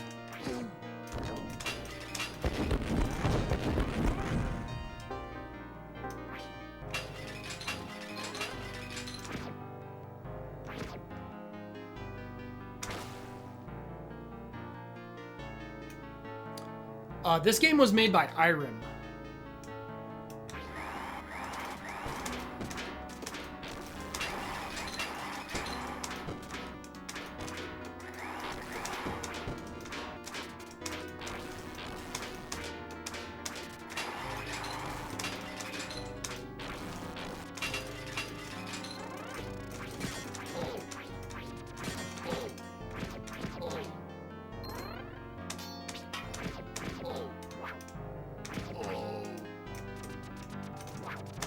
How's this last robot not working? There we go.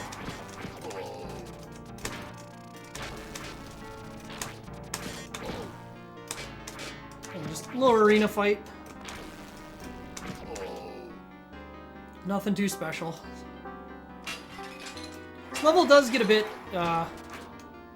bit repetitive with the sprite work. They just kind of do that. Anyway, I really have to applaud the audacity to use this boss again, but that's not the whole story here.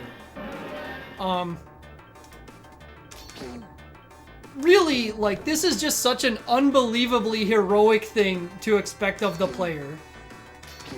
And they're just, like, good with that. You know? It's all fine.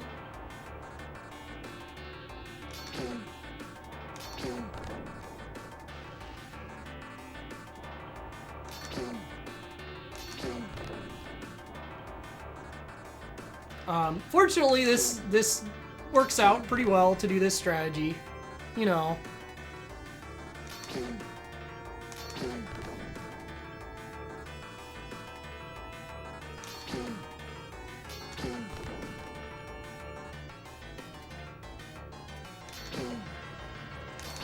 Making full use of the parry mechanic.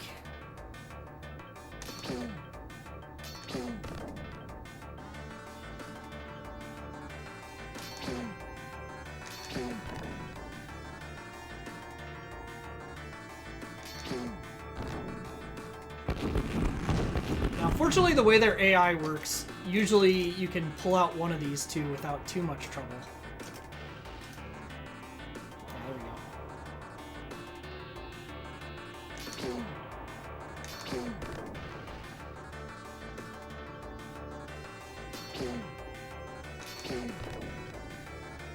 How important is the timer? I mean, you certainly can't, like, be super slow, but fortunately, you have enough time.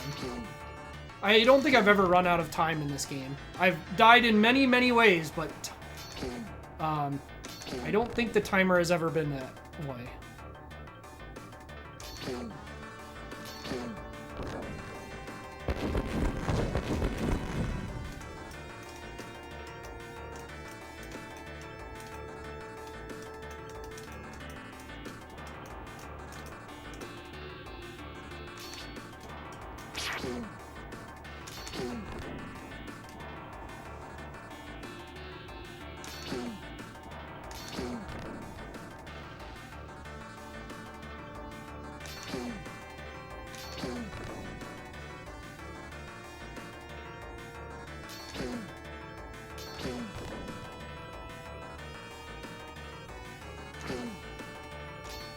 Tracking? Tracking lost me there. Just fell asleep parrying.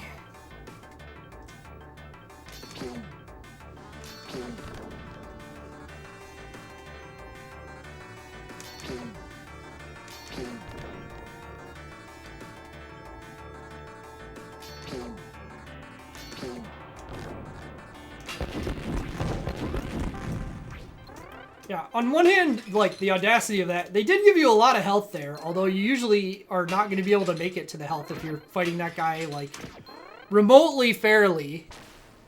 But, they're not done with just complete nonsense bosses quite yet.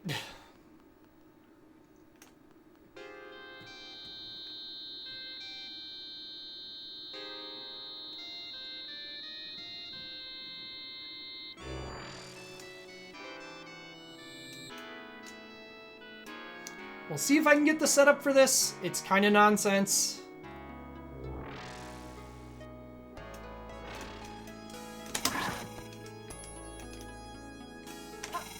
Oh, I had it and I walked too far forward.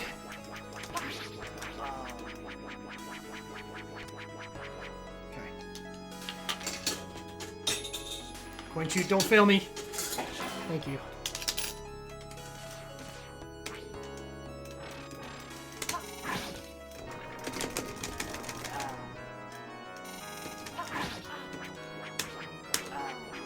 So you can parry these orbs, but it's very weird and difficult. I don't think they're grouped close enough for it to work. Yeah. Oh, they both did this. Wonderful.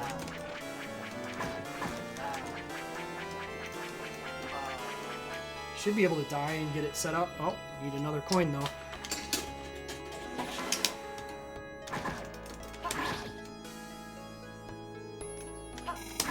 Oh fuck, I walked too far forward on the one.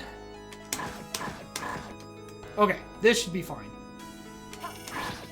So, if you can get them positioned for this, then you can loop this for as long as you need to.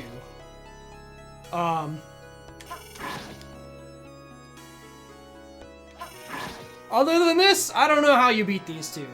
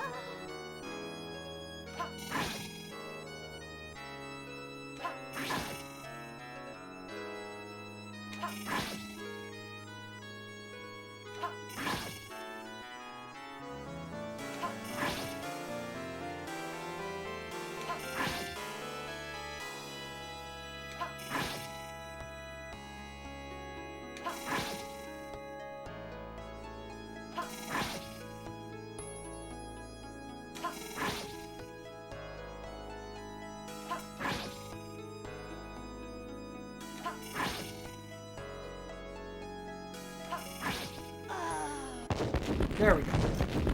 So yeah, kind of a weird final boss. To throw that at you. Very much an arcade, I want your money situation. And then we get some exposition.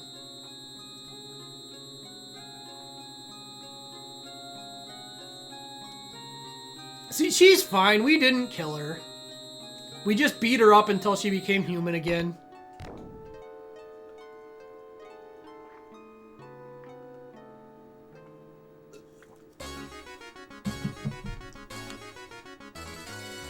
And here we are. Here's our exposition. When a dark cloud dipped down to the ground, phantom soldiers sprung up from there, captured Princess Emina, and coerced her into their king free from the world of darkness. Only she knew the spells to release and lock up the beast. There the freed king of darkness transformed Emina into the same figure as hidden incarnation, a woman with a snake body, and deceived her into attacking her own rescuers, Roy and Arnold. Both Heroes received his wicked trick though and realized the only way to change her back to her original shape was to knock out the evil one who had used black magic on her. After a fierce fight, they defeated him and saved Amino. I lied, they got me. I couldn't do it. Couldn't keep up.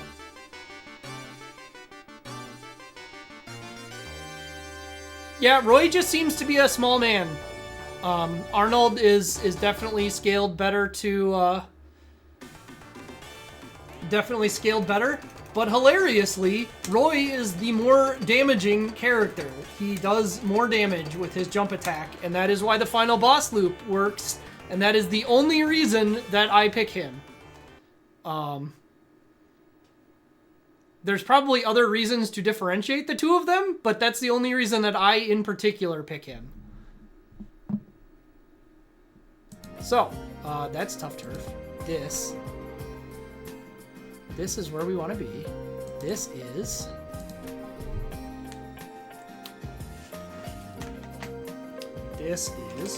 Blade Master. No, that's red. That's the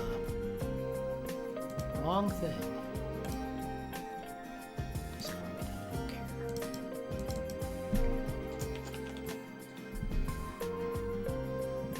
Wait, where? No, I mean, games are mechanically unique. I mean, you can even look at very modern games like River City Girls that don't have a Super Joy. Master.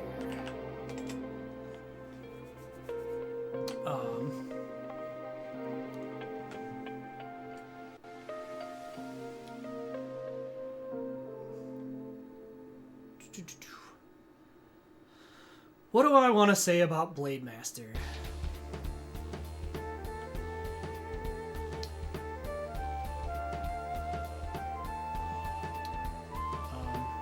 This game works very well with its limited toolset to give the player interesting options of how to interact with enemies. The parry system is something not often seen.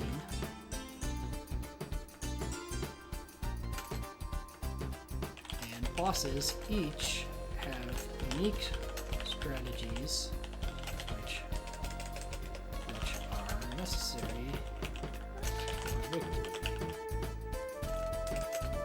The game also has tremendous, has an incredible art direction that really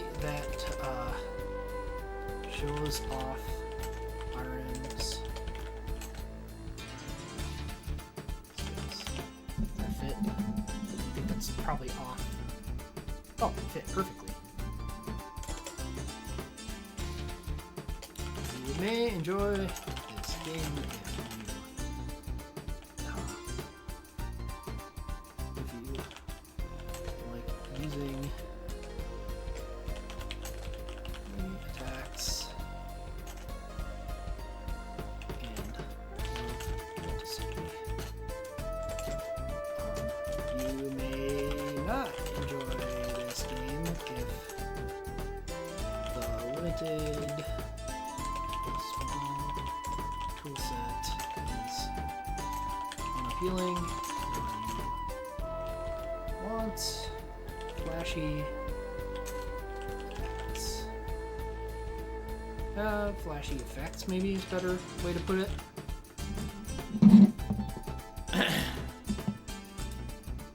Yeah, feel pretty good about that. So grade, I'm not sure.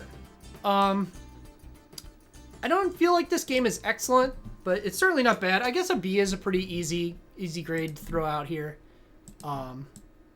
It's definitely a game that is good at what it's doing.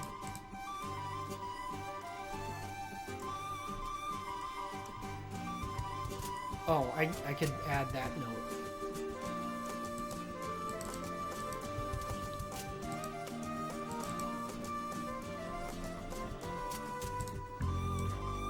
Actually, I'm gonna take that.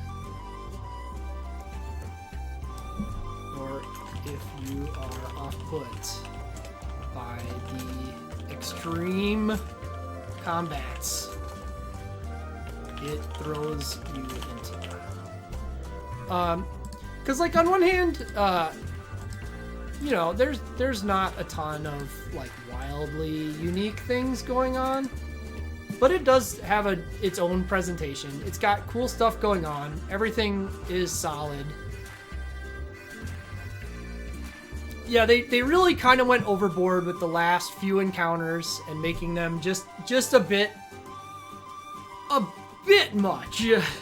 The triple huge guy is wild, but at least there's like real tools to deal with that. The double final boss seems totally unnecessary, especially considering for how difficult that fight is, even ignoring that. But yeah, personally, the triple huge guy is part of the appeal to me. But you know, anyway, I'm gonna take another quick break. I will be back.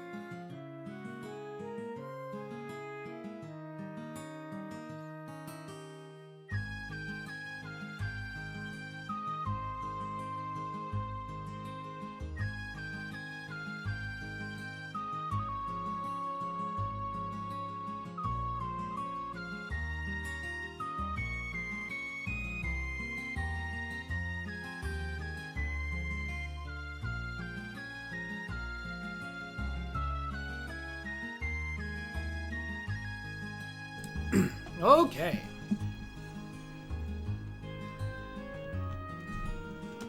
Let's get back to it.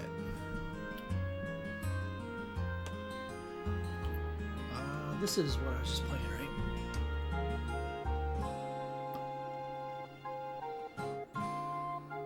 Yeah. Okay. For this.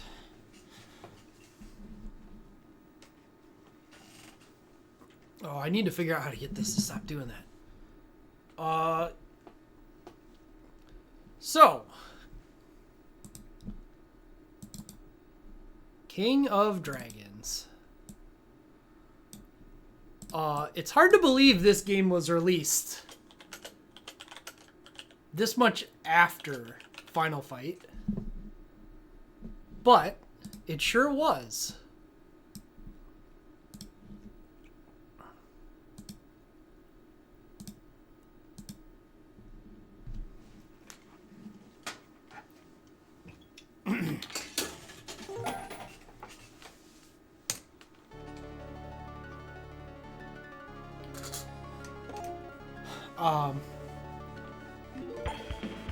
So yeah, I think we talked a little bit about this game during Blade Master.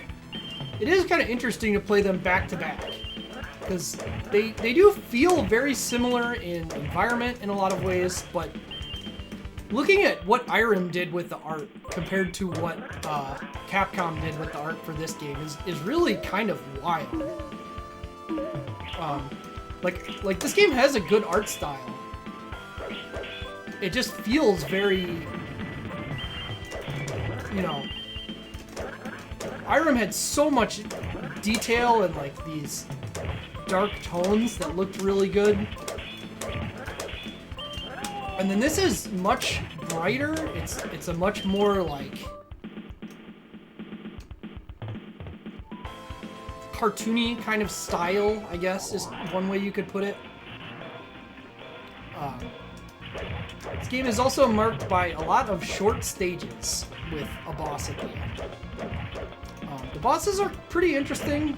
It's very funny that this first boss, his entire gimmick is the exact opposite of basically any other beat 'em up, because the gimmick is to stay online with him. Like the exact depth he's standing at, that's where you want to be.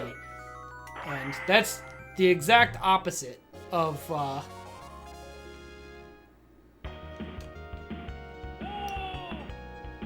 what normally you want to have happen.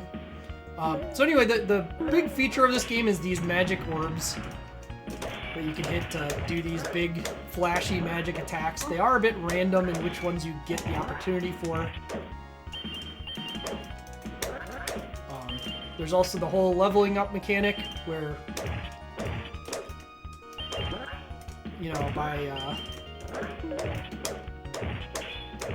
getting points, you actually level up. So scoring points is not just like totally purposeless in this game like it is in many games.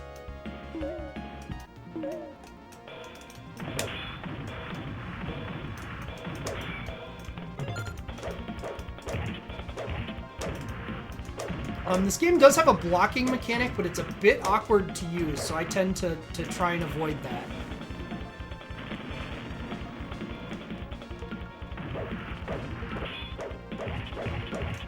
It is notable that essentially always, I think every single boss, you have better depth axis range. So you really can take advantage of that pretty much constantly. This is Capcom, so same company that made Knights of the Round. I don't know if it's necessarily the same persons, the same team, but it is the same developer.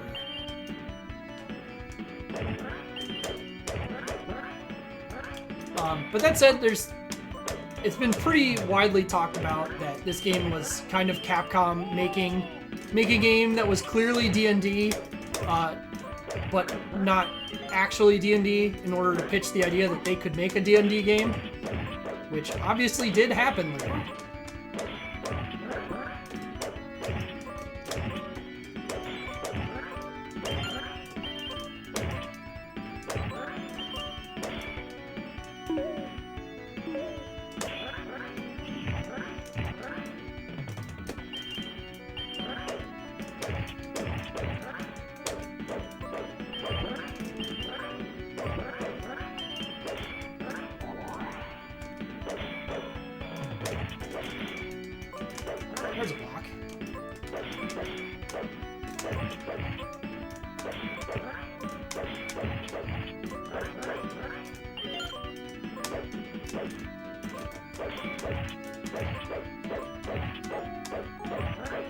That's mad at me. I'm taking too long.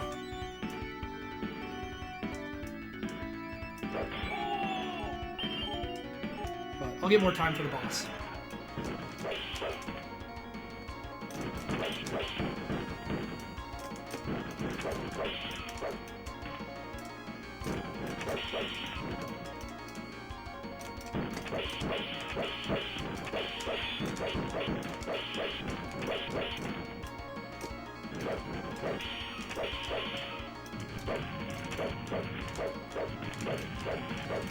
This game is interesting because you can turn around while you're jumping and attack that way. Whoop.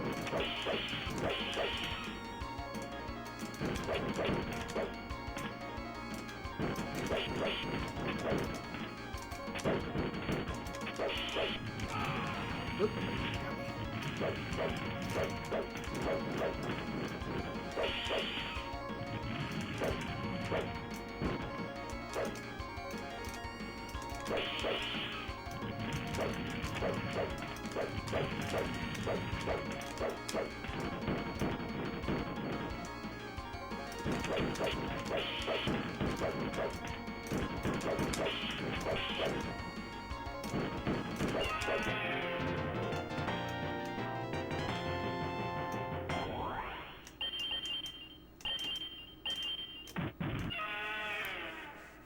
Yeah.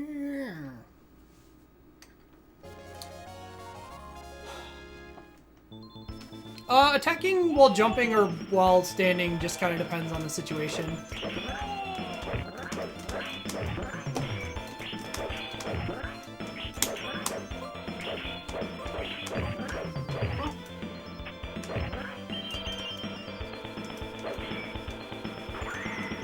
This game also has mimics, as we will see by that chest right there.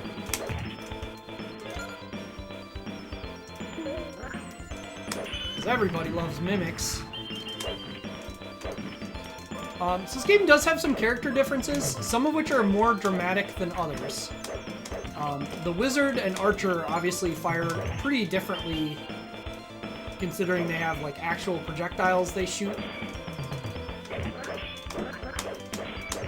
Oh, you get back here with that, mister.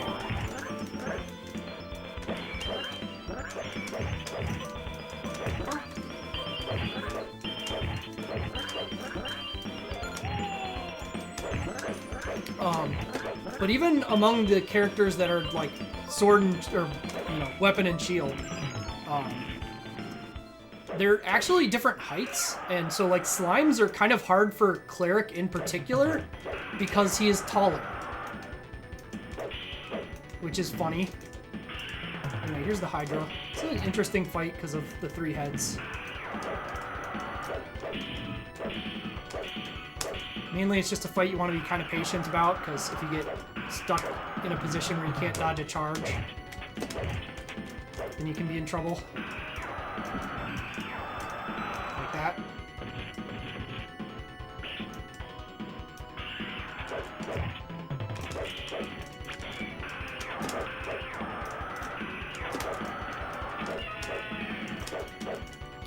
But, knocking out a head quickly helps make space.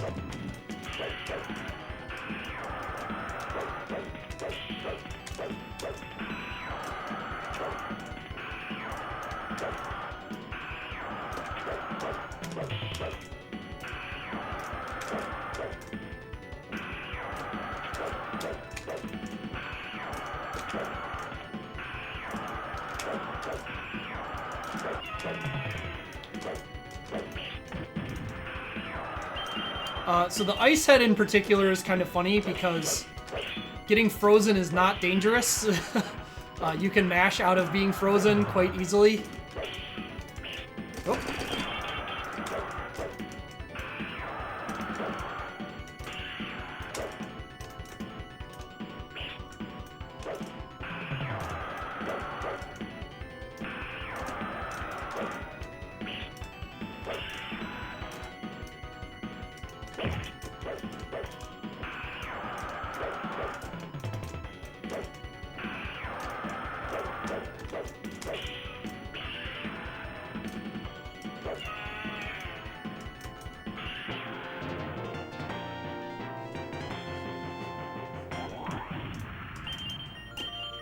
Cool. Then the Hydra becomes this guy for some reason.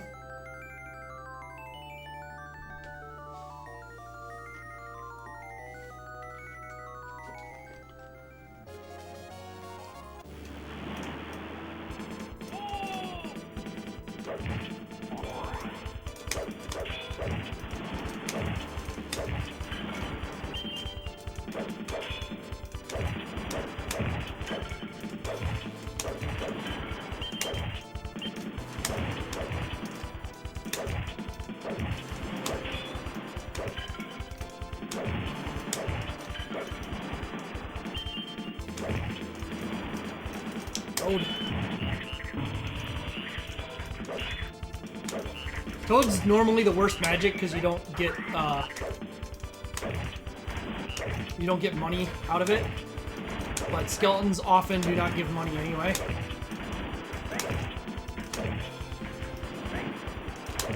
And these guys do this jumping attack every time they stand up. Pretty straightforward if you know they're gonna do it every time. But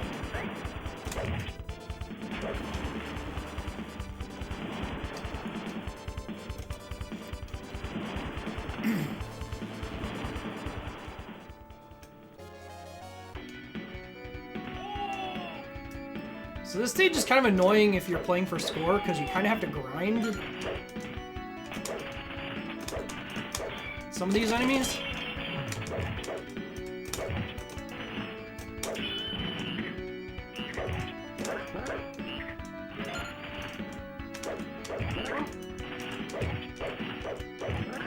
Like, I think these harpies keep spawning.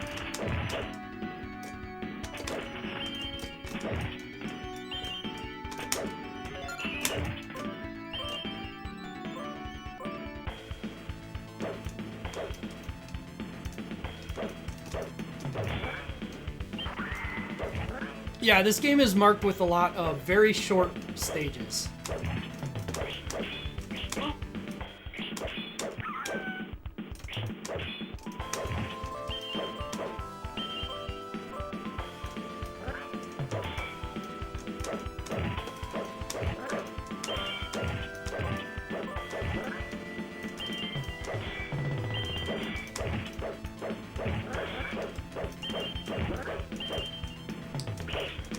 This encounter can get a bit dicey, especially if you're trying to score all the points and like slot down those spears.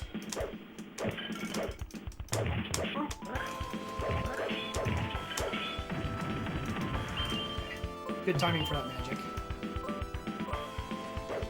I think this might be food. And we get the Minotaur again.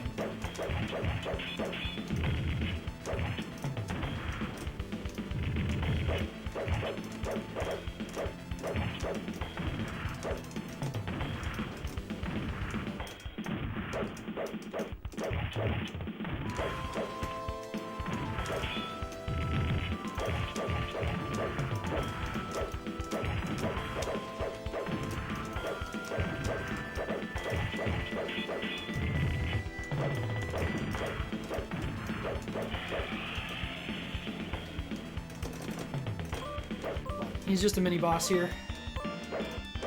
And then we get this lovely part with this loop of music.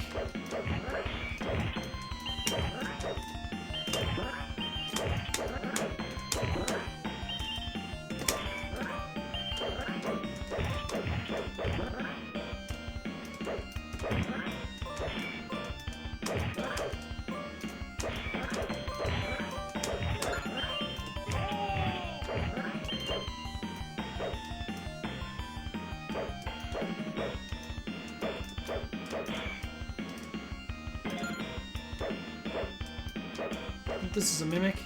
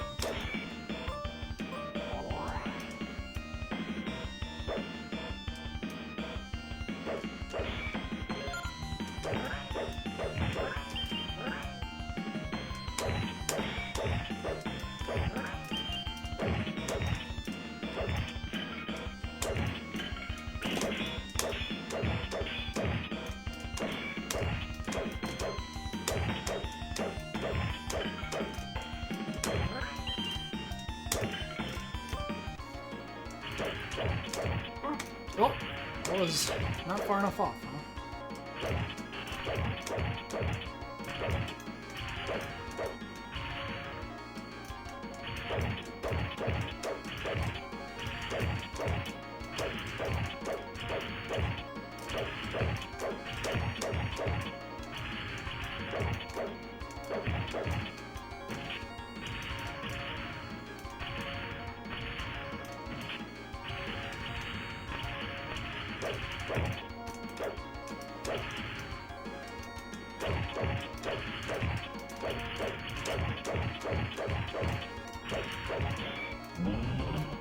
Good block, good block.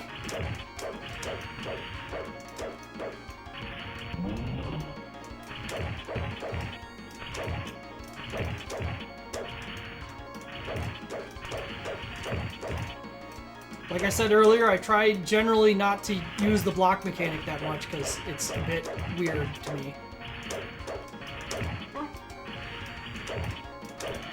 But I'm not sad about getting them.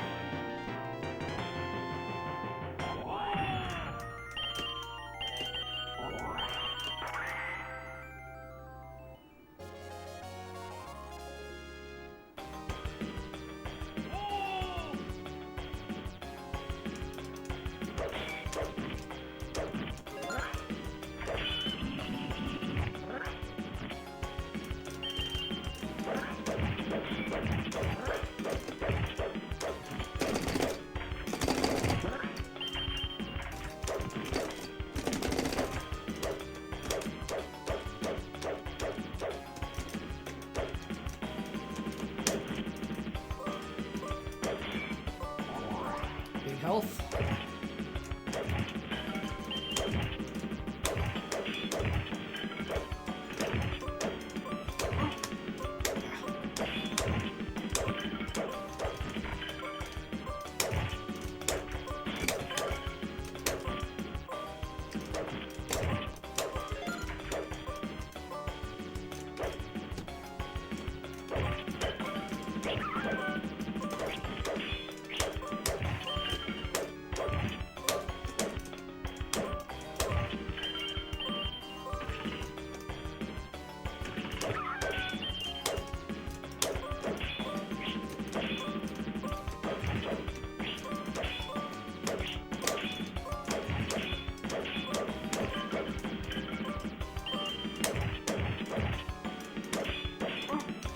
The lizardmen, who are pretty strong enemies. Especially the red ones right now. Oh, I'm in shit town. So I hadn't used that, but that's your super joy. If you push both buttons, you burn a little bit of health to shoot lightning magic. Which is pretty cool.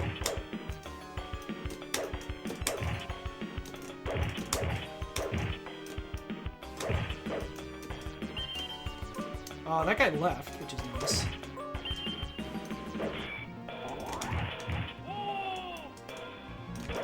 Getting a level there is actually pretty nice for that health.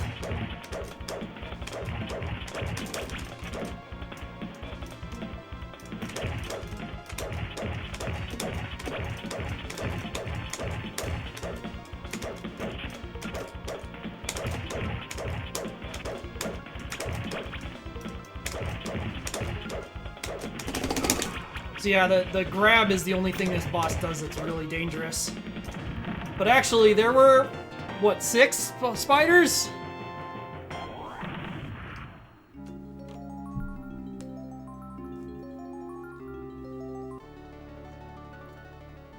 Oh, thanks, buddy.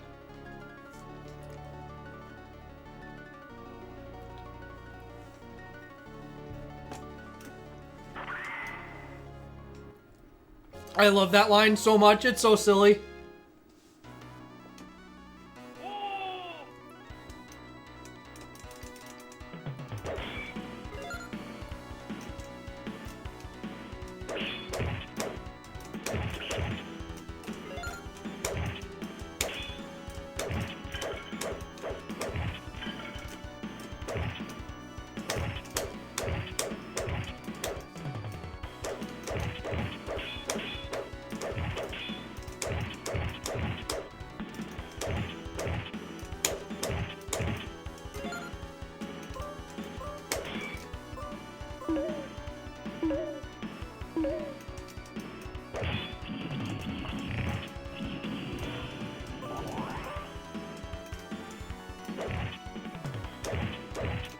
If you're really brave, you can cut down those arrows, but they're pretty fast. I don't like doing it.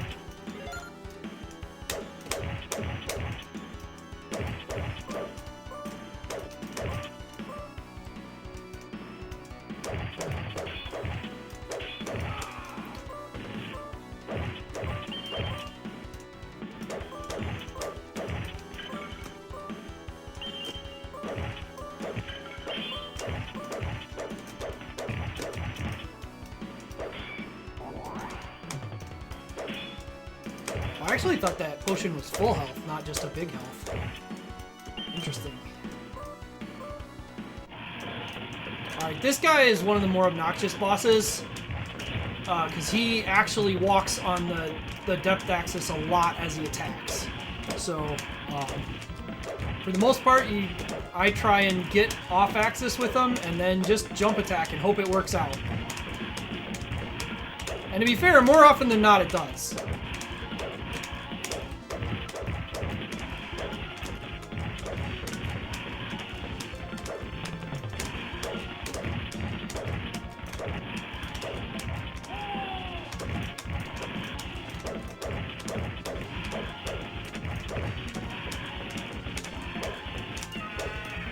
Yeah.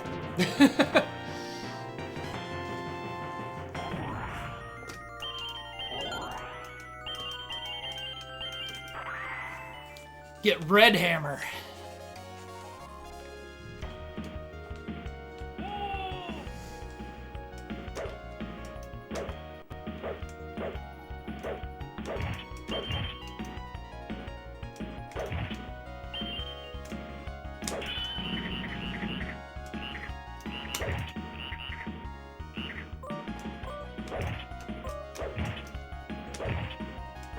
Whoops. And boss immediately downgraded.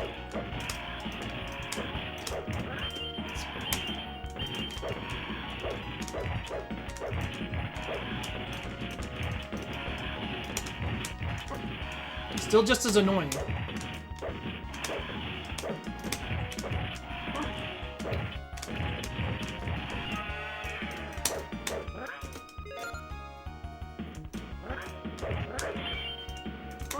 What? Didn't even look like he was attacking then. Wild.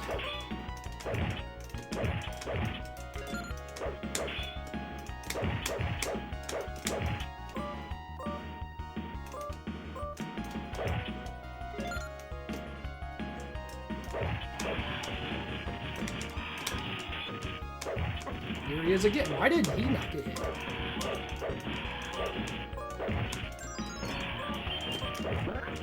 There's an extend, which I'm apparently going to need. Oh, yep.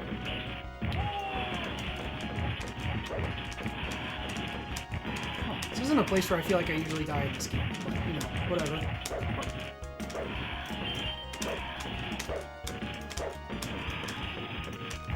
I also don't really remember this encounter being this way.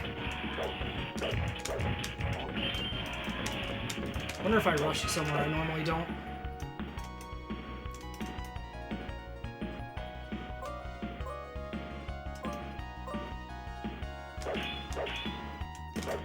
Oops. Don't let myself die to lizard men. What?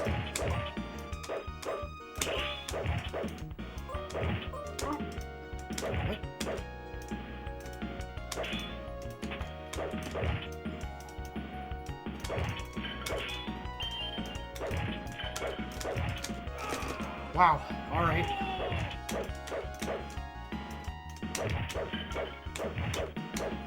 I do not remember that encounter being that dangerous. Anyway, this guy's an asshole.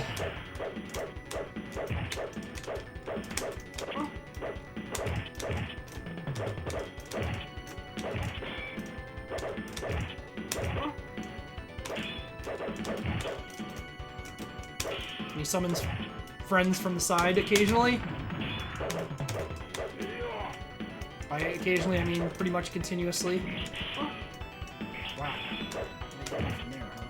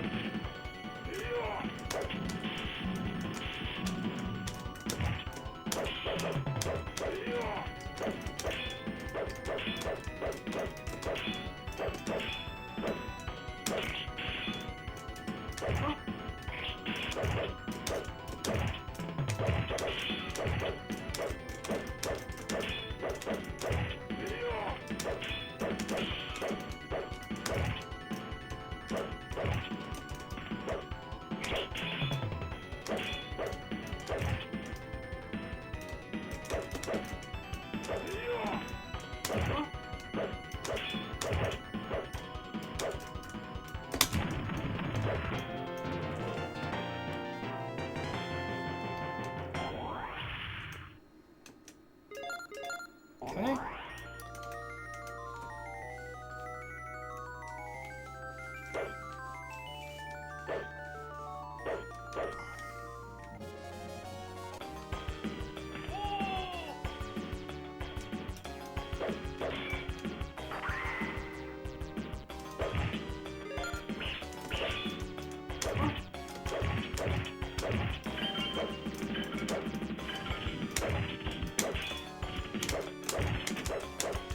Mummies, which are very funny enemies.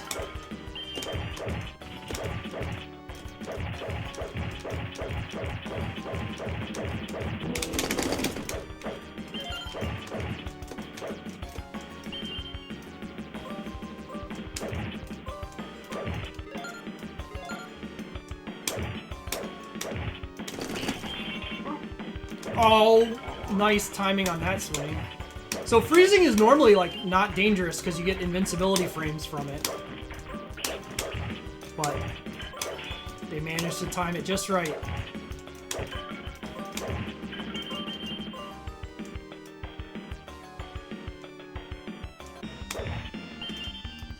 This boss is a bit wacky.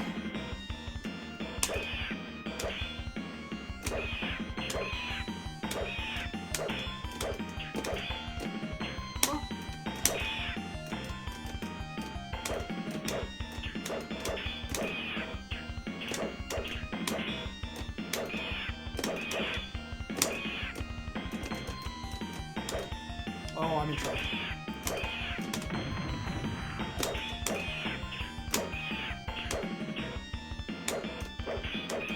Don't want to end up on the outside of the ring.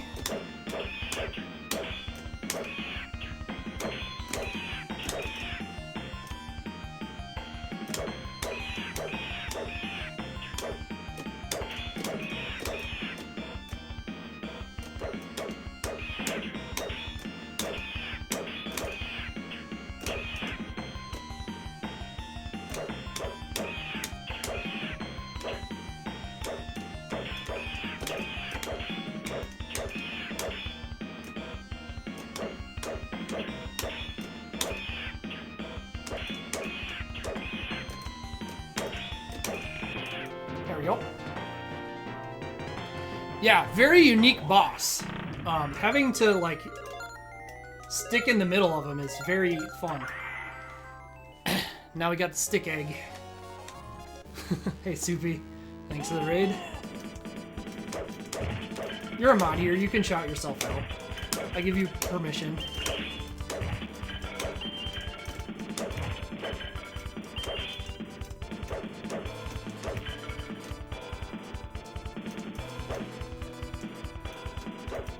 There you go. Good job.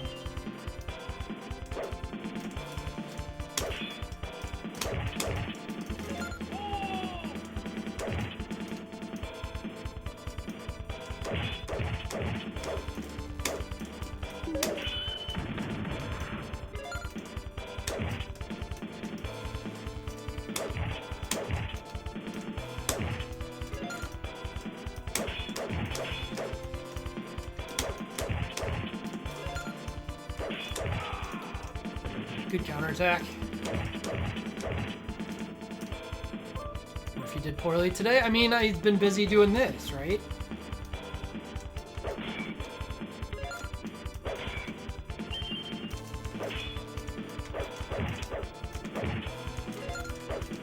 Got other things on the mind.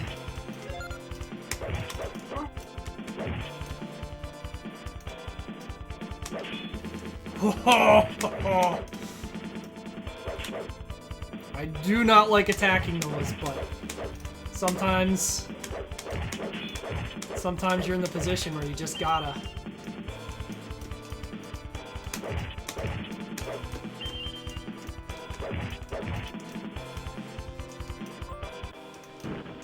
Oh yeah, this guy. This guy's an interesting boss. I don't understand a couple of attacks, but in general, it's... Okay, I thought I was off axis. Guess not.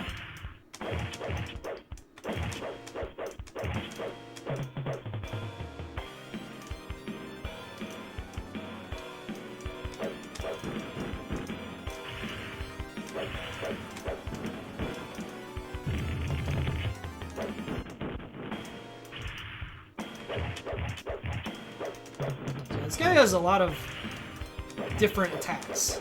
Most of the bosses in this game only do a couple things, but he's got quite a few options. Which is fun. But he's recharged there for sure.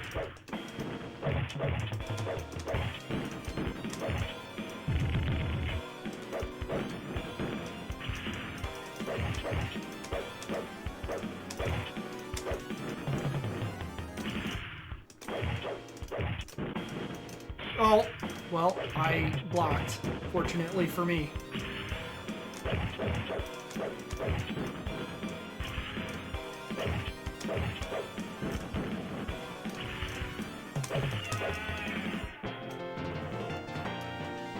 Defeated the Great Draconian.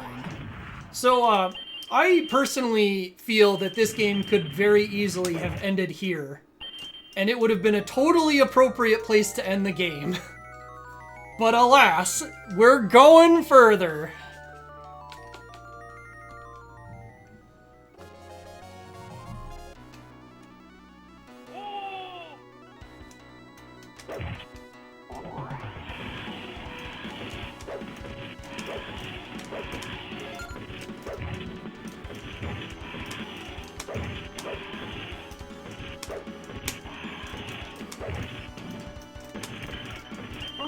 Oh, I didn't even see him. I was looking at this guy.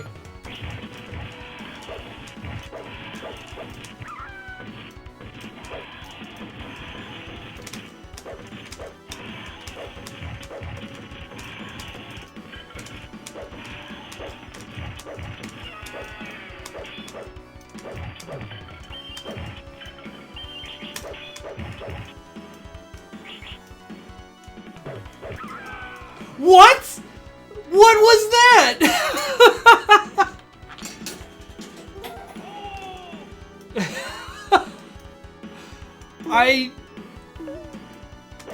I don't know. I don't know, man.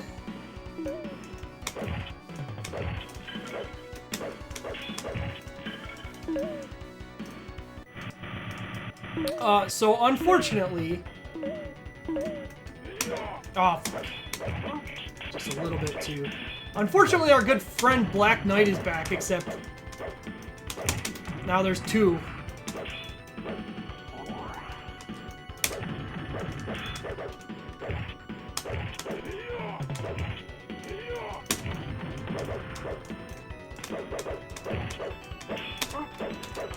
I find that just like super joying aggressively when they're in the dash is the most effective way to reduce the impact of things. Because most of what they're doing here isn't too bad, but that attack is pretty tough to dodge sometimes.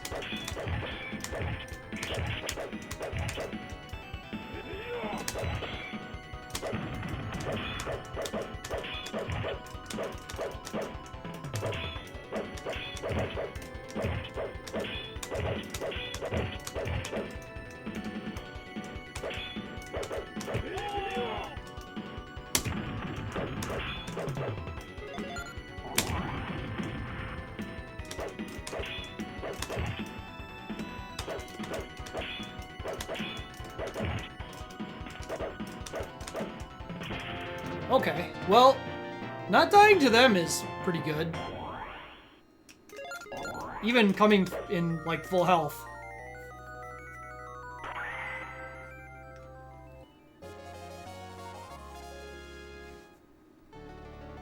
Oh yeah, and here you get the opportunity to change character for some reason. I'm not real clear on why.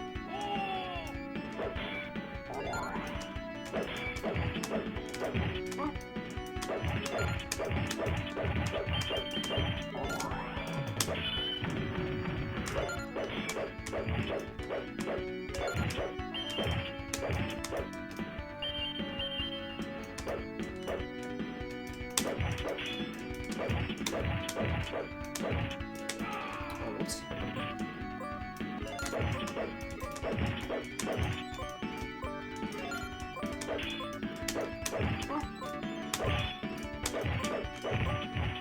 That was interesting.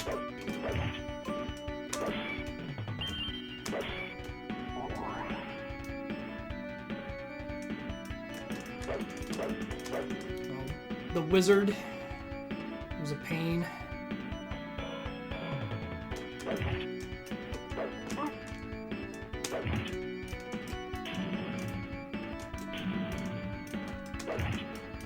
This fight is 100% a reaction test.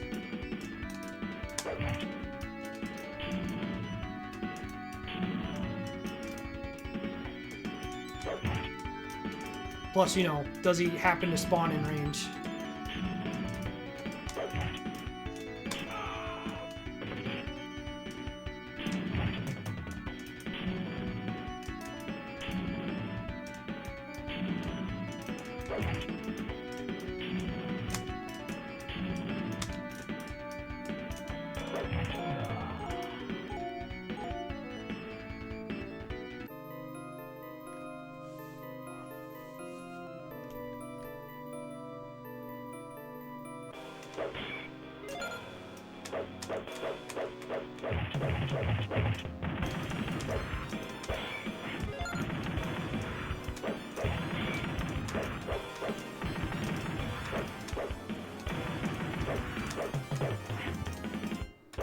I like this pattern.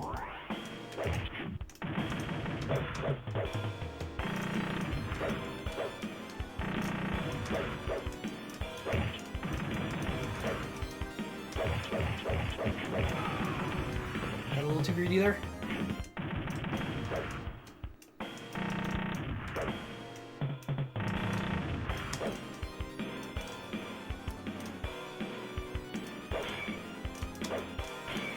This is the move I don't quite understand. It's weird to see him do it twice. Usually he only does it once ever.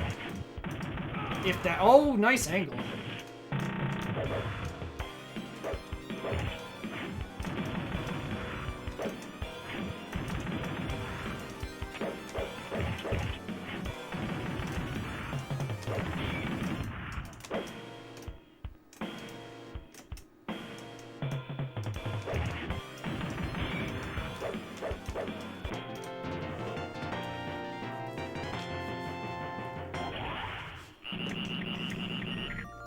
Beat him up until he became frogs.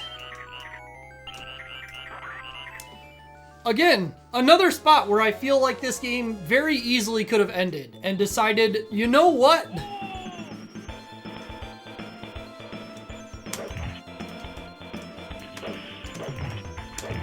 The people clearly want more.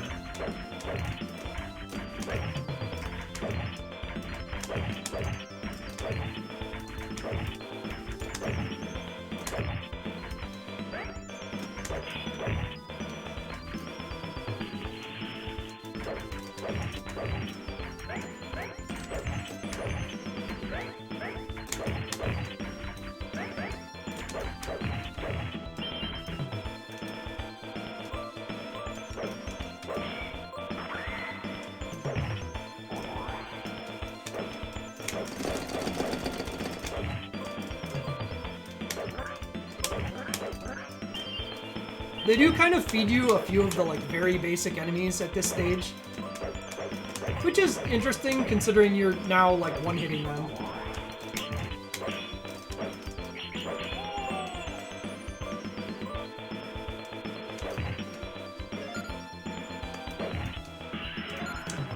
Alright, so this fight's kind of funny because it's actually less dangerous than the first iteration of it.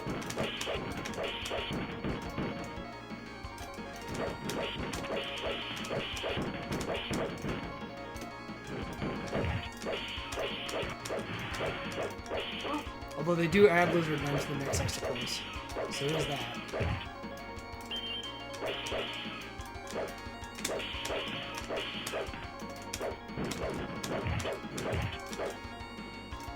It also means you can make some, you can grind some points here if you want to. Oh, shoot.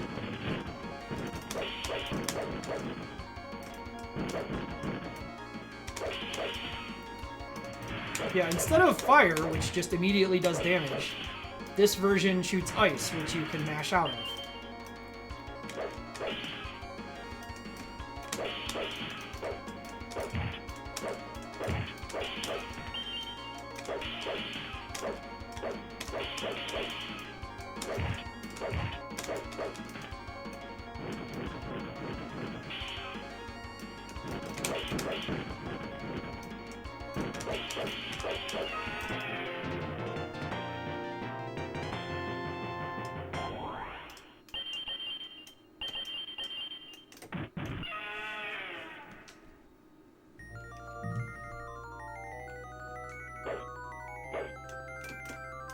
Oh, didn't know you could move during that cutscene.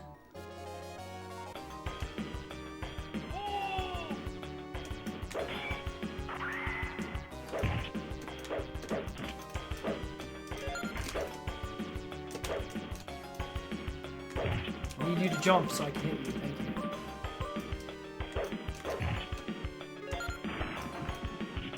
you. The mummies are back.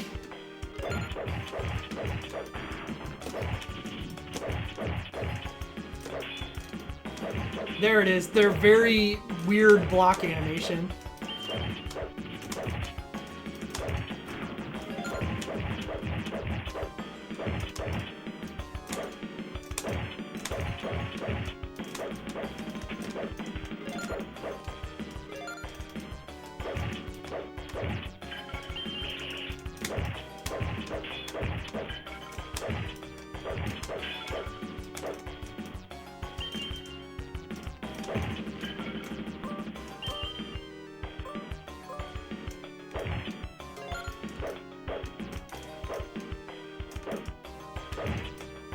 Big apple.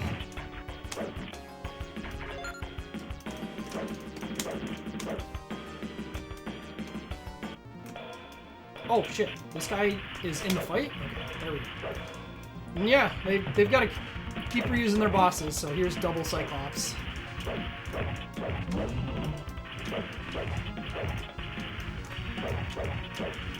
I think it would have been extremely funny if they'd made them able to hit each other with the rock. But, alas. Capcom wasn't ready for that yet.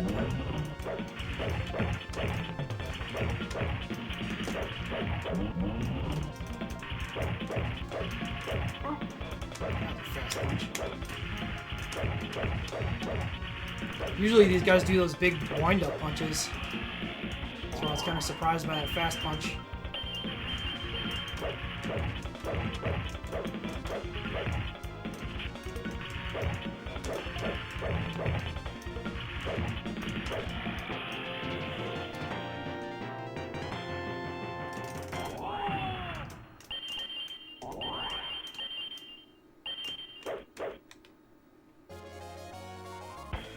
Alright, here we are.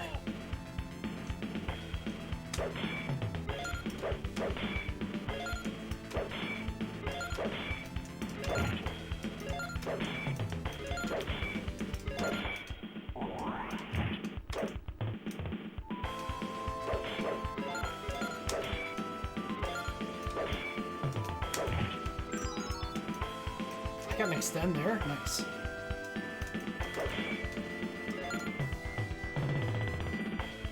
So yeah, now we fight this dragon. This fight is interesting.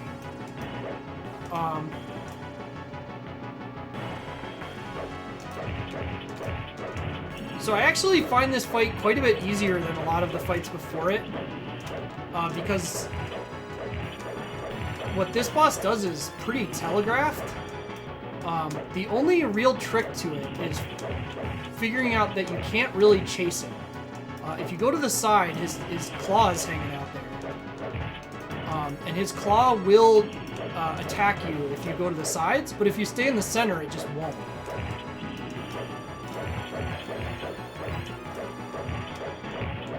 So, like, you can just kind of hang out. The only dangerous thing is whenever it does this side flip, it does this flame breath that, oh shit, I missed the buttons. That you can't like, or that it moves during. So like, you can't just stand to the side and swat them like you can for these ones.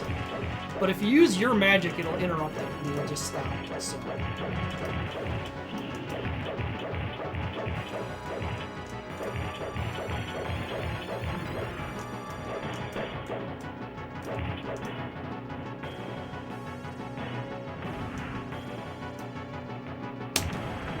Like that.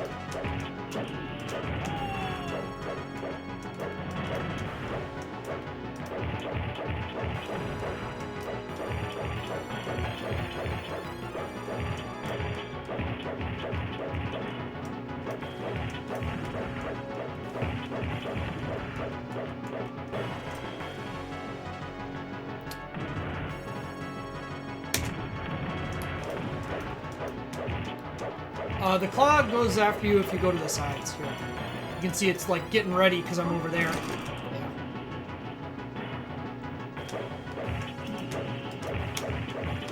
Shouldn't be far enough. Oh, because he pushed me.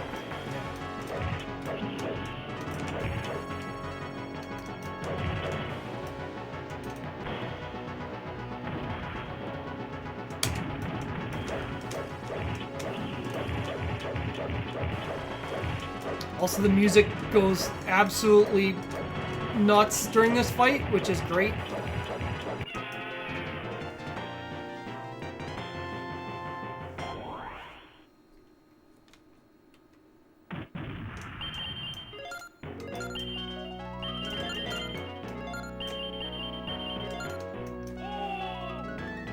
And that's the end of the game.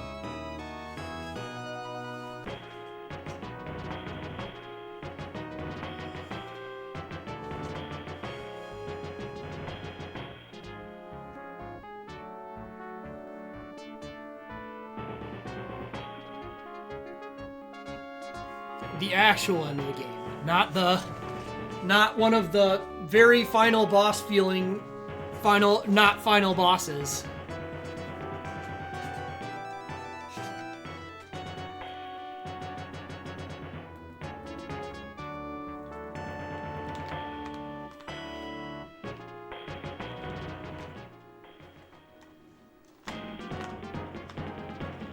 Game Masters.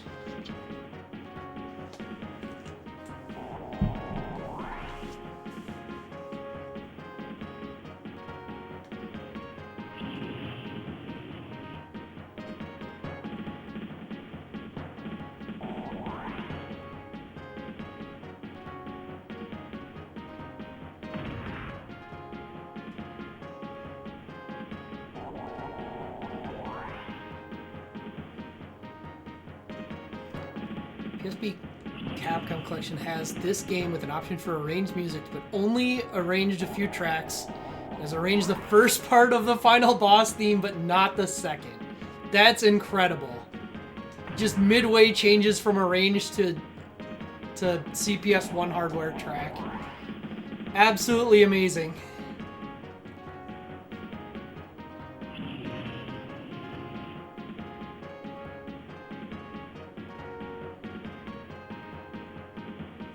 Thank you for your playing. And the name entry that's, like, unbelievably difficult to see.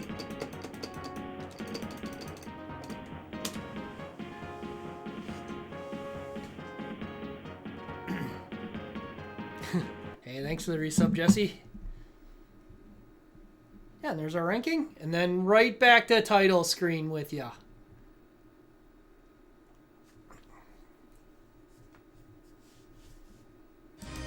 Let's see here. That, yep. Okay, so King of Dragons. King of Dragons.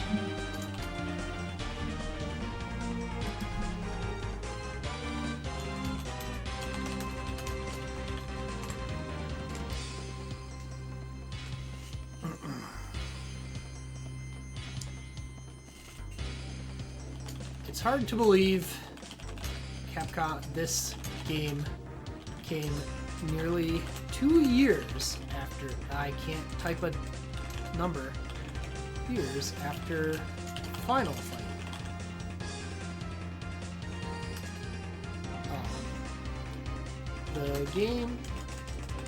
This game has an extremely simple control scheme and minimal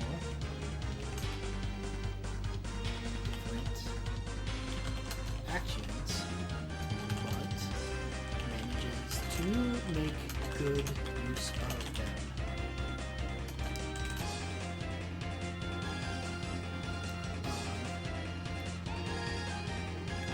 Most characters are very similar. There are at least two just separate playstyles available to have.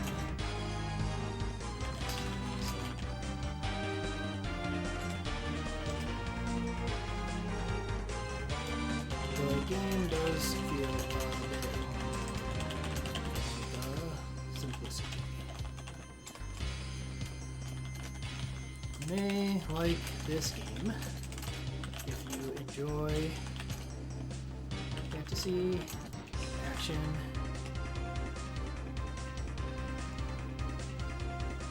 and straightforward strategies. You may not enjoy this game if you want a more complex experience on your games.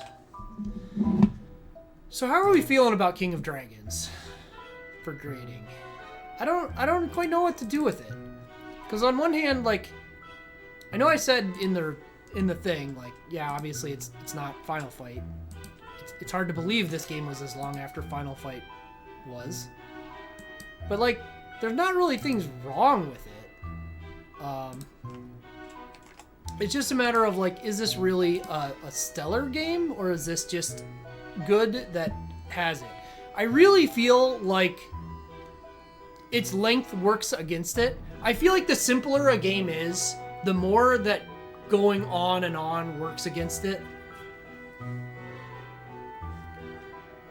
Because it does get, I mean, there's good enemy variety, but also, like, a lot of the enemies are also, like, the same enemy, but a little bit more.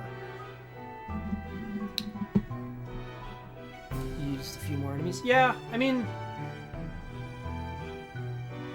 I don't know. There's a couple ways that you could change this game.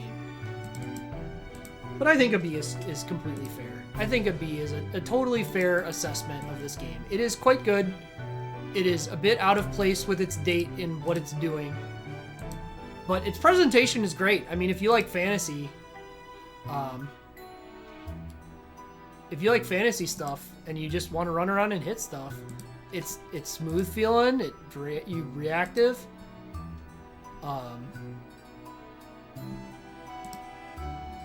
Yeah, they could have easily removed, I don't know, 4 or 5 stages.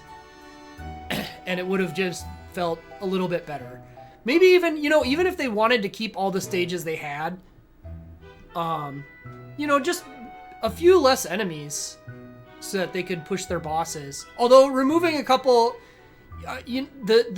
here's this boss but twice is a fine gimmick to me, generally. But they did it, what? They did Cyclops, double Cyclops. They did double Black Knight. I guess that's the only 2 doubles, huh? But then, like, you refight the Wyvern. You don't do a double fight with it. You just refight it. And you refight a couple bosses in stages. But I guess most of the bosses, there's just like 3 that repeat. No double Minotaur. There was a refight, but he wasn't even a refight as the stage boss.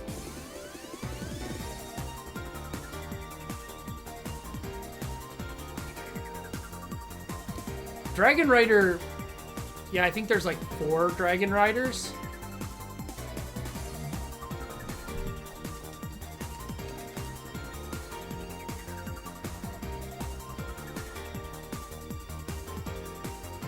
But either way, I think B is totally appropriate. I am going to take another quick break. Dragon Knight is really cool. I think Dragon Knight would have been a totally appropriate place to end the game entirely. That feels like a totally appropriate final boss for what the game is doing. But yeah, anyway, I'm going to take another break because this game was long and I don't have too many things left.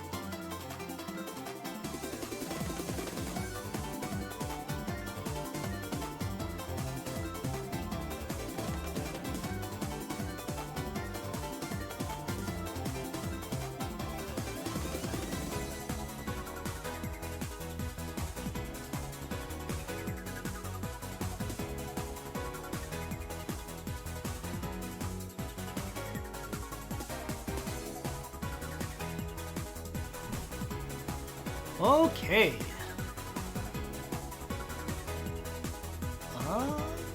Let's go back to here.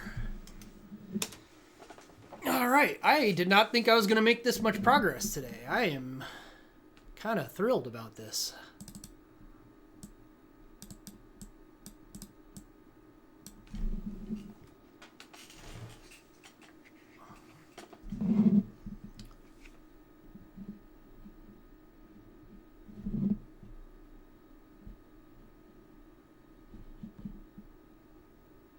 So, talked a bit about Irem earlier. They had Blade Master, which was a good game. But it kind of had some weird stuff to it. But as time went on, Irem kind of found some pretty sweet stuff to do. They obviously had Ninja Baseball Batman, which was a very good game, although very kind of hidden away. But they also released this game, UC Cops, Undercover Cops, which has the very, very clear Nazca art style. Yeah, unfortunately, this game doesn't have demo sounds on right now. I could turn it on, I guess. I think. Dip switches. There we go. Whoops.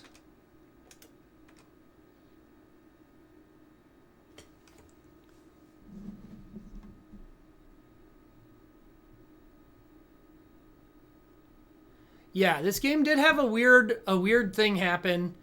My understanding of what happened with the American release is that some people got their hands on what was essentially a beta or like a demo board for the game that wasn't complete. And instead of doing the sensible thing and trying it out and figuring things out, they just put it in cabs and shipped it. And it was missing several features. But they did eventually release an update they called Alpha Renewal that restored all the functionality. I'm running on the Japanese version because it has that functionality, and also the names were changed in the US revision, and a lot of the names were changed to stuff that I think is quite awful.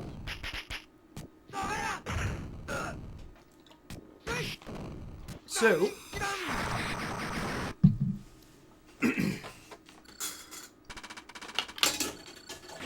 let's go. So this game has 3 characters. Zan is kind of iffy. Rosa is quite good. I like playing as Matt. Here she comes.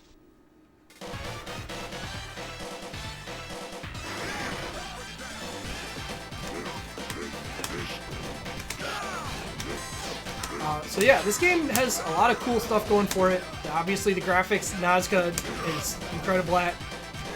The soundtrack is also incredible. The gameplay has a couple hitches, but they're nothing that's like drastic. The biggest thing I'll point to is the basic punch string kind of like doesn't work right on some enemies.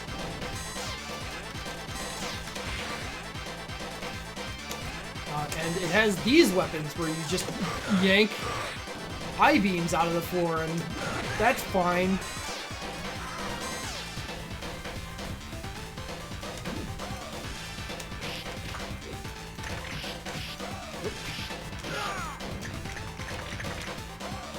It's got these... It's got like special throws and stuff you can do. There's like dashing jump attacks in addition to regular jumping attacks. Direction, like if you're jumping forward or neutral, you get different ones. So just pretty complete move list for a just punch and jump game.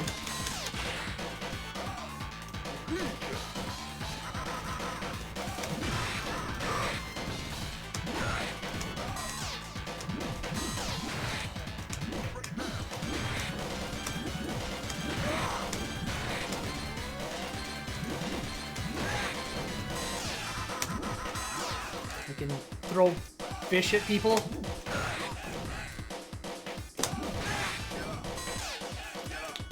And there's a mouse right there. Mouse is fun, right? There's another thing we can pick up.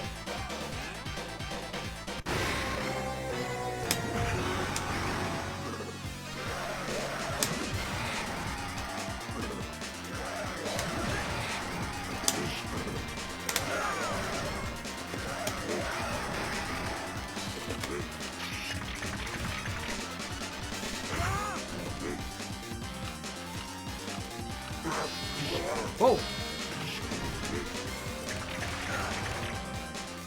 Well, that guy's dead.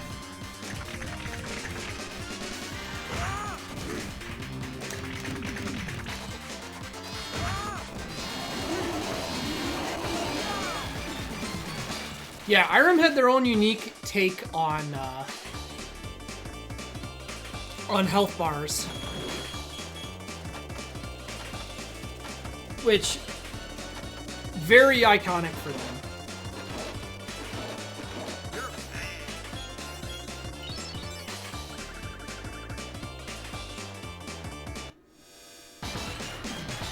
Here she comes.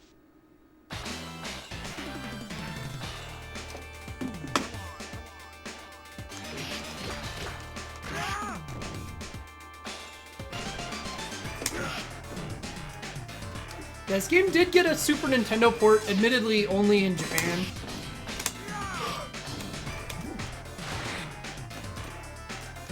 Until they, I think, limited run the release or something.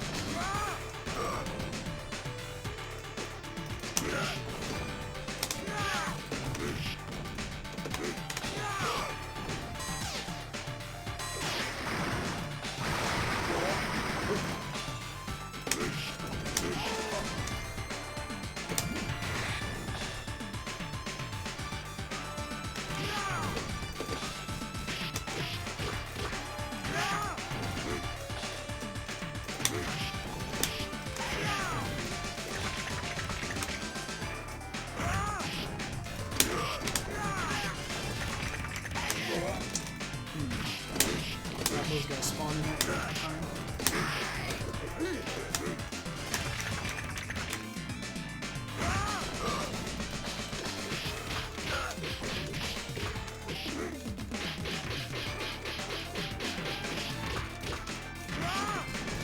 Got a nice punt.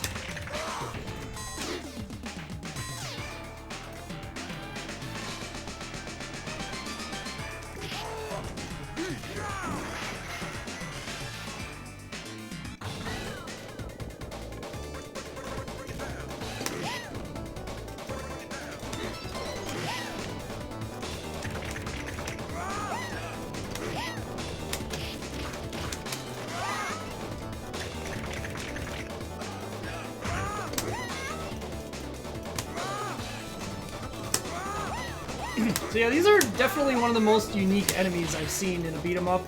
They're very animated.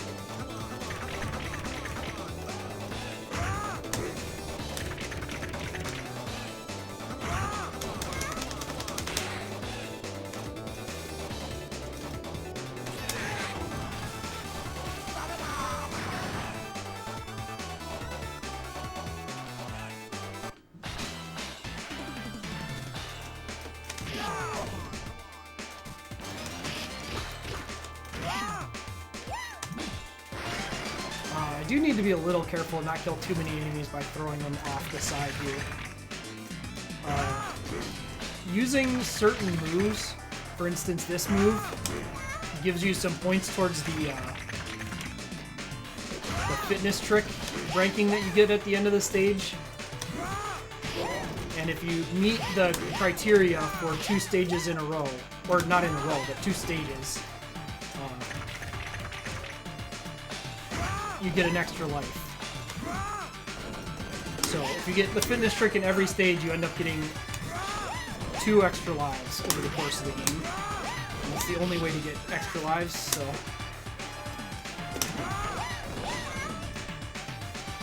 I'm not sure if that Brad is alive.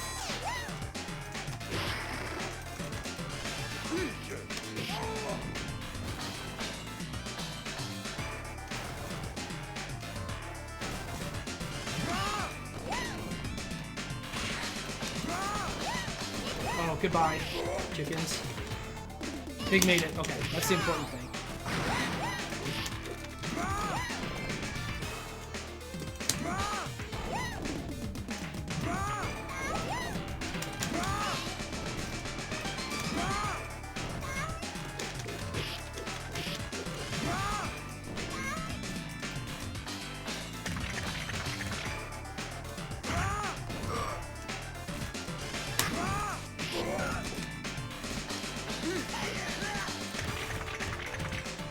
Good job to him.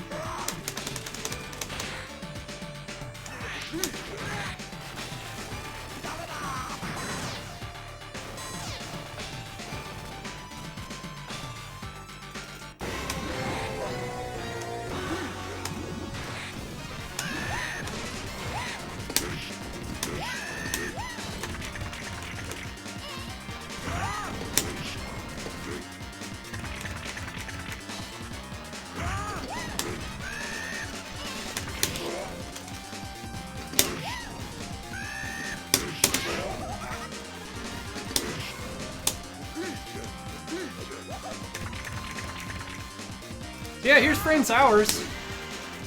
She's a big girl.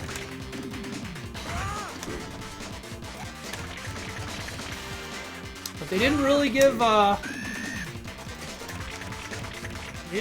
invincibility frames where she's standing up, so gonna do that, do it to her. Big. Yes.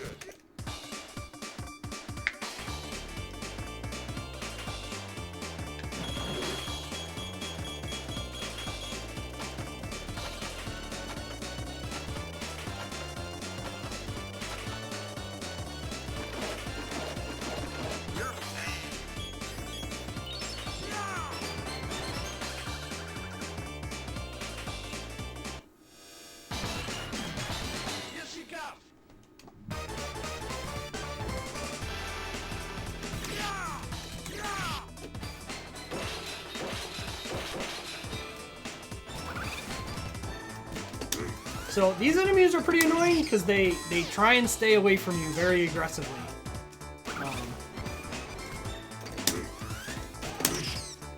The right spacing, you can shoulder charge them, and fortunately they don't have any health, so they just die.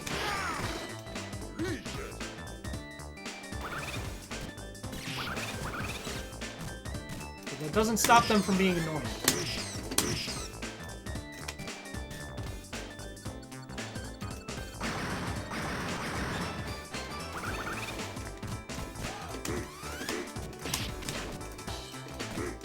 They do quite a bit of damage when they stab you.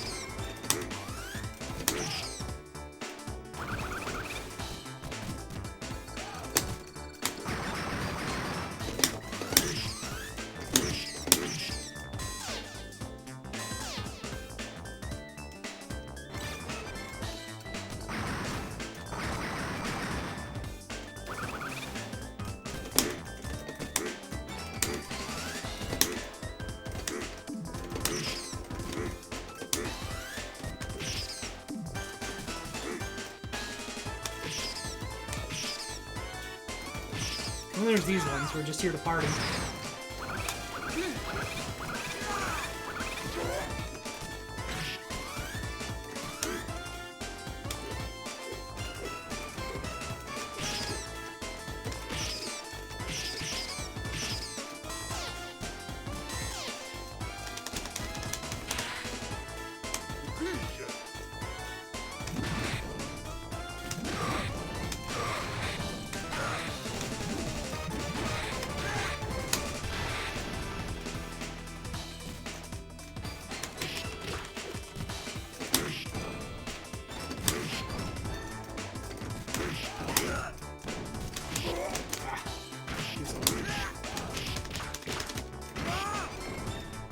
Is he alive?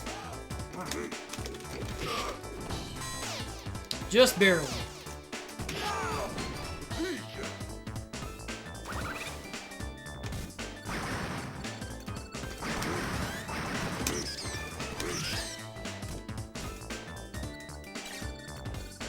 Oh, the mech mole.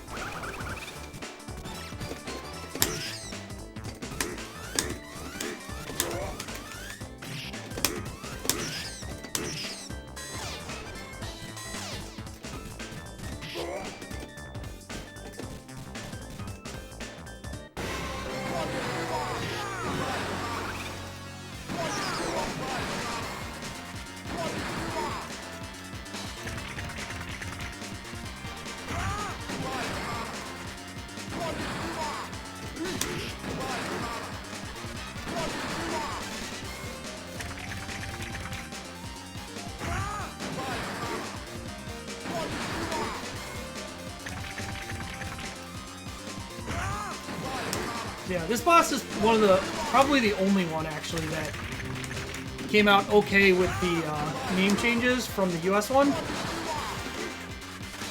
Because Gun Puncher is actually a pretty funny name.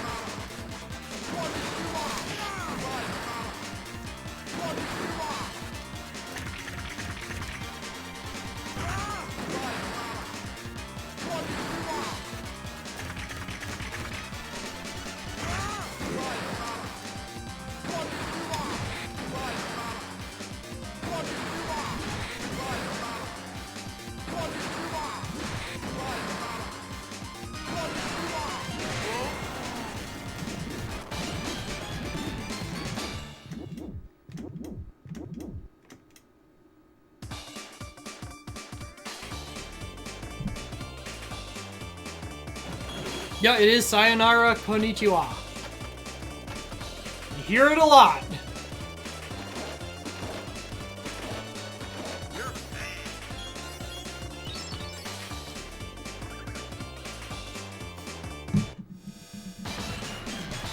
Here she comes.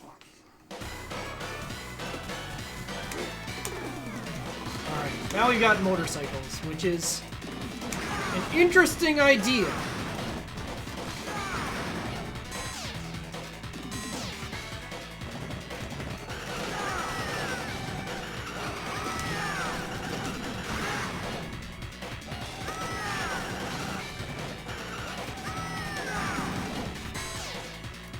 Every once in a while, the wheelie will beat just like straight up jump kick, and I don't really get why. Just something about how the hitboxes work out will end up bad for you.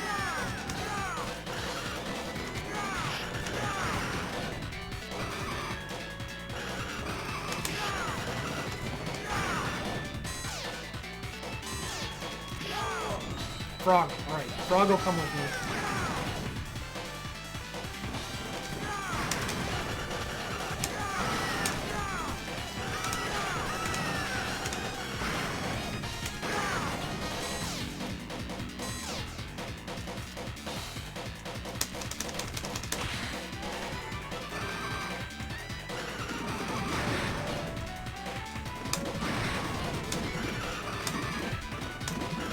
I'm surprised that's a win.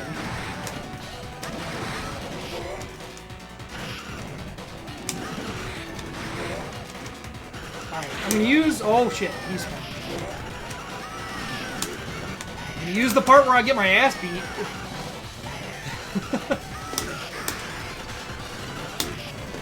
Just overall played out really badly there.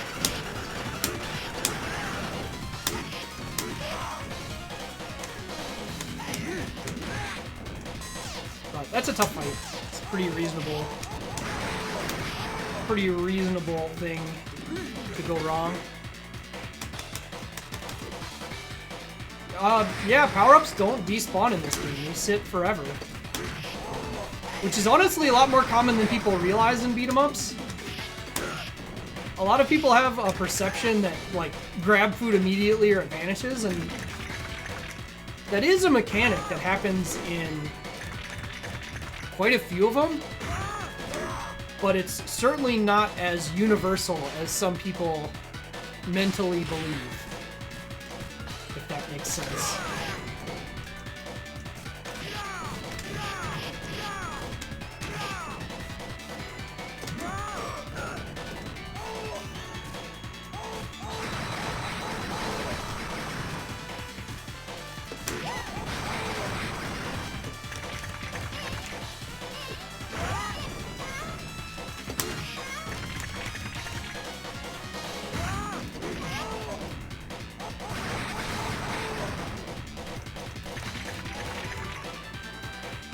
Two frogs.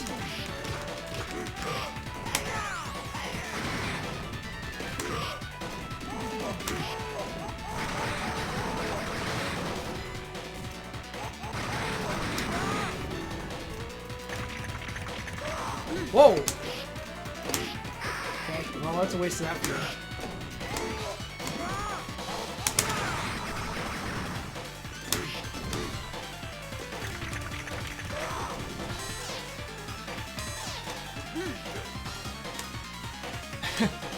All of the characters get the big weapons.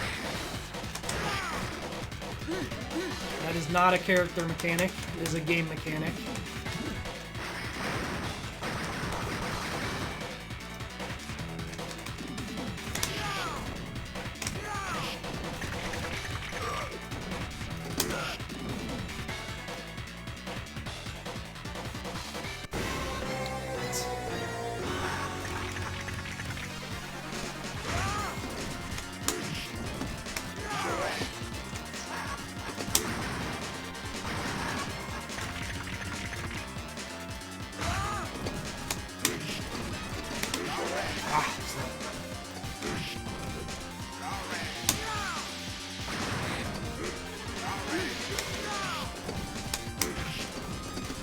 Oh! Oh, shit.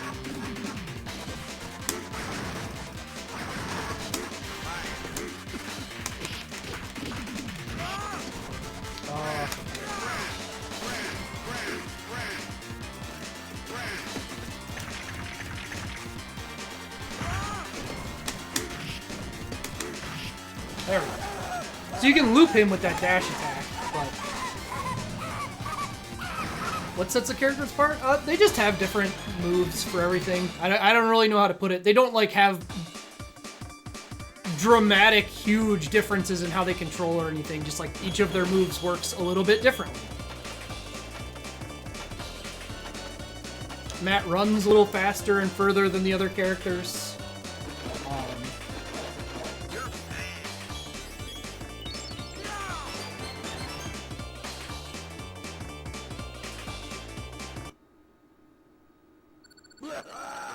They have different hitboxes on things. Their big special moves are they're like Super Joy and their super are different.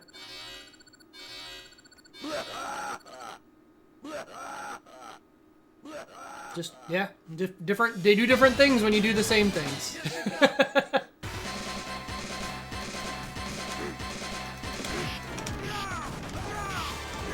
Like if you were to jump straight up, you'd get a different animated move, you know?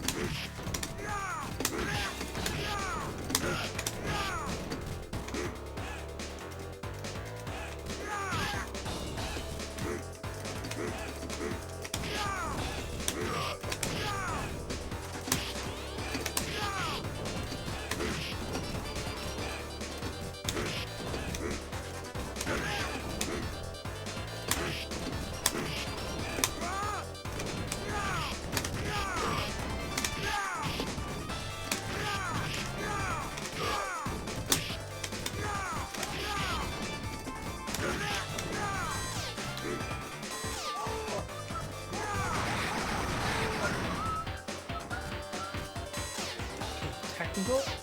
Oh, I'd say it's pretty similar to how Capcom had differences in characters. None of them have like a unique move. Like none of them are like Hager, where they have Pile Driver and the other characters don't.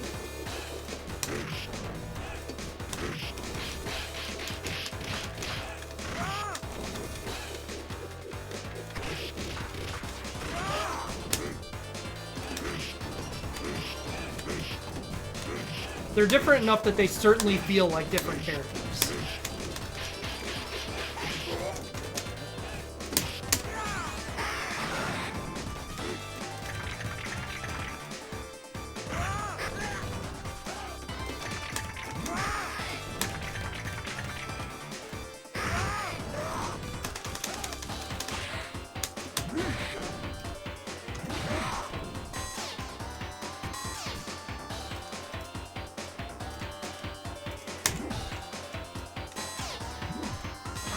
Unfortunately, you need to pick that up to get that food to spawn.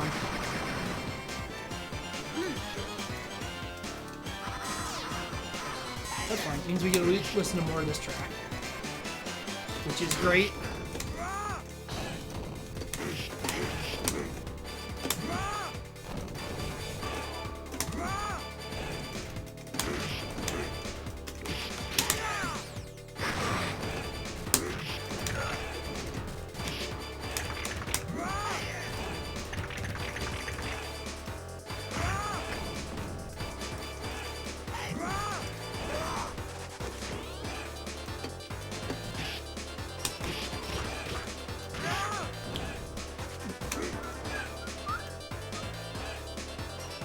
Supposed to take the ride the motorcycle. The funniest part about that to me is Matt's ending. I'm gonna spoil it because you can't read. I'm assuming most of you can't read Japanese. But Matt's ending is that he buys a motorcycle. So it's like.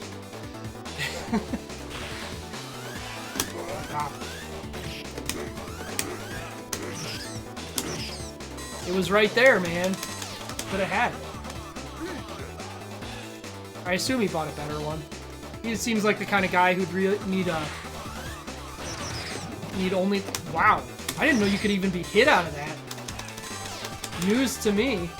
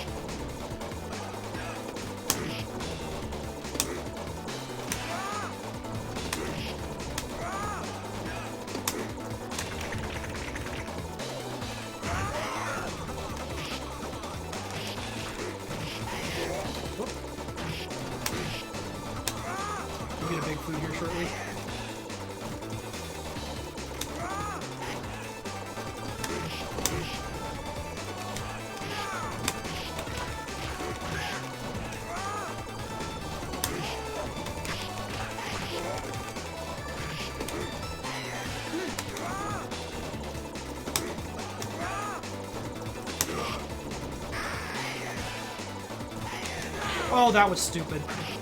Those guys are... These guys, like, entire gimmick is that if you jump anywhere near them, they clobber you.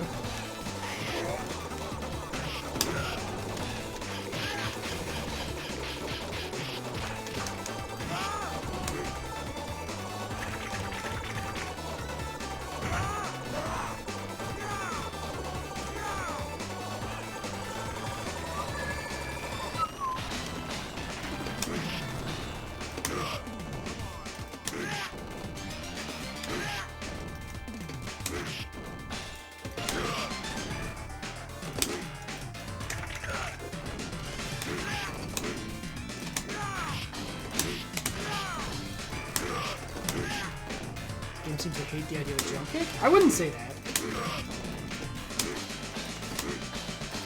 The jump kicks are quite good. It's just that enemy type. It's kind of a good thing that they did, honestly, is they went, hey, jump kicks are really good. We should make one enemy at least that prevents you from just jump kicking everything.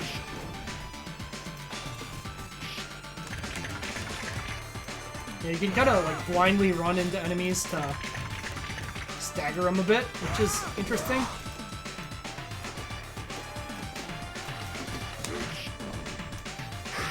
Oh, what the fuck? Oh, I'm dead.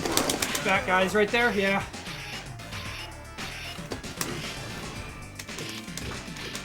I thought he spawned out of the light, was why I did that way.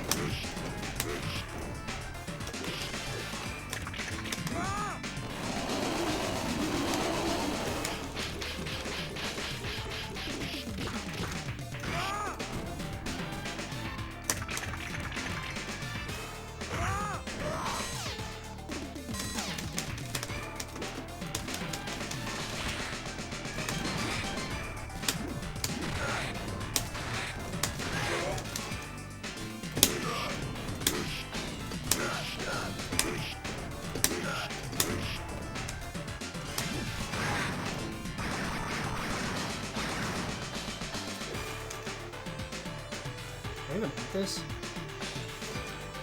This is fine. I'll just throw it in.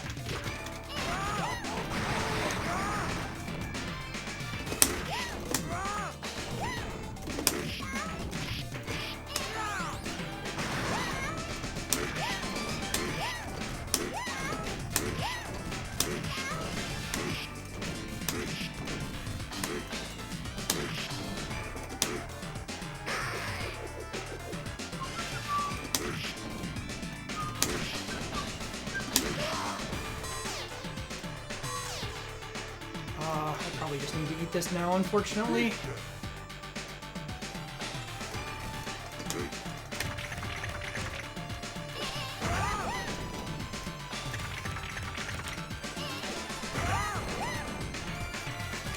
Oh! Why did that dash? What the fuck? Well, there's an input error and a half.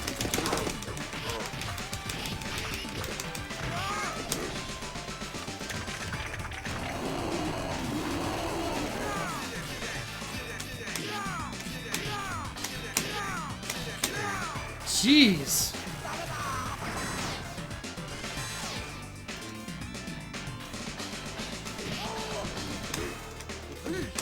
Lose an entire life to surprise double tap.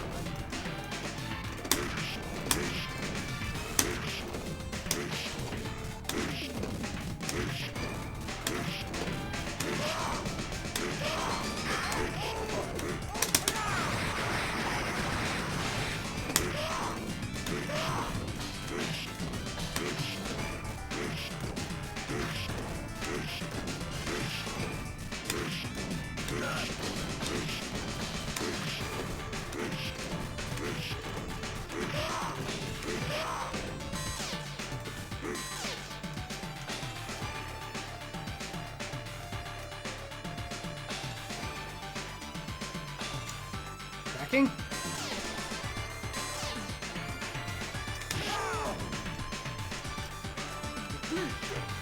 Nope. There we go. Kraken's losing me here.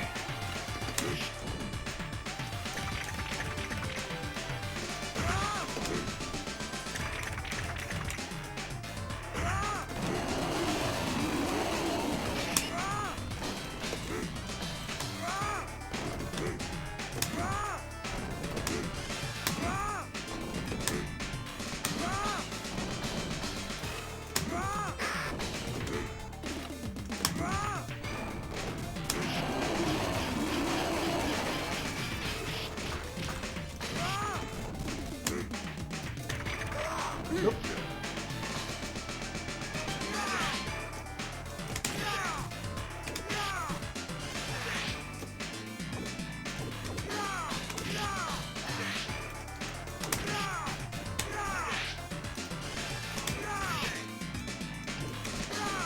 Shouldn't have done this.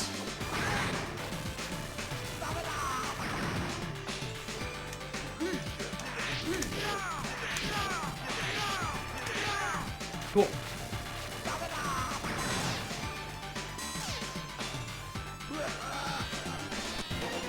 So this is a funny thing where if you don't hit him there, you get a bad ending. Not immediately, you still have to finish the game, but allowing him to drop the bomb on the city is bad. Believe it or not. Pig. Pig is good.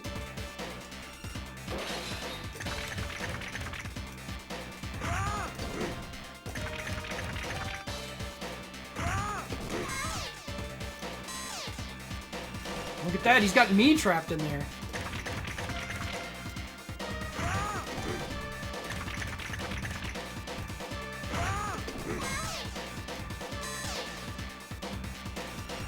Alright, so this fight's a bit weird because these clones really suck.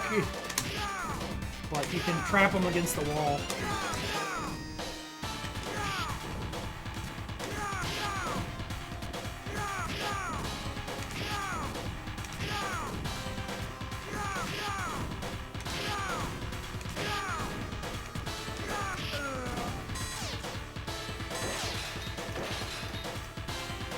Good pattern.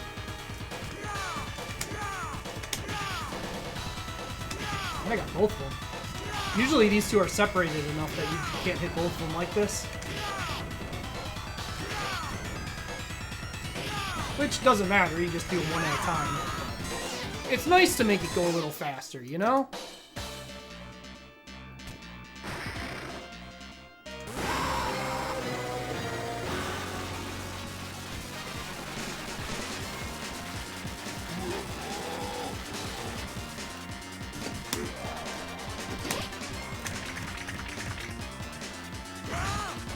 There he is, the final boss defeated, definitely.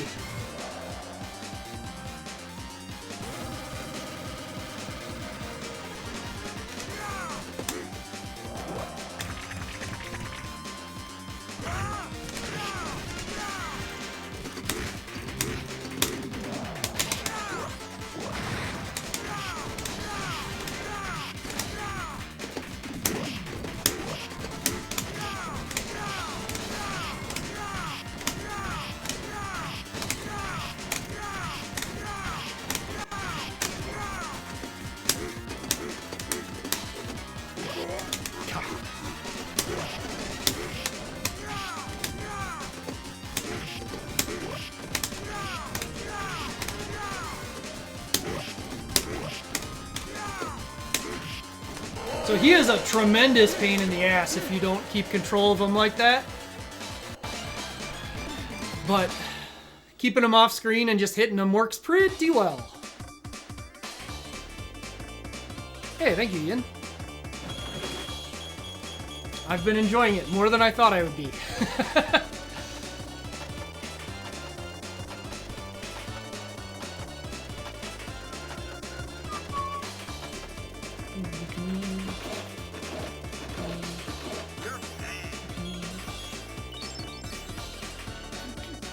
And this game gives you a point bonus if you won credit clear, which is always a cool thing to see. Always like to see developers encourage their scoring to work around playing well and not on dropping coins into the machine like a madman.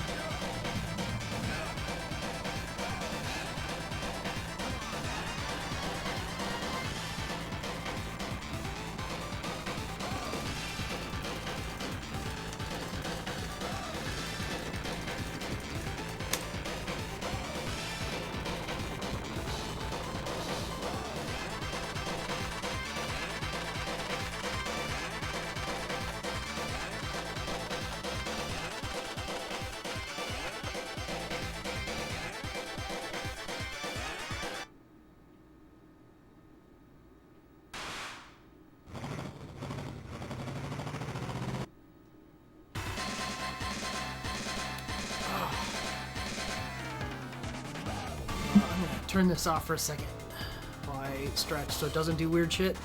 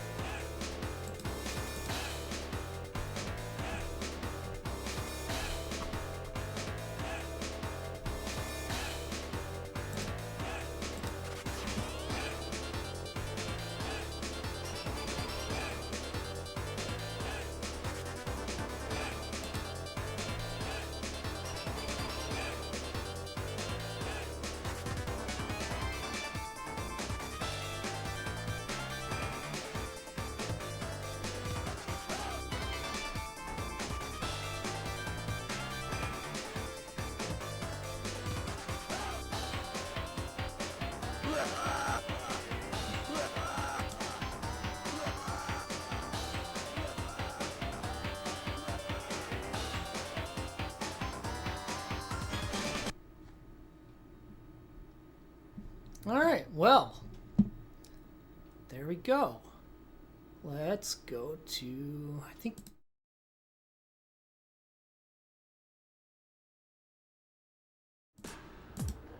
That one didn't have audio for some reason. I missed that one, but whatever.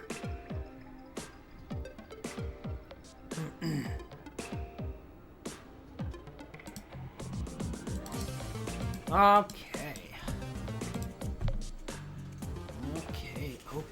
Okay. Undercover cops.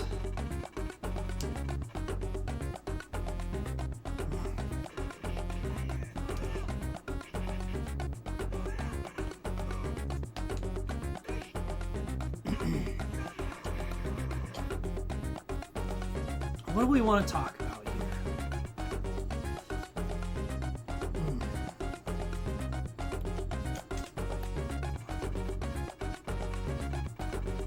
This game is absolutely one of Irem's finest adventures.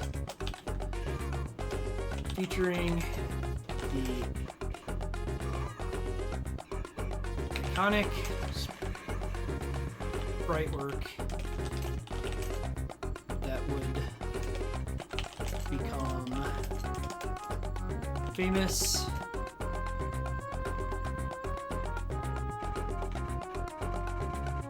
in the Metal Slug series and some of Irem's best music tracks. Three 3 unique characters, each with advantages. I'm going off, probably.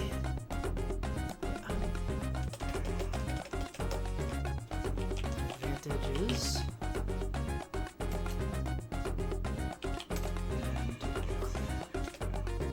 And unique and dynamic boss fights that do not fall into the trap of just being overwhelming. I would recommend this game to anyone with a even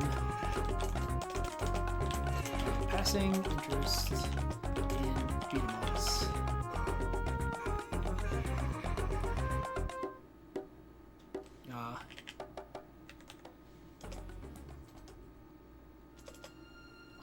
You may not enjoy this game if the difficulty is off-putting to you. This game is just like really good. There's, you know, one of the things I'll say like in BeatEmUps a lot, it's gonna come up a lot, is that like I'll say like there's nothing flashy in this game, because I know there's a lot of people out there who like really flashy stuff, but this game has moves like that are flashy. It has big flashy things. You don't need them, but they're there, and I think that is meaningful. They're also not intrusive. Like sometimes when they have big flashy stuff, it's true. The style and cleanliness is also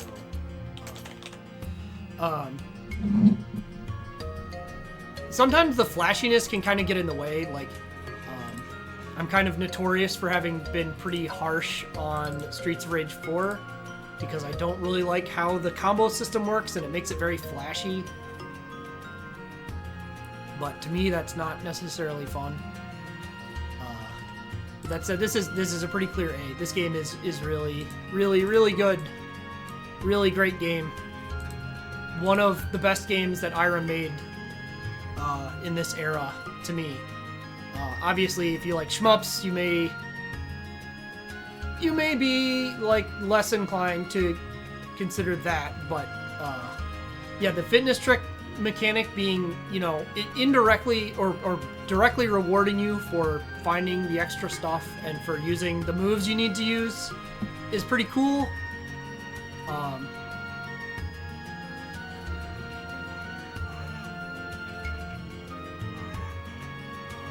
But yeah, just lots of neat stuff to do.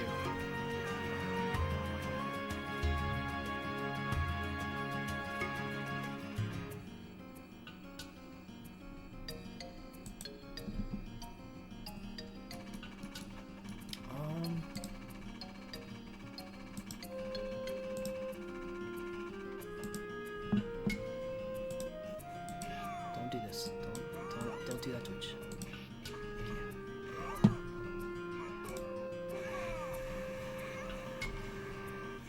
Did it split this?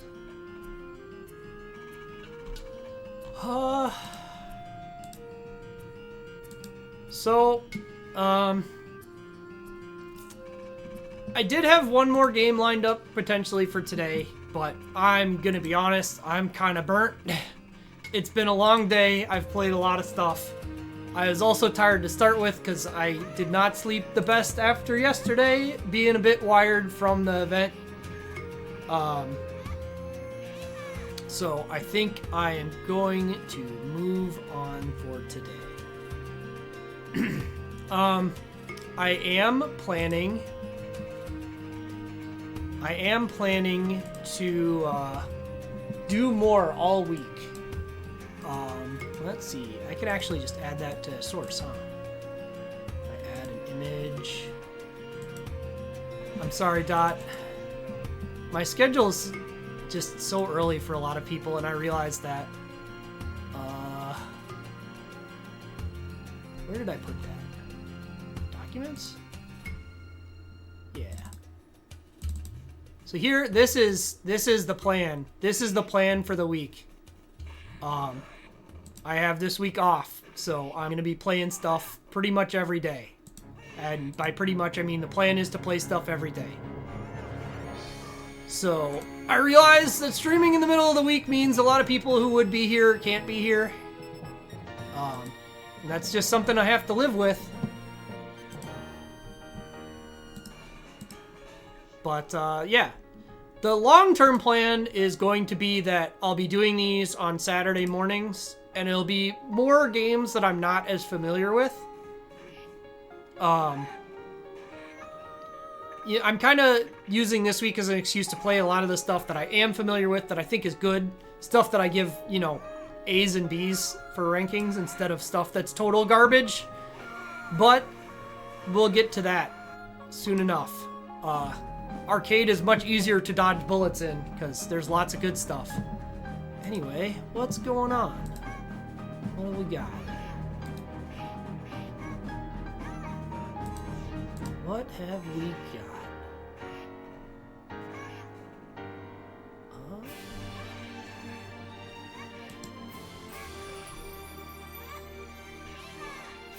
Well, I suppose I will send you all to Eltriok. He was playing in the event yesterday with me. It was a good time, and he's playing Zone of Enders, which is a pretty interesting game. So, I'll send you all there. As per usual, I don't really have raid messages. You can just kind of hang out. No, don't. It's all the gem garbage, but I don't want that. I don't know what to say. What? That's not what I want. That's a scene that's not ready yet. I'm clicking things. There, we're back to here. All right, see y'all later.